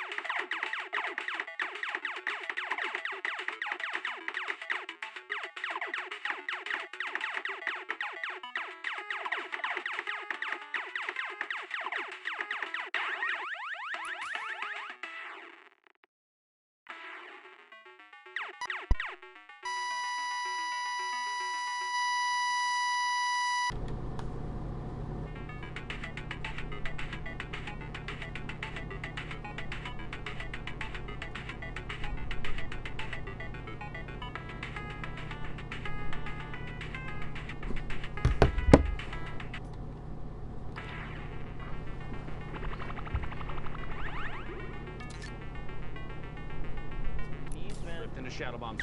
Do it. Here. There What are it you is. talking about? Sending. That's a freebie of a rotation straight across yeah, 100%. the entire field there. No reason to go too early either. I mean, at this point, he's just going to try and drop in and get high ground of what's still safe. Landing just outside the zone. Going to box up and build a little bit of a base up in the air. Combat shotgun, attack AR. Not a ton of ammunition for that tack. I say that only 100 rounds, but it's still only 100 rounds. No opportunities to take too many shots on players rotating. Aiden, one of the stars of NA West, floating around in a baller there. Meanwhile, Epic Whale, Kanji, about to take a shot at this heavy snipe and see if he can follow through. 1-2 shots, a couple shield tags on the inside. Didn't even look like critical damage though, which is too bad. Crazy to see how much the game has changed too. I've seen players rocking double heavy snipes. If you can find them back to back. That can Quick catch scope the people off second guard, yeah. Oh yeah. If you see someone that's maybe mid-heal, they're gonna try and finish that mini. It was a sound effect. Because there's a bit of hesitation. They're thinking, I need to pop this so I can make sure that I get the shield. But in fact, the thought should be, I need to wall off after the first heavy snipe because there's got to be a second or something's on its way still. Heroes and Edgy, 2 eliminations here for Epic Whale. The 4 now, 29 points and 141 builds. 2 rifts, those are going to need to be used relatively soon, or they're almost obsolete. We'll see though. Launch pad into a rotation around the mountain we go. Yeah, he did get shot there, so he's gonna have to land, kind of slow things down just a little bit. Someone got boogied over to his left-hand side. Is he gonna snatch up that opportunity to kind of jump on? Guess not. That player got right back in the baller and down the hill he went. Gotta go. No time to waste any of it. Player dropping in above. Epic Whale trying to follow through on that. Elam can't quite find it, and a big combat shotgun shot from that range. Very effective as Epic Whale's forced down to 76. Gonna have to play on the defense. Use that rift. Probably the last super safe time to use it, assuming nobody looks up. One of those players that may look up for too long. Jarvis, somebody we've had our eyes on a number of times for NA West already. I was literally watching him back in the talent room. Jarvis. That's real. I can confirm that he actually was. Yeah, like just sitting there staring at his games because he's been having quite the run.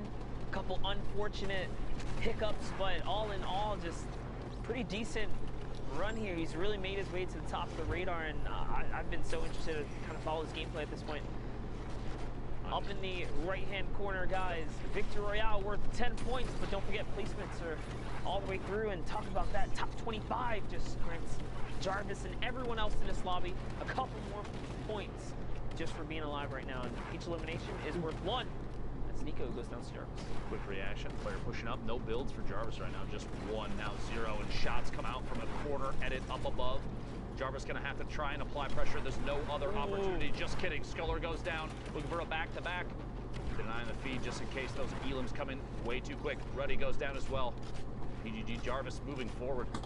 Excellent set of plays. No material still though after building himself into a box. Finds, an attempt on a player. The shadow bomb there. He got locked in on it.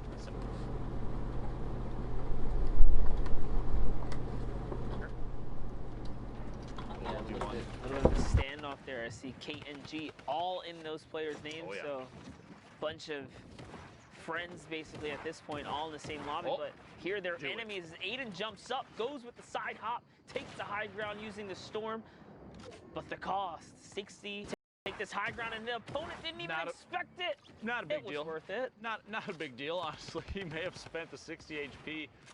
Use it as a commodity to make his way to the top. A very good push with the baller. Take high ground, shot from above. Combat shotgun, so powerful. And we're going to see it again for just a second. Weapon swap into the TAC AR. Looking for shots, watching for exposure on an opponent underneath.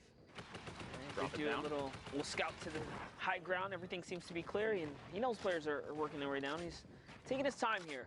You don't ever want to get too close to your opponent. He's trying to find an opportunity. Will he find it here as it's declining slowly but surely once again? He's keeping this high ground. He used a baller to get here. You can tell that he still has fairly comfortable materials for endgame. Deuces goes down there as Aiden is continuing to rain down top 3 situation. Trashy versus Little Chase. Trashy catches that one, and Aiden is now at 100 shield here in a 1v1 versus Trashy. Is he gonna be able to close out? We'll find out now. Just a second here, Aiden moving forward, double layering up above. Trashy stuck on the low ground, no builds, shots from underneath, down to 69 HP. The Shadow Bomb in an attempt to maybe make a climb here using the tree potentially, but Aiden is doing an excellent job of zoning Trashy out. No attempt, no climb. He's taking an opportunity, pop a couple minis. It may not be enough though. Aiden stuck right next. No way! And Trashy with the 9,000 IQ play to literally just sit in the bottom. Exactly. He faked him. He popped the Shadow Bomb, but didn't even push. He sat, and Aiden spent all this time trying to track what couldn't even be tracked because Trashy was still in the bottom. Aiden literally lost an easily winnable game just because of an outplay mentally. I promise you this, he'll never do that again. Oh, because 100%. There's a distinct sound when someone jumps with the Shadow Bomb. And Aiden just, out of pure defense and safety precaution, put up the planks to protect himself, and he traded out storm damage. I bet you Aiden never makes that error again right there. And this is the rinse and repeat that competitive players have to go through. You have to go through these and then learn from your mistakes most importantly. It's like you ever see like the label warnings on a product and you look at them and you're like, why is that on there? But you realize that's got to be on there because it happened one time, right? It can happen. One time. And the same thing applies here. You don't think about it until you're in the situation where you're like, wait, this is a thing that I need to be concerned with because it caught you off guard and maybe cost you, in that case, potentially 4 points if Aiden had gotten the elimination and the push from the Victory Royale. Yeah, like you said, it's not going to happen again because I think Aiden's got the warning label on now, right? That's right, and this is what the World Cup is all about, and that's why this is the best practice for qualified players, regardless. He's still a champ. We'll see him in New York City, but Snorrier catches that whiz. Very nice. It's Harians, dude. Oh my. Backwards. Bro, yo, call me way off. I'm like, you got sorry. duped so bad. Oh, shout out to Harians for having a name that not even literally one of the most knowledgeable players I've ever seen. Monster D-Face can see it. If you have other names that are like that, anybody that's got a backwards one. Whoever's working on you building your brand is fire them because you're not winning with that. Tag Monster D-Face on Twitter, hashtag Fortnite World Cup. We got to get a list of names for Monster to look out for so we didn't stumble on any more, right? That was a tough one, dude. Player taking shots all the way across, 32 remaining. We got 7 more to go before we're into placement points. Here it is, Spook. Wait, did I read? No, it's Coops. It's Coops. No, this is right. I'm going to be honest with you, I have no idea at this point. We don't know anymore, but here it is, Spook. Hopefully, looking to pop someone here. Finds the window. It's a nice weak build right there. And, oh, man, building with Willet is terrible. Way above the threshold here. He's closing in on his top 25. Can he hold out? It's really what he's looking for. 38 points. He's in contention. There's still time to queue up here. He is totally in the running right now. And that's a big 3-piece right there. 2 huge legendary AR shots connect. One being a headshot, rips apart the shield. Combat follow-up, so clean. Spook goes back in to recycle the geyser and just gonna keep him in the air, just trying to get this placement right now. 2 quick ticks out in the storm, but does have the highest drop right now, slowly floating in. Bucky starting to take shots. Wouldn't surprise me if descent happens very quickly from those that are still floating because of that. Power on the bottom you saw for just a second, very low HP. Tricks picking Vita off the feed. Alex Toast getting an elimination. Power going down to himself and the storm. Hate to see that player on the outside. Alex Toast does get eliminated. Mockin, 26 left. 1 more goes down. Whoever this 26th position is going to feel bad about missing placement points, but it is the way of the road, as they say. Ultra Laser Hawk is the player, and we are now in the top 25 for placement. Everybody picking up 3 points. The community launchpad may be going to pay the price. Doesn't quite go down. Now Mockin down to 66, catching a competing player, going for the same launch pad, and everybody's flying in here at Lazy Lagoon. We're basically headed straight. In fact, it's an entirely in the water 8th circle that we're moving towards right now. And like placement was only just barely given out. As we're in 20 players on a riverbed, you can't walk down there. You have to build. This is such a weird end game. I mean, you could try, but it's going to be real sad when you have to jump along the bottom. Look at this, Foxy Boxy taking shots and then immediately getting shot at from Ty Tanks above. Goes down and Ty pushes in to try and get the loot. Player competing for that. Barband going down outside. Spook rotating forward, maintaining basically the 3rd floor up. A rip, gonna use it, maybe not. Decides not to, gonna move forward. A player dropping in the same box. Surprise, I'm in the box too, and Dotback goes down. Spook maintaining all the way on the outside of the zone. A couple storm ticks. That siphon actually did end up saving him up to down to 49 HP now. 12 players left. Ty, Spook. A number of other players rotating in, stuck on the bottom underneath the waterfall. People He gonna got have to up try and and climb over their way though. up. He did get up and over. That's going to be a weird place to rotate up. And he knows that's why he's looking right now, trying to see if he can find someone. Players are going to go down to the storm right now. That's one. Iota goes down already. It's such a weird spot. Their struggle must be happening here. Synergies and Diggles fighting in the zone as well. Quick edit and a shot. Combat shotgun rotating around the outside, trying to chase that player down. Decides not to continue pushing just in case somebody else might be there. Like Ty Tanks, a quick elim there, picking up another siphon. The 50 HP shield total there, very important. Just a bit ago, he had 49 health, guys. Now he's at 150. He is in the game right here. Swing. Will he get to 200 in time? Nope, someone snatches it up, but it's okay. He catches errands. The rift. Right there, and there is a free rift. Definitely want to use that. Everyone already to the sky at this point. Top 5, all placement points have been given out, besides the victory royale at this point.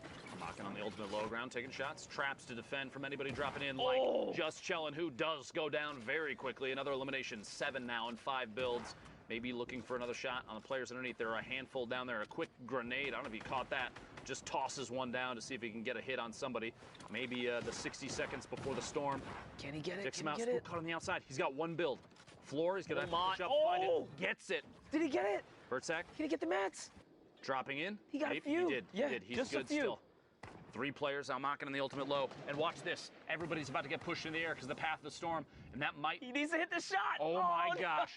Staying just barely away from the vent. Almaken gets 4 eliminations. The victory royale and everybody else. At that point, because it was so close to the end of the game, nobody wanted to go for the vent because you're pushed up in the air, and with the circle that small, you are asking to tick out storm damage. You want to stay engaged, so a forced rotation out into the storm is the only option at that point. Yeah, and that's why Spook was trying so desperately hard to push through that building and catch the Elam before he took off in the geyser, but he did manage to throw him up and couldn't get the siphon to keep him in the game. But here we're Cryptic, charges back that bow. NA West, 30 minutes left to queue up and get the last bit of your games. 30 minutes, you can effectively queue maybe 2 full games, one from here to then, and then your last, but it's only if you have more than 2 games left, then you got to start pushing through. We call those W key games. So as you see, the lobby right now is a normal lobby in a sense. As we approach towards the end tail, these lobbies are going to get probably like slimmed down. And more, it's scarier and scarier every single time you go in there. Right now, you have to realize that these games are queued against players of relatively similar scoring. As we get closer to the end of the block, you're going to be looking at lobbies with players with very high point counts. Very, very competitive lobbies, very difficult lobbies. You're on West 2 spots, by the way. The top 2 of 3,000 people. Top 2 of 3,000 people is... It's terrifying to think that that's how narrow it is. That's how few people make it through. We've gone through multiple weeks of this, of players trying to play out of their minds. Cryptic slays, picks up the first elim. A couple easy shots, the AR from above. That's that boombo though, man. Ripped apart all the shield on that player. Just recently nerfed too. A little bit of a drawback decrease. A quarter of a second longer now, but players still very efficient with it. You just have to time it a little bit better.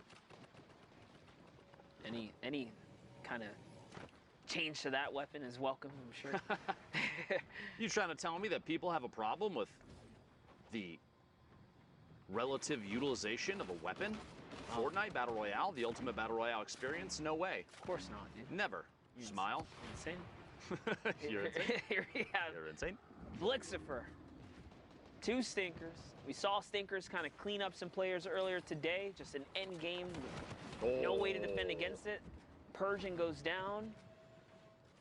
Now Blix, he can take this ball. He can just go through the loot if he really wants to. He's not going to do so. So he's going to be content with what he has and gets to the next zone here. Too risky at this point. He's got to rotate so far still, and you've got so many players that are still out here ahead of the zone.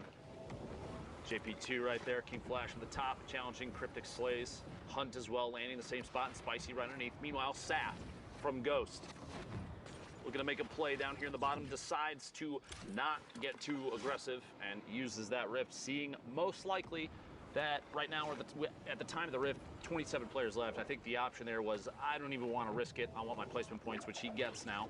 Yeah, not only that, someone he had 2 players somehow end up in his box. One might have been a shadow, and the other might have been a baller, so. Exactly. He is not trying to stick around there. The best course of action, honestly. Down to 22 now, and he's got to make it to 15. You see the top right there, the placement required to get the next set of points. He's doing pretty good for himself this game right here. He's got double heals going on, playing for the high ground, manages to take it up, and it's his. Do it. He's just got to run it up. He's connecting with all the combat. Someone is trying to break him down. Doesn't even matter. He does manage to connect here, and there's 2 or 3 players now above him. He's going to use that moment of distraction to lower his elevation and probably just go back on the hunt in just a bit here, but Still stinkers getting are pressure above. chasing. One more needs to go down. Look at that dodge right there. Sidestep, fake out. Now taking down the high ground player again, but lets his guard down, and someone's already on it. Actually did pick up an elimination fake. He jumped off the top. Ended up going down to that. In the feed right there. 11 players left. Saf, 2 eliminations, 56 builds, and it's pretty much all metal, which is perfect for late game. If you had to have a situation where you get 1 material at the end, it's got to be metal every single time. You use that to zone people out as the storm's pushing in behind. Slows them down because they have to try and knock out those walls, and it's going to take multiple hits. And at the same time, maybe a chance for you to edit back, go for elimination. Hector here, the ultimate low ground, moving forward, 35 points so far. Still in contention, Cryptic Slays in your feed, putting it down to the top 10 remaining. As Fett goes down. Yes, indeed. There's a player right here. He does have the edit, makes the double shot, connects with a 136 combat. Just 1 hit was the one that took him down, but didn't break the wall in time. Is he going to be? Oh, No what way. a bait. King Flash was waiting for that. But hey, he brought in a slurp juice for King Flash. That's going to be a big come up for him. And special delivery. Let's look at how much health these players in the low ground have. No Flash, just gets 1 limb right there. It's going to put him back in. He did get hit. Saf in the ultimate high ground, just big chilling with already built structures.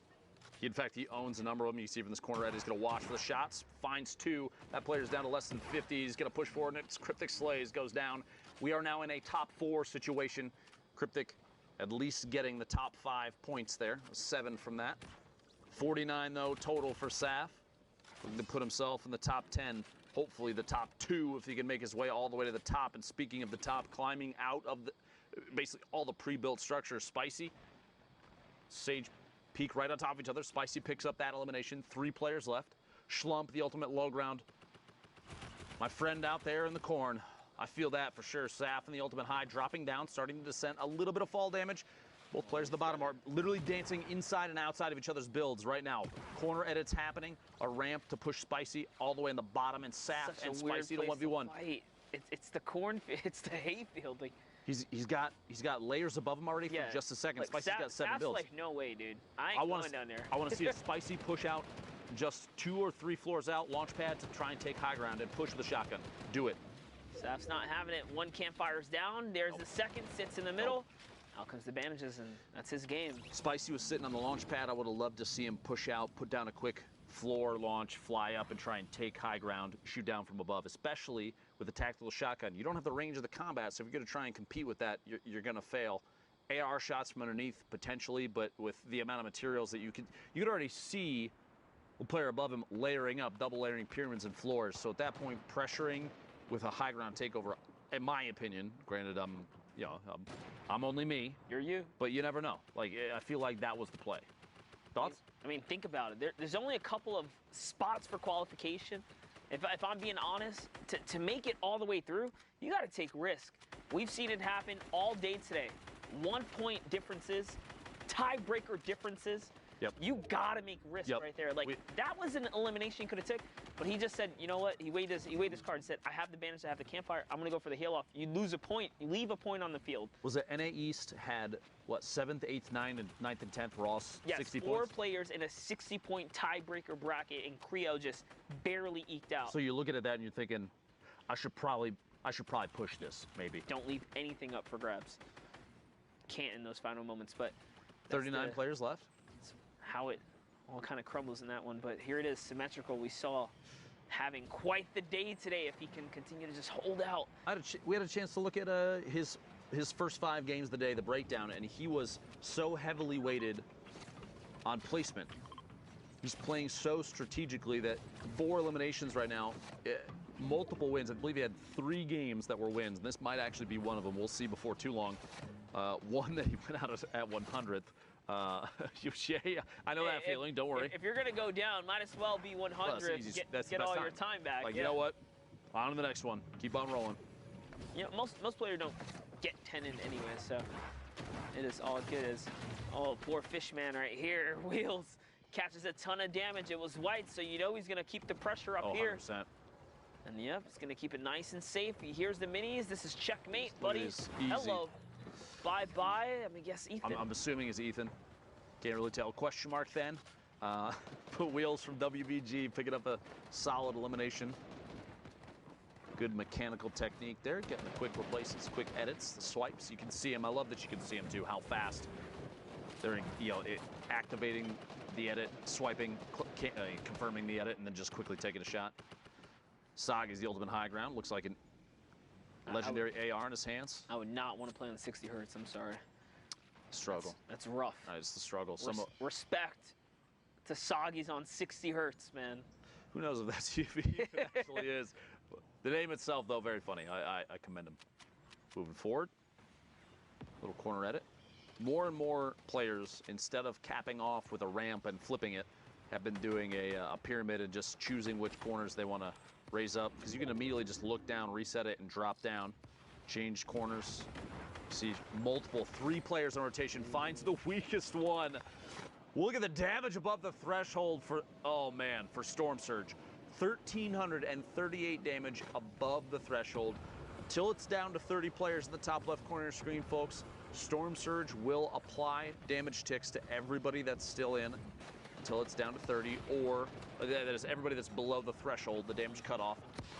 So you have to make sure that you're dealing as much damage as you can. Like Alberto here, only 80 above. Barely above, but lucky for him, he's just outside of the threshold, so he should be okay here. Alberto, 2 Rift to goes. 3 Shadow Bombs. He's got everything he needs to kind of play for placement here. You might as well at this point, and that's why he's choosing to just rotate, not necessarily firing at anyone. Just notice the holds here. Now he's going on defense. Holding builds, keeping it nice and calm. If you don't fire back, people are going to start targeting you, and that's kind of what's happening here. So 2 rifts. So the 1 of 2 Shadow Bombs remaining. Gonna have to almost rotate through the sink. Dodges those with ease. 149 total. He's dropping just above. Oh my gosh. The landing there lands right on a ramp inside a tower that is 2 floors up. Drops in, build, quick double edit, falls in on a player. Tactical shotgun, easy clap. That's respect right there. So fast. No hesitation. Saw the opportunity, took the wall. That was the perfect scenario for him to be in. It's also going to allow him to upgrade that loadout. We'll see how he fares off in a little bit here, but now hopping over to Wheels, who's repeating the same rinse and repeat here. You want to just get to the zones. You want to be careful too. Guys, when your Shadow Bomb is ending, if you're standing still, your silhouette is just there. Players can see you.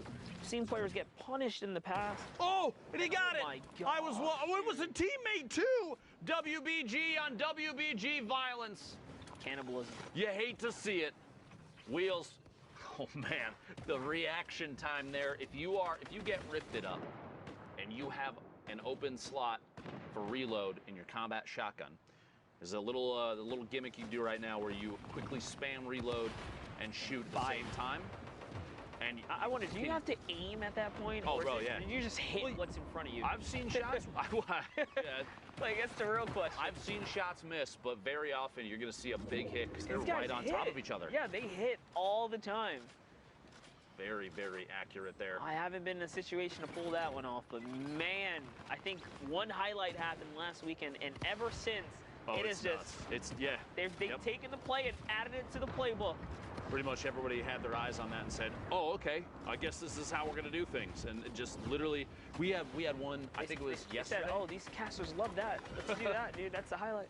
And we had one yesterday where a player went for 2 back-to-back and couldn't quite get it to happen. Crazy. To try and, it was literally the last player who had 70 HP just picked him up twice with rifts. And oh, look.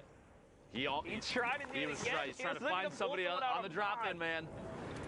How crazy is that? But does a hard dive down. He's landing right on top of another fight here. What's going on up top? Oppa Whip, Wheels still in the game. C-Dub, Triggy.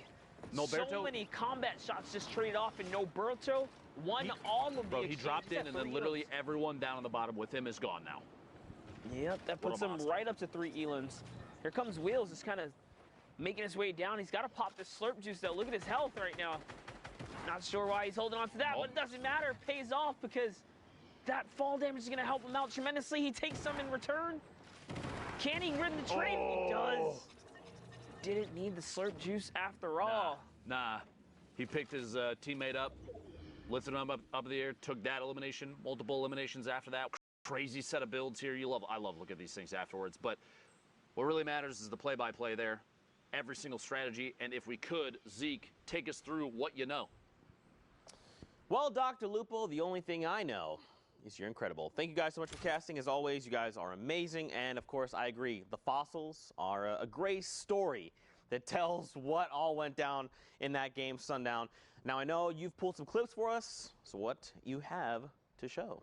So we're going to take a look, and the theme of this one is Galaxy Brain, putting that mental to the test and seeing what you're able to do. So first, Trashy picks up the low ground elim, and now 1v1, Aiden on the top, and he pops the shadow. Aiden heard it, and he goes to look at him, but Trashy's just like, I'm in the zone.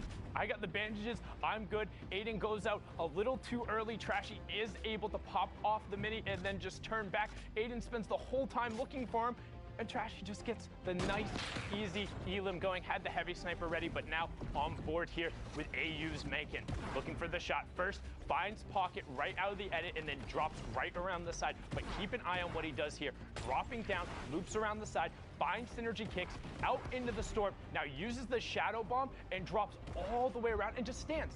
He's just standing, waiting, flanks back up around to the tree, puts him on the mid-ground tarp. So everyone else now is fighting, and he gets this entire space to himself, picks up Clockstick, and the siphon is enough to push him over the top. Brilliantly done. And Saf here now with the Galaxy Brain 2.0, aiming way back into the storm with the tactical assault rifle. Cool guys don't look at explosions or falling players.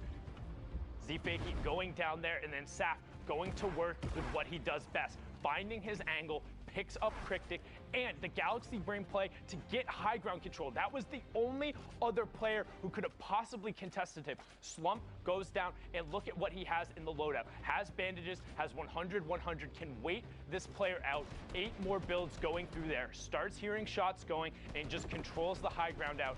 Can't fire off. Bandage commit to it. The second it ticks over to 74, that is how you win a heal off. Those are the little things you have to do right. And you know what? Big brain Saf right there. Big brain Saf. Now, of course, we're going to take a look at the standings, see how things are going. Now, again, guys, this is it. The final standings, or the final day, excuse me, of finals for NA West. 2 spots up for grabs. Now, don't forget, Pika's already qualified. So that means these 2 spots shift down. 2 right now. Harrians and Spook, they're in a pretty good spot, but look at the point spread out. Look at the point spread, and look who else is on this leaderboard. So Spook, Harrian, Saf, Domo, Rex, Deuces, Spectro, Maximo. That's basically Fortnite West in a nutshell, minus Aiden and Sean. However, we got a little bit of South Korea invasion going on. We talked about it at the start of the show. Metacino and Envy are playing in Canada this week, and last week as well, playing on NA West. And right now, he is 1 point off that qualification spot. Like, it would be such an incredible effort out of him if he can get one on foreign soil. I mean, keep in mind, though, he does have 8 games played, so does Saf, right? So Spook and Harrigan's have a little more wiggle room. But again, it's going to come down to the wire. It's down to it anyway. These guys, their game management time is right about there. The queues are getting towards the end of it. And I mean, we're about to find out who our last 2 players are. Well, let's get back into more of these games. As of course, we're going to hop back over with the boys that are going to continue casting our games. Gentlemen, back your way. Thank you very much, Zeke and Sundown, for your analysis. For some reason, dude, that board is so close, that top 10. Yeah, it's scary. Anyone's game It's right scary. now. I would say if you're in top 25, I'd put it that close. You're in contention right now. It might even be deeper than that. You never know, because we've seen, I mean, we saw, what was it, Mega dropped a 20 elimination. Oh my gosh, yes. In finals the last week. You're really going to go that big? Like, it's anybody's game. We do have just over 15 minutes left for NA West. If you're trying to queue, get your games in. Pay attention to the clock. Very important. We got Phil in an adorable Easter onesie. Hanging out here, 2 eliminations. You know, one of the coolest things that Epic Games like Fortnite started doing this is like a Christmas winter onesie. My bad. The reskins, man. Yeah, I'm sorry. You have something, and then you get more for what you already own. That's like the best thing. As Courage would say, yeah, eat dab. Luchador, top left, pick it up an Elim. We're down to 39 left. Moving into the 6th circle, combat shotgun. Screaming for it, finds it. Are you kidding me? Flip-flop goes down 12 miles away with the epic combat shotgun. And then Big people damage there. people want the normal pump back. I don't know, man. I think it's, you can put up the argument right now. The combat kind of dubs on the normal pump in almost every situation. Unless you're in the same box. Unless you're in the same box. Yeah, if you're box fighting. Which I'll be honest, I'm more of a box warrior. I'm way more of a box warrior. I just don't have, I don't playground, I guess, as much as this guy. You know, I don't do all that flashy. You trying to tell me you don't crank 90s, Monster? I don't believe that for a second. I've seen you. I crank 180s, bro. That's facts. I like to go down and I just wait at that point. Weird flex, dude, but okay. I see you. Vertsack goes down inside the box. Speaking of boxes, box fighting.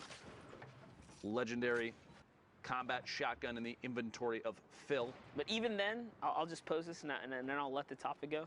Oh, gosh. Even in a Here we box go. fight, dude, the combat is disgusting. You don't even have to swap over. Oh, you just Reddit is going to pick this up and run with it, dude. You got to be careful. Hey, this is 2 sides of the road here, all right? Respectfully walk with me here. Let's have this talk. Respectfully walk. Follow me. Follow me, child. youngins. Let me show you. Let's show some numbers here. I understand what you're saying. Both weapons, they had their caveats. They are powerful within the wait. Barban did a reset and side edit on that pyramid so fast. See, he's doing full 180, 360. This is me. I don't 90. Do those, dude. Just build everything. Protective. Honestly, though, he just dedicated a lot of material to setting up here. He did indeed. It might pay off, though. He picks up an Elim or 2, rotates through the materials. Oh, Look at the my shots. gosh. Non-stop applying pressure with a swap between ARs, the combat shotgun from that distance. What is other weapon can insanity. do that? See? Point proven. Touche. Your comment was in regard to box fighting, though, brother. Hold up. Slow your roll for a second. All right. Harrigan's in there. Barber's doing a really good job here. If you invest that much and then it turns into Elim, I say worth. But there's a platform. There's actually a dropship right above him. Unfortunate for him, he's going to have to give up the high ground because of it. The pressure was coming down, so lands in with someone. It's his walls. No okay, trap, man, apparently. save himself. No, he did have trap. Why is he not trapping? He's just toying with him, you know? Text left, text right, comes back around. Hello. Okay. It's all his He got the elimination, but he owned both walls. He owned all the walls, it almost looked like. Could have played a trap there. Multiple sides to pick that up. Just passive. All right. Maybe he thought, what if he doesn't own it? The trap attempt, be the hesitation and gets you eliminated? What? He knows that he owns it. He was editing the walls. At that point. He was literally editing the walls. A baller almost flies inside the box. He's sitting inside right now. Tons of builds, not a lot of metal, but it is late game. No reason to hold on to those too much, and goes for the launch pad play to go for high ground lands. Gets caught. Literally exactly where he needed to challenge this. He might actually pull this off. Quick build. Get gold loss. Here's the traps, brother. Dropping down inside. Shots back behind. The quick and the flip. Let's go, Are you Marvin. kidding me? Representing. An immediate bludgeon. He likes to be up here. Well played, How Barman. fast was that? That stupid fast. That you look, Google it. Stupid fast. That's a real term.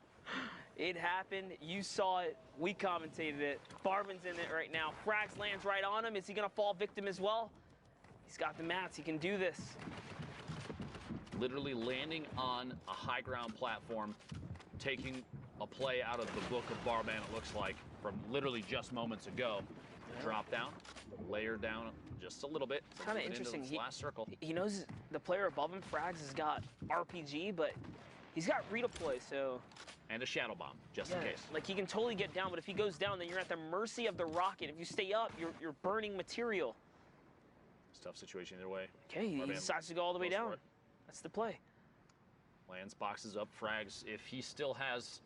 There it is. RPG's coming down. Barman takes a big hit. Shadow bomb comes out, use it to get up and over the mountain. Someone ripped to goes. This is gonna distract Frag for a second, maybe to look up to the high ground.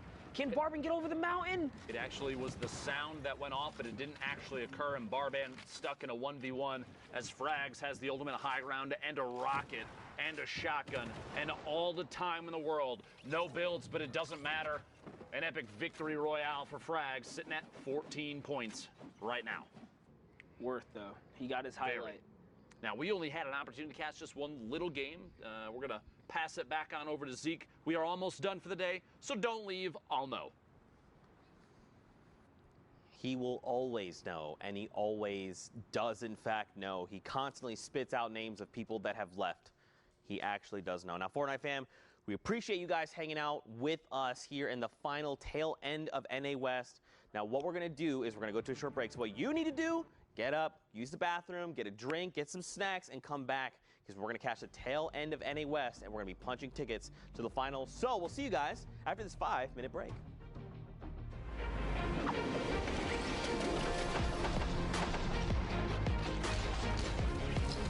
When it actually qualified, it's actually such a relief, such a big achievement, and something I've been working for almost a year now. It feels really good. I think it's one of my biggest accomplishments. It's just a massive, massive pool of people. You need to be so incredibly proud of your son being one of the best, one of the best solo Fortnite players in the world. It's still hitting me like slowly.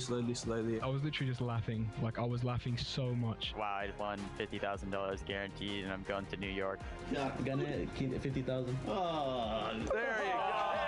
As a kid, this is basically all you dream of. The hype's really real. It's a game I can compete in, and I think that's why I have so much fun in it. Oh my God!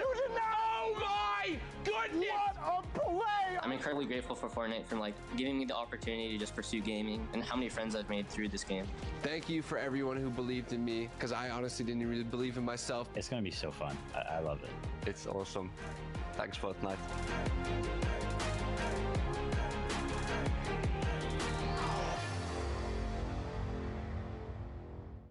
What's up, Fortnite fam? Sundown here, and today we are going to talk about shadow bombs and their impact on competitive play. If you haven't had a chance to use the shadow bomb yet, it is a utility consumable that drops in stacks of 2, and you can carry up to 6 per slot. When used, the shadow bomb grants the user invisibility, move speed, the ability to double jump, and the ability to wall jump. Shadow form lasts for 6 seconds, but will remain active after that window until the user touches their feet on the ground. We've seen shadow bombs already have a huge impact on some of the Fortnite World Cup online open qualifiers. Can he hit it? Oh my gosh! He hits it! You freaking legend! Are you kidding me? Now, let's hear what some of the players who have already qualified for the Fortnite World Cup final think of the addition of shadow bombs to competitive play. I think with Season 9, the shadow bombs are a perfect mobility that has its downsides and upsides if you use it right.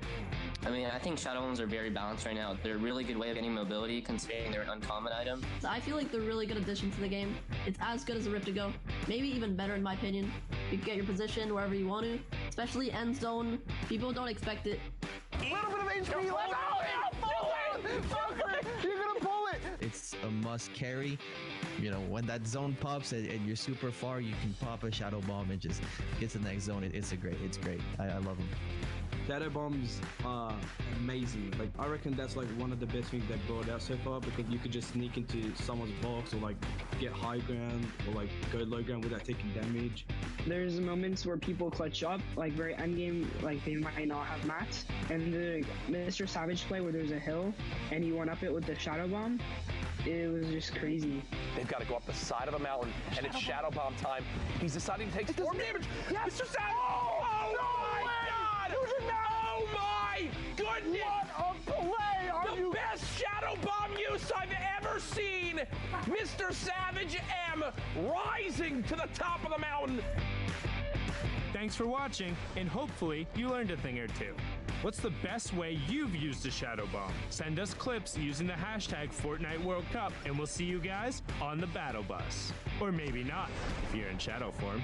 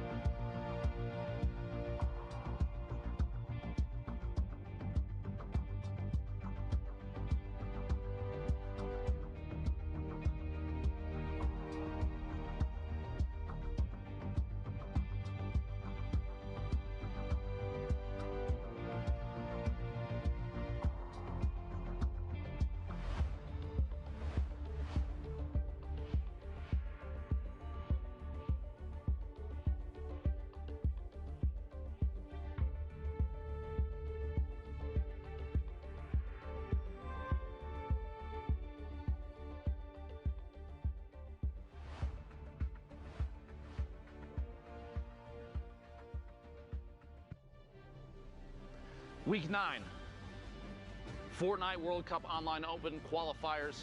We're looking at the end of literally what has been 2.5 months of players working, competing, practicing, scrimmaging, and playing out of their minds as much as they can.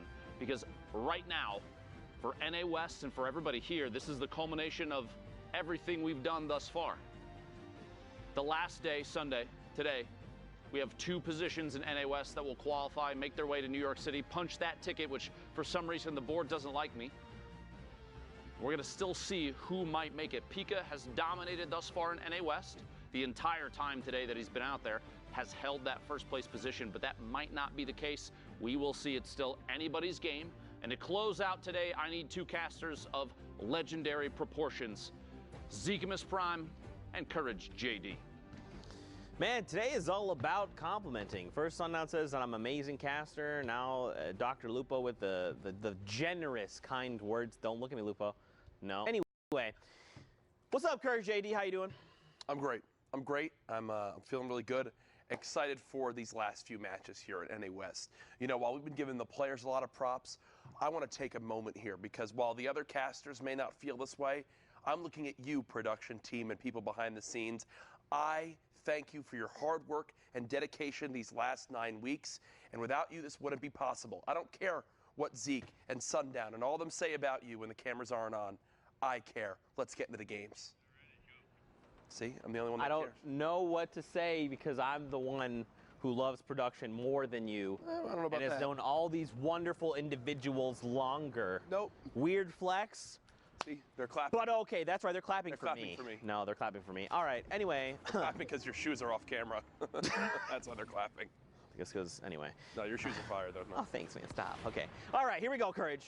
Whoa, queue's closed in 2 minutes, 25 seconds. This is it, man. The tail end of NA West coming down here to the wire. The only spots available are 2.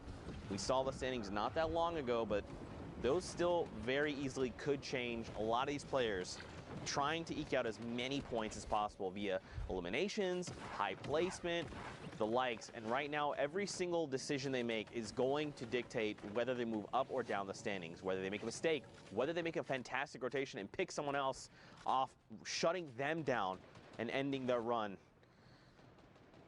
You know, this is it. This is everything that people have worked for. the last chance. All eyes on this region.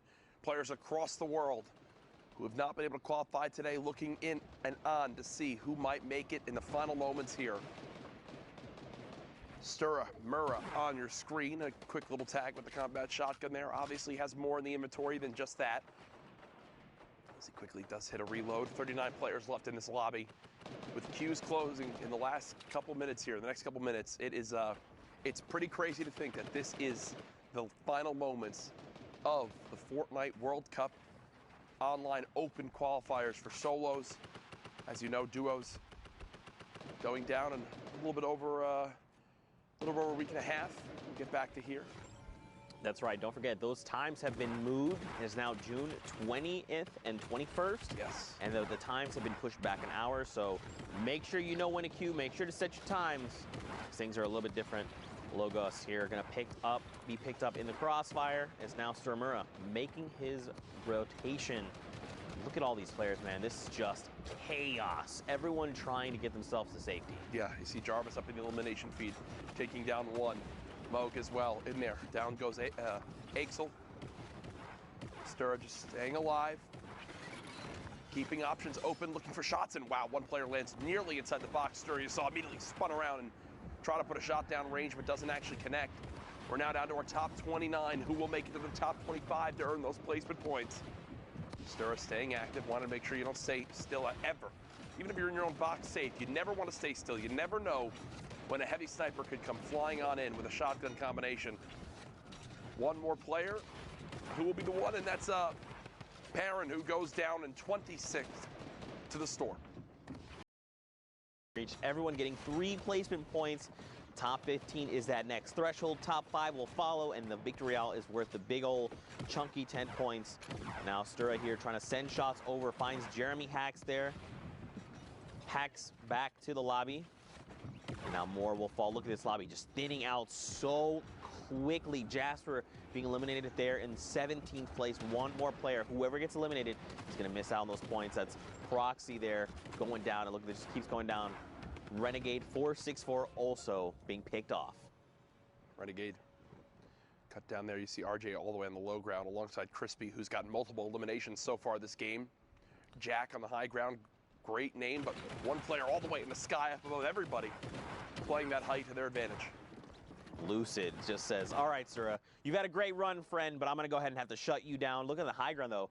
Kunichi up there with the double campfires burning. Biles here going to use that turret there to just give that floor the 1,000 HP just to secure his positioning. And again, man, we're gonna see things slow down just a little bit, right? Courage. You know, people don't want to make mistakes. They're looking for top 5. That's when they feel the most confident. They can start making those plays. A huge 78 over on Jack there. Fortunately, he was taken over. Yeah, Biles with the slurp, still just ticking, getting back as much health as possible. Oh, mid shadow form gets ripped by that shotgun. Down goes the shields. Thankfully, another slurp in the inventory can be popped once the shadow form is ended, but either way, the damage has been done.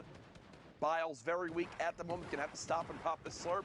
You see a player with the boombo on the other side of this wall. That's a very confident challenge, knowing the boombo does a minimum 100 damage. Biles gets the win. Continue to build on out. Now in the top 5, the final amount of placement points have been earned, and down goes Biles there in the 5th place spot. Konichi still on the high ground. Wastemendu, Rusian, and finally Lucid, the last players remaining. And Lucid has already shut down several players here.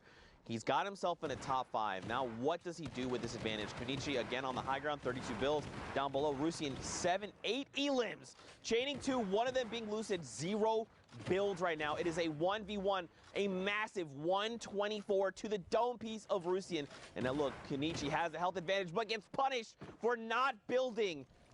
He's going to spray it out. Yeah, I mean, Rusian doesn't have any builds. He literally cannot do anything right now. He has to try and bring Konichi down, but look, Konichi just gets up on the hill and says, nice try. Nice try, Rusian. If that zone doesn't go up a mountain, different story right there. Yep. But unfortunately, you saw right there as the zone moves on up, there's no opportunity to build up and match the player's height. And Konichi knows that, follows it up quite well in the end there. Nice victory royale as we move into our next game. Again, queues are closed, folks. No more opportunity to earn points. Now it just comes down to these last lobbies that were already started before the queue shut down. You already saw Arkham on your screen in this one. Looks like we're going to be hopping on board with Voice, who has a player 1 box over. 7 eliminations already, Courage. Yeah. 30 players remain, 29 to be exact, here in Storm Circle 5. So we're going to see these lobbies be a little less dense, right? Because these are the final few games of the queue. Remember, you have that 3-hour window or 10 games to play. You can queue up until those last few seconds, and then if you get in those games, you want to play those out, try to farm elims, placement, whatever you can, because every single point matters. Voice going on the offensive there, looking to try and establish himself a nice little home made of metal, nestle himself into safety. Look down below. You got the likes of Darkxx156 in the lobby. And there's someone trying to bust right into the box right now. Arkham doing everything he can to just defend himself for the moment. Wow. And that double-edged sword of popping a campfire. Looks like it's time to be the one on the aggression.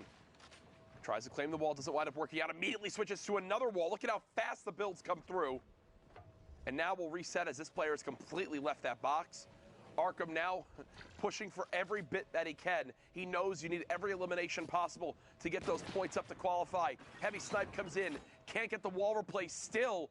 So whoever he's facing here doing a great job of stalling, hoping that Arkham just gives it up, and it looks like for the moment that's exactly what's going to happen. So much control coming out of Arkham.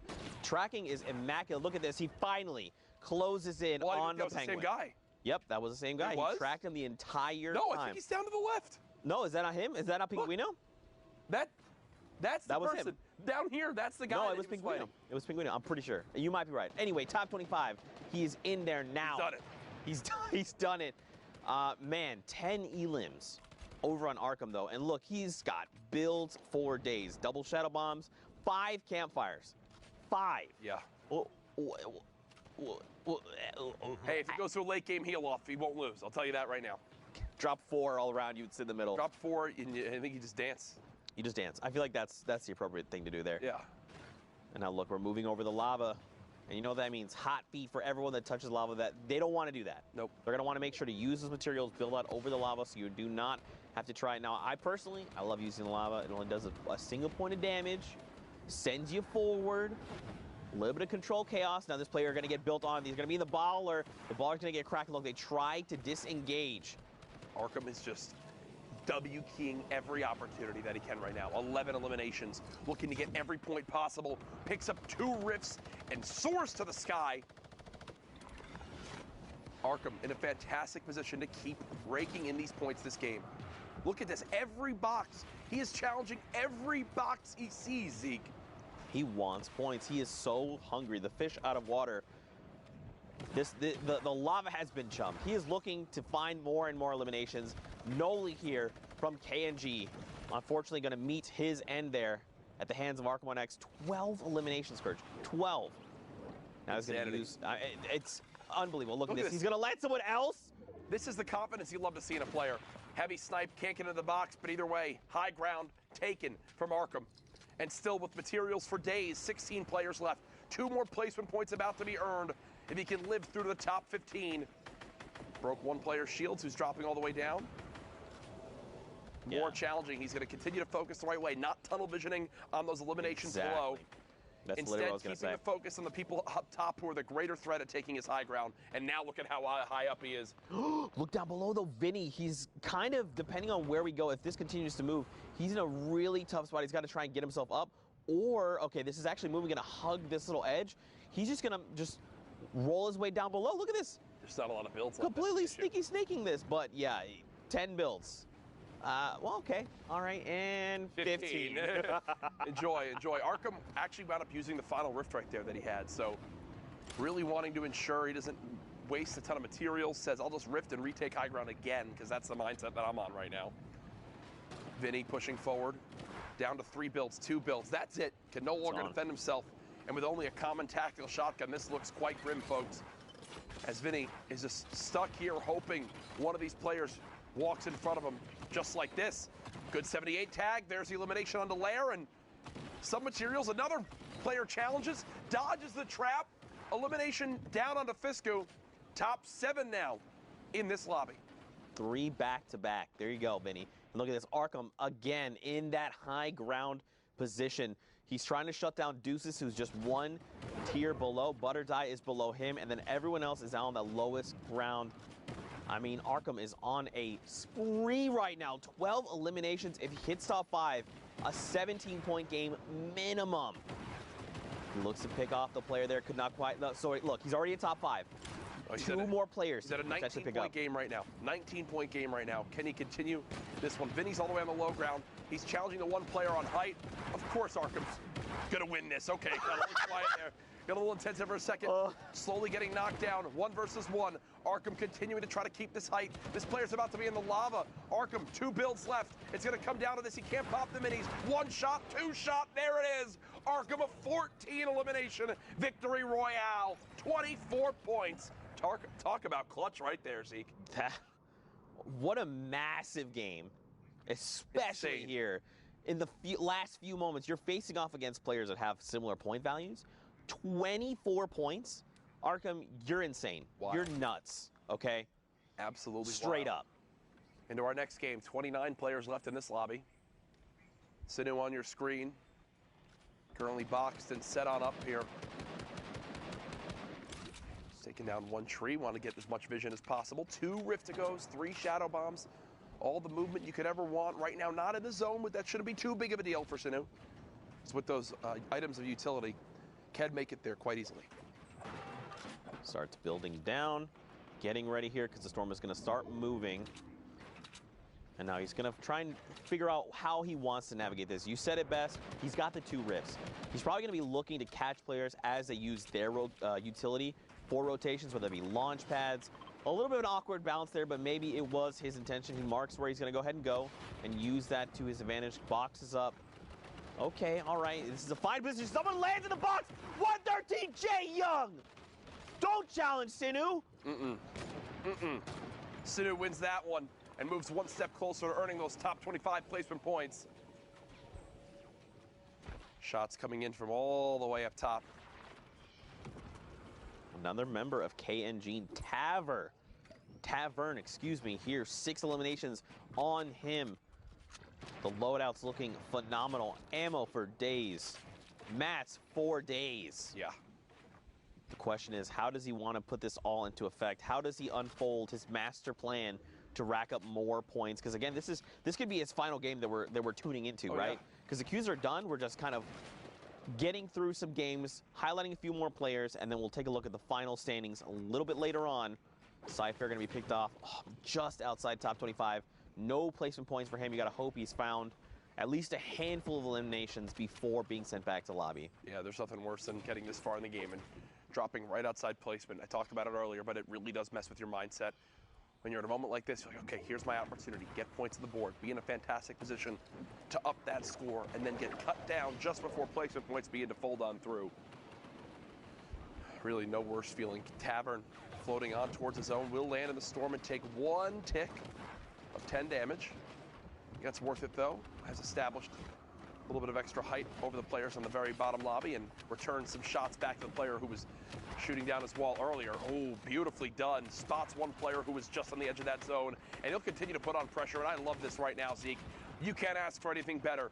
Players who are under 50 HP with the zone at their back having to run right at you. And this is just free food for Tavern. More eliminations to be racked up, points to be had. Now, if he can hit top 15, 5 points for placement total for him. You see him there on the left side of the screen, but on the right, again, just a refresher, these are the point values, 25, 15, 5, victory hour, are all the placement thresholds. And every elim is a point. Down below, Mouse 1 Toggler in very critical condition. Justin here on the right side of the screen, he's looking pretty healthy. Ethan down below as well is pretty hurt. Justin, though, 1 elim, 9 builds left. Someone hops out of a ball looking to challenge. He gets a great trade out, and he does have the half shield to top himself back off. I like that. Dude, he needs to find something. I like the no hesitation on immediately popping the half shield. You've got zone moving. You want as much health as possible at this point in the game. You don't have a lot of builds. Literally every engagement, you need any advantage possible, and right now 50 more shield could make all the difference. Justin, 3 builds remaining. Player keeping him outside the zone. Great shot onto Free G. We'll grab at least 15 builds. Oh, that's not much. A failed edit there is going to cost him 10 points of HP for the mistake there. He does have the launch pad, but I don't know how helpful it's going to be right now. Okay, all Especially, right. well, I'm going to tell you something. It's not helpful when it's inside your own box. And now with no builds left, Justin is in a point of panic. Yeah, down it goes. A little bit frantic right there. Dropped down the wrong trap, and because of it, does go down. So 8 players left in this game as we continue to push on through towards seeing who will get the victory royale. You've got Sealmat a level below Tavern.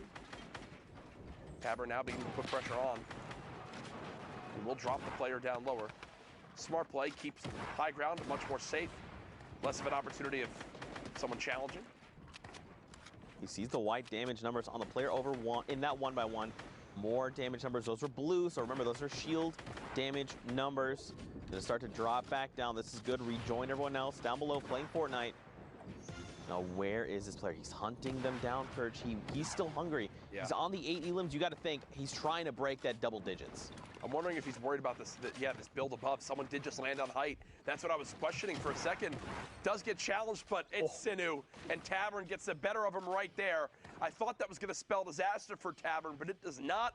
And now we're down to our top 3. Hellboy, Sealmat, and Tavern fighting for the top spot. And someone like Sealmat's been in these positions, right? He's made it into your top 3 several times. He knows how to battle this out. Immediately, look at that. Shuts down Hellboy in the 1v1. Now, Tavern standing between him and the 3 extra points from the victory royale. Tavern in the right side, top right. Sealmat in the bottom right there. Now, if Tavern picks this up, this is a 20-point game for him.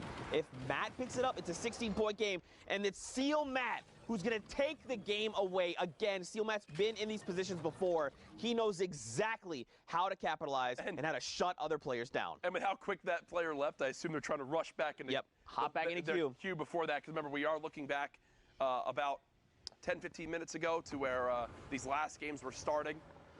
Probably trying to frantically hop on in. 37 players left in this one.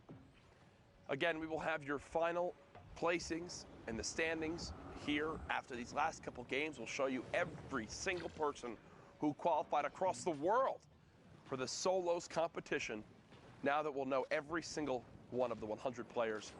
It's incredible to think about, Zeke. We've made it here. Lupa put it best. The last 2.5 months have led to this point. That's right, man. 2 spots in NA West, and man, just to think about it, you know, so many players have worked so hard. They've continued to grow over the course of the current 9 weeks. When we do hit that final week of duos, it will be 10 weeks. Just to see everyone grow, improve, level up, it's been a journey, you know. And I think at the end of the day, that's something to look back on and say, you know what, I'm nasty now. I'm nasty now. My gameplay is soggy. It is soggy. People have very soggy gameplay out there. I've heard about that. Yeah. I've heard many people say that. No Dr. Luke, I've heard people say that. You're just old right now. That's all it is. 35 players in the current lobby. 10 more need to fall before top 25. Flock's inventory. Uh-oh, it seems like this player in the wood box here has been the one deemed from everyone. You must drop now, as all turn their attention towards Frost. As unfortunately, there's no way you're stopping that much spam, my friend. 32 left right now. 2 shadow bombs available. As now, players continuing to prepare for these storms to begin to move. Here we go. Hopping down below, you see WBG Viz here. I'm curious to see what the loadout. You can see he's got the heavy sniper. Look at this. Golds for days. He's played solid gold mode. I think that's what's happening right here. He's got himself the bandages if things get a little bit dicey, and of course the minis are going to help as well. Nothing in the ways of mobility, at least it doesn't appear that way, unless he does have launch pads and that visual bug is just hiding them from us. Makes things more intense. 31 players left. Hops in! S2's Mo just gets demolished. Clean shot with the combat shotty right there. One clean motion. You love seeing stuff like that. Legendary combat shotgun just showing how good it is. Whether it's up close and personal or for medium to longer ranges, still gets the job done. Rifts going off, launch pads being placed, shadow bombs being popped. It's an all-out sprint to the next zone as people fight for the best position. The question would be, where do we go from here? Do we keep going south into Neil Tilted? Now, I believe Pasty there is going to be picked up due to storm damage. Zenst here must have gotten a little bit of damage over on that player. Don't forget that new timer is up to 60 seconds. If someone is eliminated, you get that elimination credit. It's very, very helpful there in securing things. 28 players. Sense is sensing himself in top 25. Boom, immediately there. That was a stretch. We can agree. All right, I'll give it. Sense is sensing himself for the top 25. I didn't expect it to just pop there. It was like 3 people were just instantly eliminated, so I just kind of jumped the gun. I should have made the joke a little earlier there. Macy here going to be picked up. Rusian going to be picked up. And look at this. Oh, Sense up on the high ground. Well, you know, this is his high ground now. Yeah, I guess that's how that works. Playing from height, drum gun, 600 shots. Wow. On the high ground.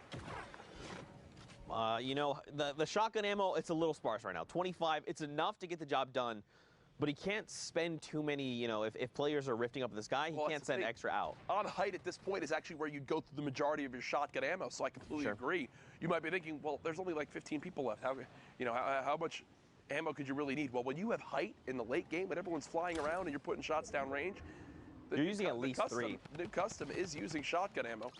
But as I say that, he puts the drum gun to use, so Zen's keeping watch of that ammo himself, making the best plays possible with the different weapons in his arsenal. He does have the 600 rounds. You mentioned it earlier, a 50 drum mag over on the drum gun. He's going to start putting it to work here, just trying to harass Flick, making him, you know, trying to dictate what Flick is doing, how he's moving, and when. Observers, you guys are just showing off here in the final few moments of this game. 10 players left. Viz finds Flick, though, with a Flick shot. I don't know what's going on with me right now. 7 eliminations over on Viz. Respect it. You know, this is, I just feel like my box. Double 80s. Navi BB. I'm sorry. It's going to be back to lobby for you, BB. Maxed out brick from that, too. So back up to over 50 builds. One player just in front. Again, you can tell Viz has the same mindset as what we saw earlier from Arkham. I have to challenge. I need the best. I need every elim here, plus a victory royale if I want to have any chance. And you know these players are actively looking at the leaderboard. They're actively pulling up and saying, where am I? Who is ahead of me? How many points do I need to close that distance? Or how many do I need to jump up? Am I in contention? Are we at tiebreakers? What is the difference right now? He's going to drop down immediately, finds an elimination. Lopez 8, or Lopeza, YouTube, I see. Up the mountain. All right, Sense still up on the high ground. Viz there closing the gap. Crayon there as well. Proverbs, he's got himself, the ball gets cracked, and look at this HP. He isn't critical. He's going to fall there. 3 players left, Courage.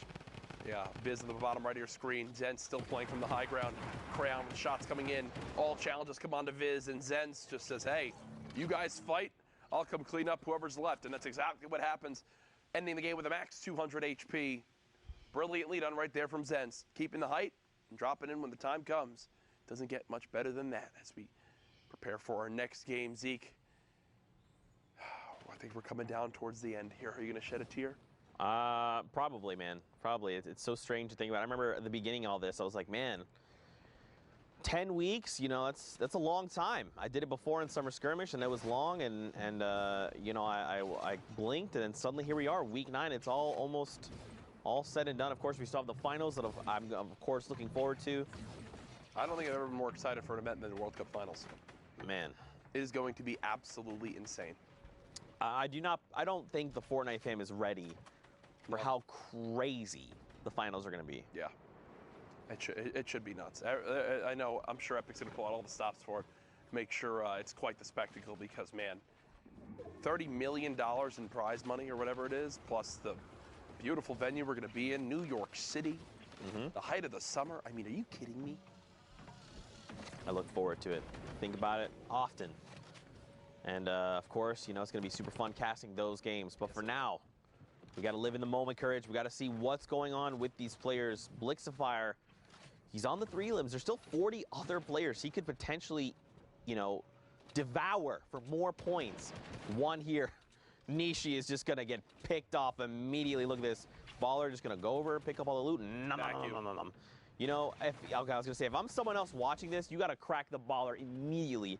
Don't let him get away with this for free. At least break the Baller. Force him to use those materials he just picked up. And that is exactly what happens. The Baller health updates have been great.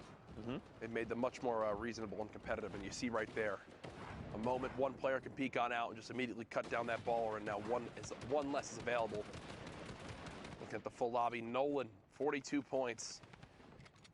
And knowing where some of the other players are stacking up point-wise, Nolan's probably a little bit far off from qualifying. Would need maybe the best game ever from here on out. I mean, he would need to start a spree immediately. Looking at the loadout, it's a little sparse. I mean, dualies are great, but you just got to make sure you're up close, you're landing those headshots, and you can just shred someone's HP. Yep. Someone goes for the challenge of 127 with the tack. The dualies are coming out. He wants to challenge, going to go try and punch through this metal. He needs to try and do it fast. Do not let the HP bar tick up. He gets the wall replaced. The player defensively comes out with the wall ramp. Look at this. They're hugging, and another ramp comes out. The trap against the wall. Okay. Dodge. It's okay. Dodge. It's fine. Dodges. These are the best players in the world. Zeke, they know how to dodge those traps. 29 players left. You ever feel like it's like, you know, when you go to like a movie and you put on the 3D glasses and it's like it's in your face? That's what happens every time a trap comes out. I think it's like right there. It's going to be me that's eliminated. I get like flashbacks of all the times I've been eliminated via traps. All too many. Dude, they are the most, like, the toughest way to drop. It used to be like much more humiliating when it happened because the trap used to have to be placed on a fully set wall. And it would take the time to obviously go with that. But now, with how fast the traps can go down for 150 damage, they're one of the best defensive tools when someone's aggressively pushing into your box. And that's a beautiful rocket right there. Wow. The massive, that was huge. Blixifier shut down. And if that was his last game, that's it. He cannot rack up any more points. Nope. Great angle there. Caminus there on just below the tarp. Zed there. Oh my gosh, look at the HP, just gone. That's it. Vinny Recon there. So many names. Maximos in this. Harrians is in this. People contesting for those two spots available. And look at this. We hop in, of course, with Harrians. 3 elims. 71 points.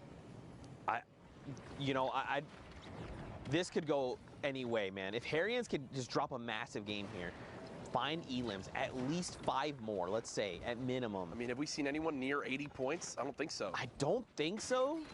So obviously we don't know the official standings yet. We'll give them to you in just a few minutes. But right now, looking at all things considered, Harrians has been in the top 10 throughout the day.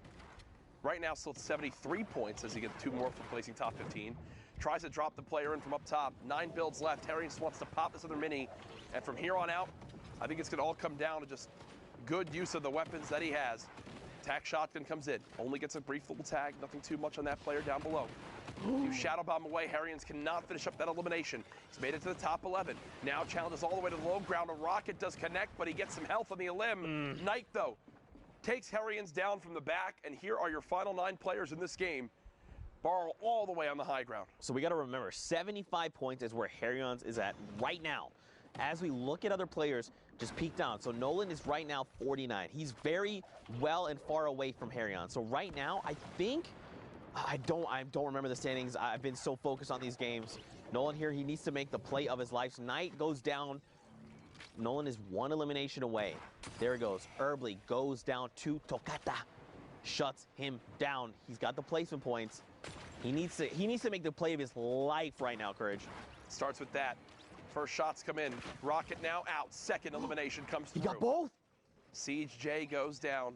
Nolan, 53 points again. Still don't think it's going to be enough, but at this point, it's valiant efforts. Playing for pride. Rocket comes through. Does it knock a player down? Only 1 build left. He hears the mini being popped. He knows the person's got to be weak.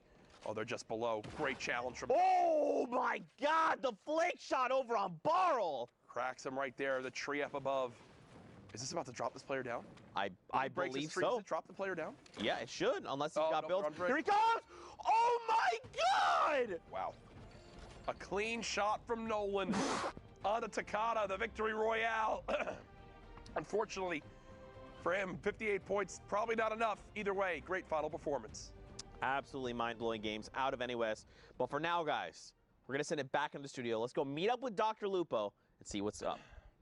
NA West, absolutely ridiculous. Nolan literally owning the entire endgame there, putting on an excellent show. The choice to rocket at just the right time, drop players in from above. Wild combat shotgun shots. You love to see it. And that actually is the final game for NA West that we're going to show you, which means it's time to take a look at the standings in 10 minutes. Don't go anywhere. We're going to throw to a break. Sorry to debate you a little bit, but I had to do it. We'll be here when you come back. See you in 10.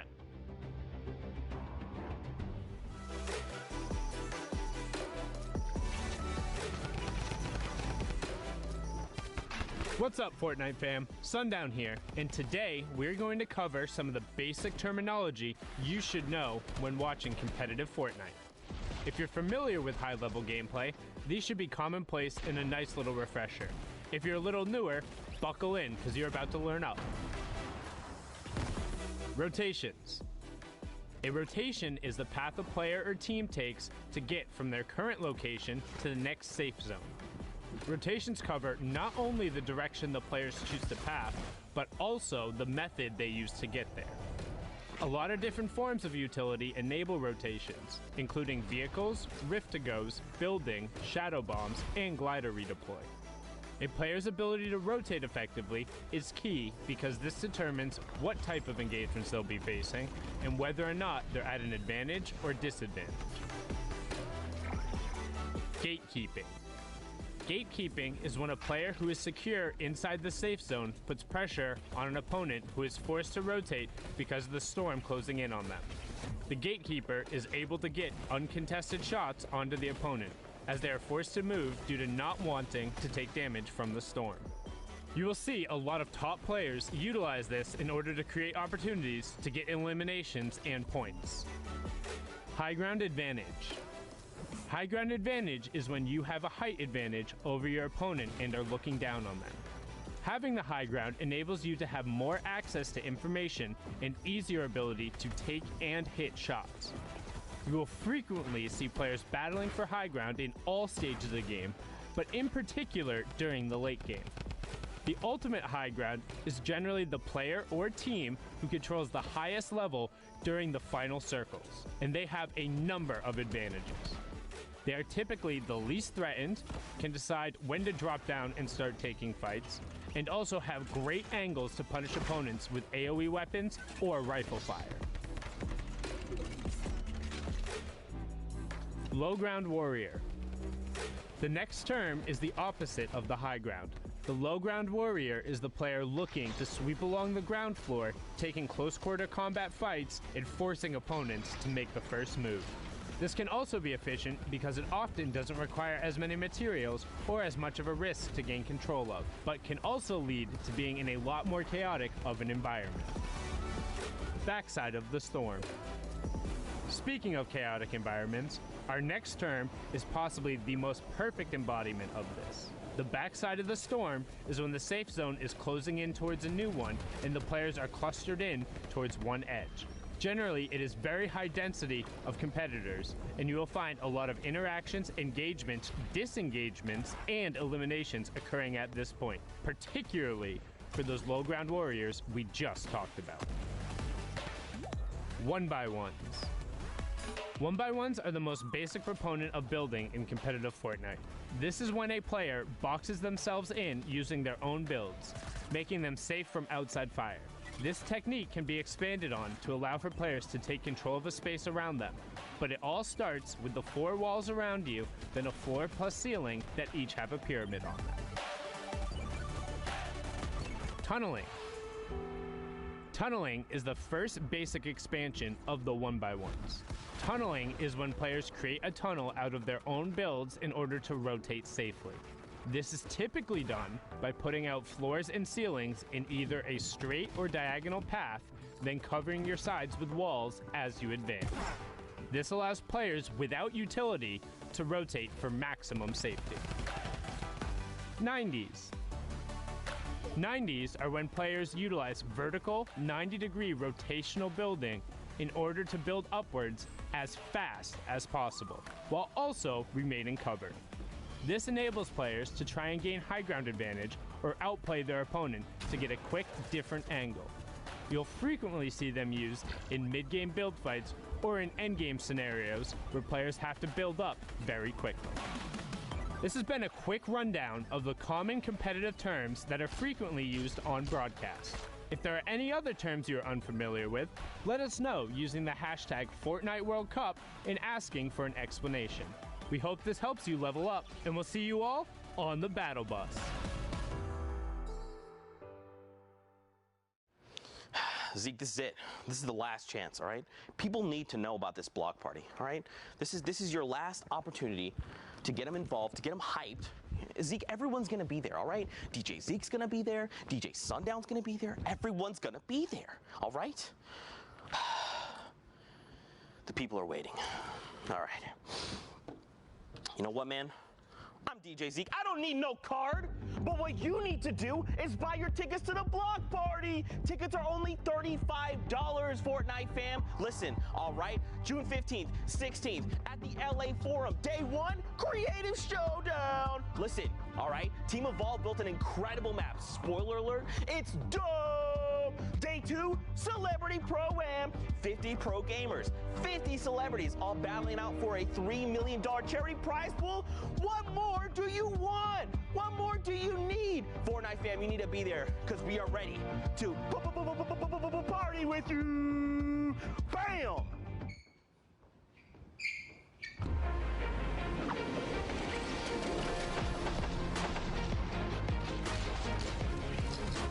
To actually qualify, it's actually such a relief, such a big achievement, and something I've been working for almost a year now. It feels really good. I think it's one of my biggest accomplishments. It's just a massive, massive pool of people. You need to be so incredibly proud of your son being one of the best, one of the best solo Fortnite players in the world. It's still hitting me like slowly.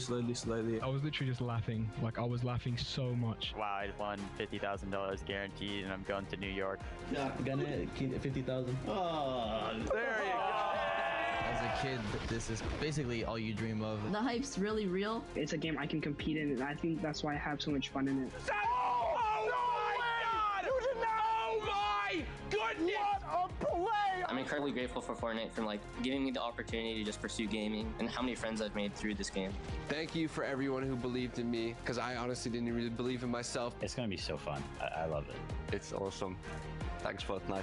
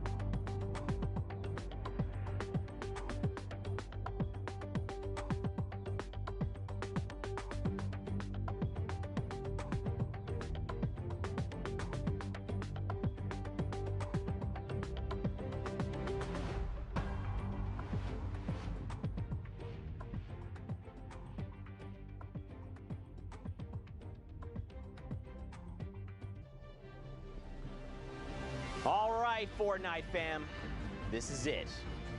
9 weeks of work. 5 of those have gone to solo competition, and now we are here to find out who the final players are that will be joining us in the Fortnite World Cup. Now, first, of course, we've got this guy, Sundown. But so I was gonna say, first, you guys have been super excited on social media. You know we love interacting with you. Let's take a look at all the exciting things you guys have been posting about. Of course, so many people qualifying, many excited about it. Oh yeah. Boom. An aspect. Zero ping. Let's go, baby. Zero ping, OP. Zero ping, boys. I heard that lets you take walls easier. Yes, indeed, apparently. There you go. This is my favorite one right here, just MQ. This is unreal. Thank you guys for believing for everything. All you need is to believe in yourself. Love you guys. Just subscribe to my YouTube right there. It's like going in a nice little emotional message and then slides the plug in. He must Courage watch. taught him well. He literally must watch Courage JD all day. Listen, there you go. Gotta know how to plug. Simple as that. Don't. All right, ladies and gentlemen, Fortnite fans across the globe, we know what you're waiting for, and that is the NA West results. Who will be the 2 players that have punched their tickets and will be joining us in the World Cup Finals in New York City? You guys ready to find out? Yes, sir. Want to see this? Here we go. Arkham 1X. Now, Pika, of course, is already qualified, so that means Harryans will be coming through. Congratulations to both players. Are you guys surprised? I mean, I feel like we've been seeing Harryans literally all day. Not surprised at all. I mean, Arkham and Harryans have been fantastic. Harryans was in that top spot in the semifinal as well. The one thing to note here on the NA West leaderboards, there was a match that launched after the time window. It will end up being invalidated. It did not impact the qualification spots, but the order might change. So if you check the leaderboard out maybe tomorrow and something's a little different, that's why. So just wanted to give you a little heads up in there. But again, congratulations to all of these guys. Such incredible players snagging the final 2 spots. That's it. The solos competition is now set. The pool is there, and I mean, it's gonna be absurd. Man, cannot wait for World Cup Finals.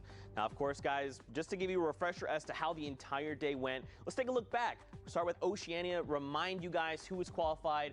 That is Rona Season or Sazman. You know, it's fantastic to see this player come through. So much work, so much has gone into his trip. And now, Courage, he's made it through. He's got himself a ticket. What a relief it must be. Obviously, it's a whole different story when you're in one of those regions where there's one spot. It's something to think about where it's like winning the lottery.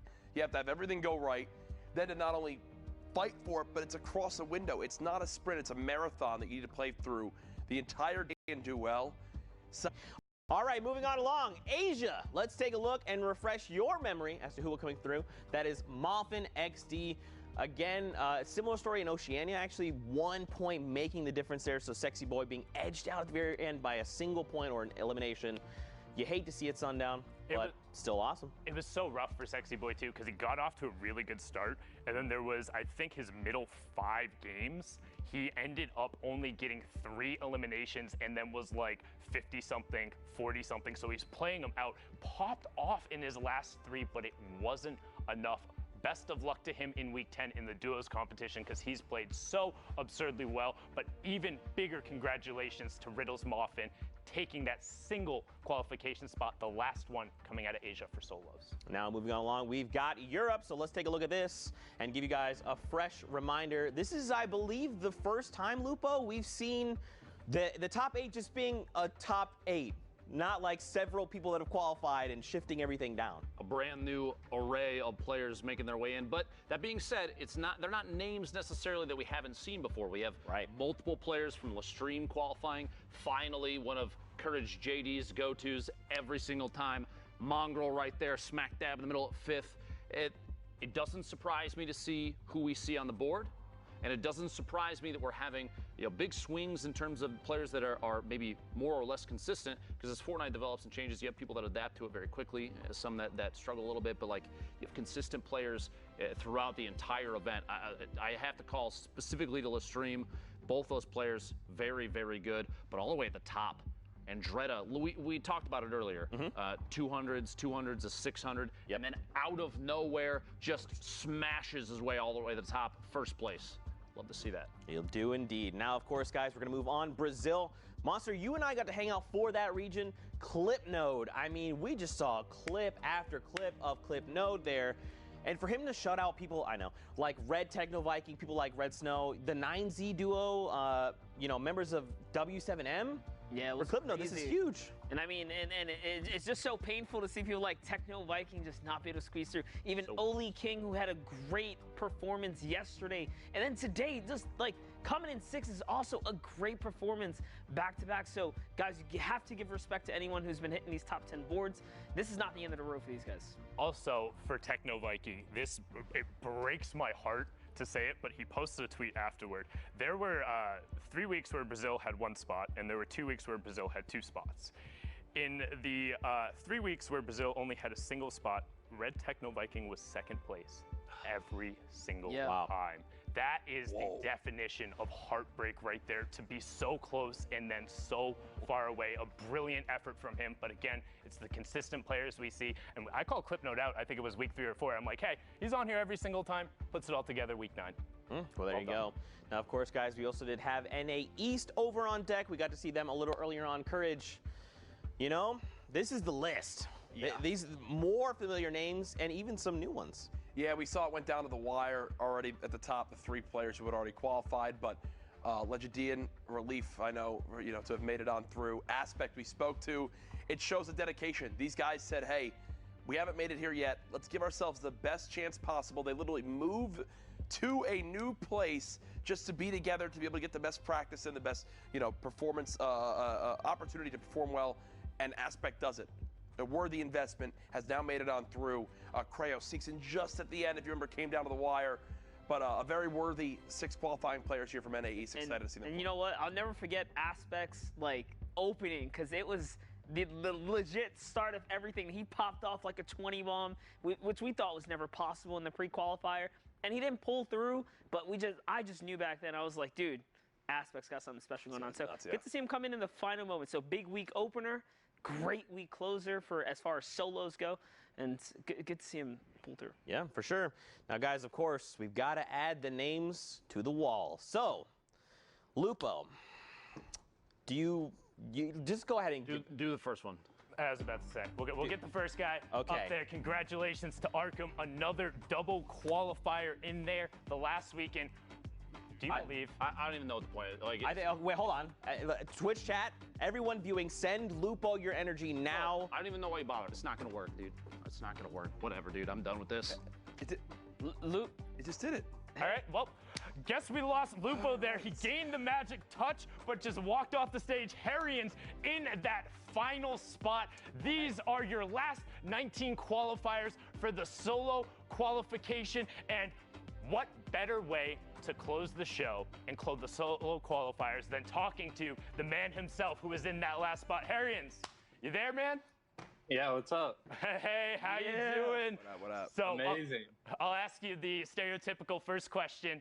You got out of the game, you checked the leaderboard, all was said and done. What was the first thing you did?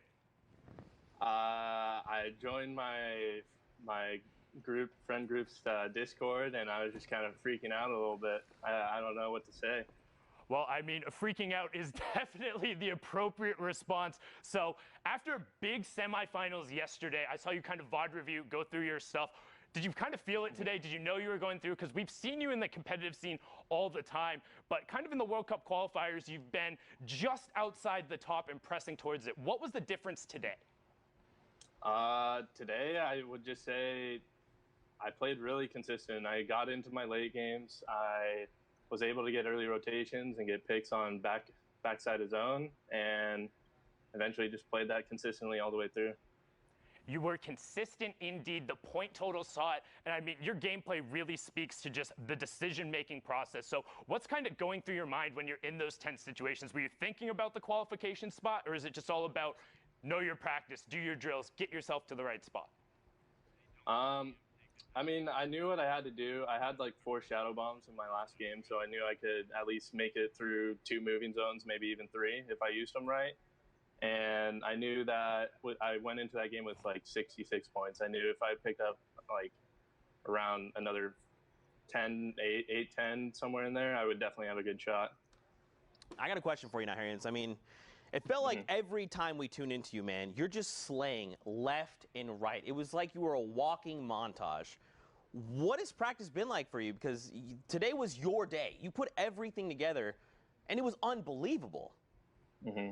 Well, these last, the first few weeks, I noticed that the one thing that I was doing well was I was placing well. I was always like top 10 every game. I was getting placement points, and I was like 75% placement points, and I knew I need to start getting kills. So these last few weeks, I've been really just working on box fighting and taking early and mid game fights to get those better or easier kills early game, and then that'll take me into late game with even more loot. Yeah, awesome. Well, Harrians, massive congrats. Thank you for taking time to talk with us. We want to give you the floor now just to plug your social, send thanks to whoever. Floor is yours, my friend. Twitch.tv/Harrions. That's all. There you go. Wait, is it Harrians or Harryons? Harryons. Oh, I was unintentionally right. Thank you so much. We'll see you in New York City, where we will get a slice of pizza. Awesome. All right, Harrians. Thank you so much. That was Harrians. Massive congrats. Unintentionally right is the only right you ever are. Okay. All right. Can't make it through an entire show. All right. Well, Fortnite fam, again, that is it. We know the 100 players that are going through to the finals, and I think the only fitting way, of course, is to run through. Do it. We have to do it. So I think we should go ahead and do that. You guys can kind of literally told us we have to do it. Yeah. Well, there you go. Yeah. You ruined the magic. Here you go. Here it is. Taking a look at this. I mean, and Sundown, we'll start with you and we'll kind of go around. Give me 2 players, just out the gate. Right off the bat, Prisionero, and I'll take the easy one, Dubs. Dubs. The Spanish player, and then the young sensation out of the East. All right. Dr. Courage, you want to go? That week 1 is stacked from NA, especially. Crazy. Week looking at it as well. Top Banny, someone that was always there. 3 very talented players. Monster? Let's take a look here. NRG ZT, veteran on the scene, has been putting in good work, and just if I had to choose another shout out, why not give it to Buck, who had one of the most emotional videos, even brought me to a couple tears, man. Shout out to Buck, dude. Finally, Lupo. Honestly, the first spot I go to, the players from Brazil have always put on an excellent show. So anytime you have a chance, like Mix, anybody like that shows up on the board, I love that. South America coming in big. Yeah. I love to see it. Yeah, for sure. And of course, the final week, these are the 19 that are joining us in the Fortnite World Cup Finals. We have our 100. Fortnite fam, be hyped. Send them all some love. Take time to just find their socials, find their content, send them all the love in the world. And I think the last thing I want to do before we go ahead and head out, Sundown kind of talked about this a little bit earlier on. And, obviously we want to celebrate everyone that's qualified. It means the world to them. But if you made it to finals, the top 3,000 players, and you didn't qualify, keep your head up. I know it's very easy to get down. I know. But you made it there for a reason. You're an incredible player, and you deserve to make it to the finals that day. It was absolutely incredible, like we talk about, and Lupo even kind of touched on it as well. It has been a grind. There's one more week left. This was your last shot for the solos, but put all of your focus into that duo competition. Keep your head up, keep the momentum rolling, because you need the confidence, you need the strong mental game, and don't give up. If you want to keep playing, there's always something to play for, whether it's out there in the community, people starting to run their own events, or whatever happens in the future. You can do it if you set your mind to it and if you genuinely want to. That's right. Even though you did not qualify, your journey does not end. Your Fortnite journey begins right now. Now, Fortnite fan, before we say goodbye, don't forget Week 10 has been moved. It is on the 20th and the 21st, and we're back an hour, so make sure to set your calendar and your times, because it is the finals for the duo competition. Gentlemen, thank you guys so much for being here with us, casting games. Fortnite fam, thank you guys for being here with us and enjoying all the Fortnite action, but that's it from us. So, of course, don't forget to thank your bus driver, and we'll see you guys on the battle bus. We are getting ready, guys. The final opportunity for a lot of these players to qualify. Use the RPG to drop down Clarity. Clarity has zone position, gets the first shot, and Casker finds it! Knocks the one player down to the box. Shotgun comes through. Dropping down inside, shots back behind. A quick flip. Let's go, Are you kidding me? Arkham here. The lowest HP, the rocket, gonna come in, protect himself. He's in the zone, he's oh my God! He got it!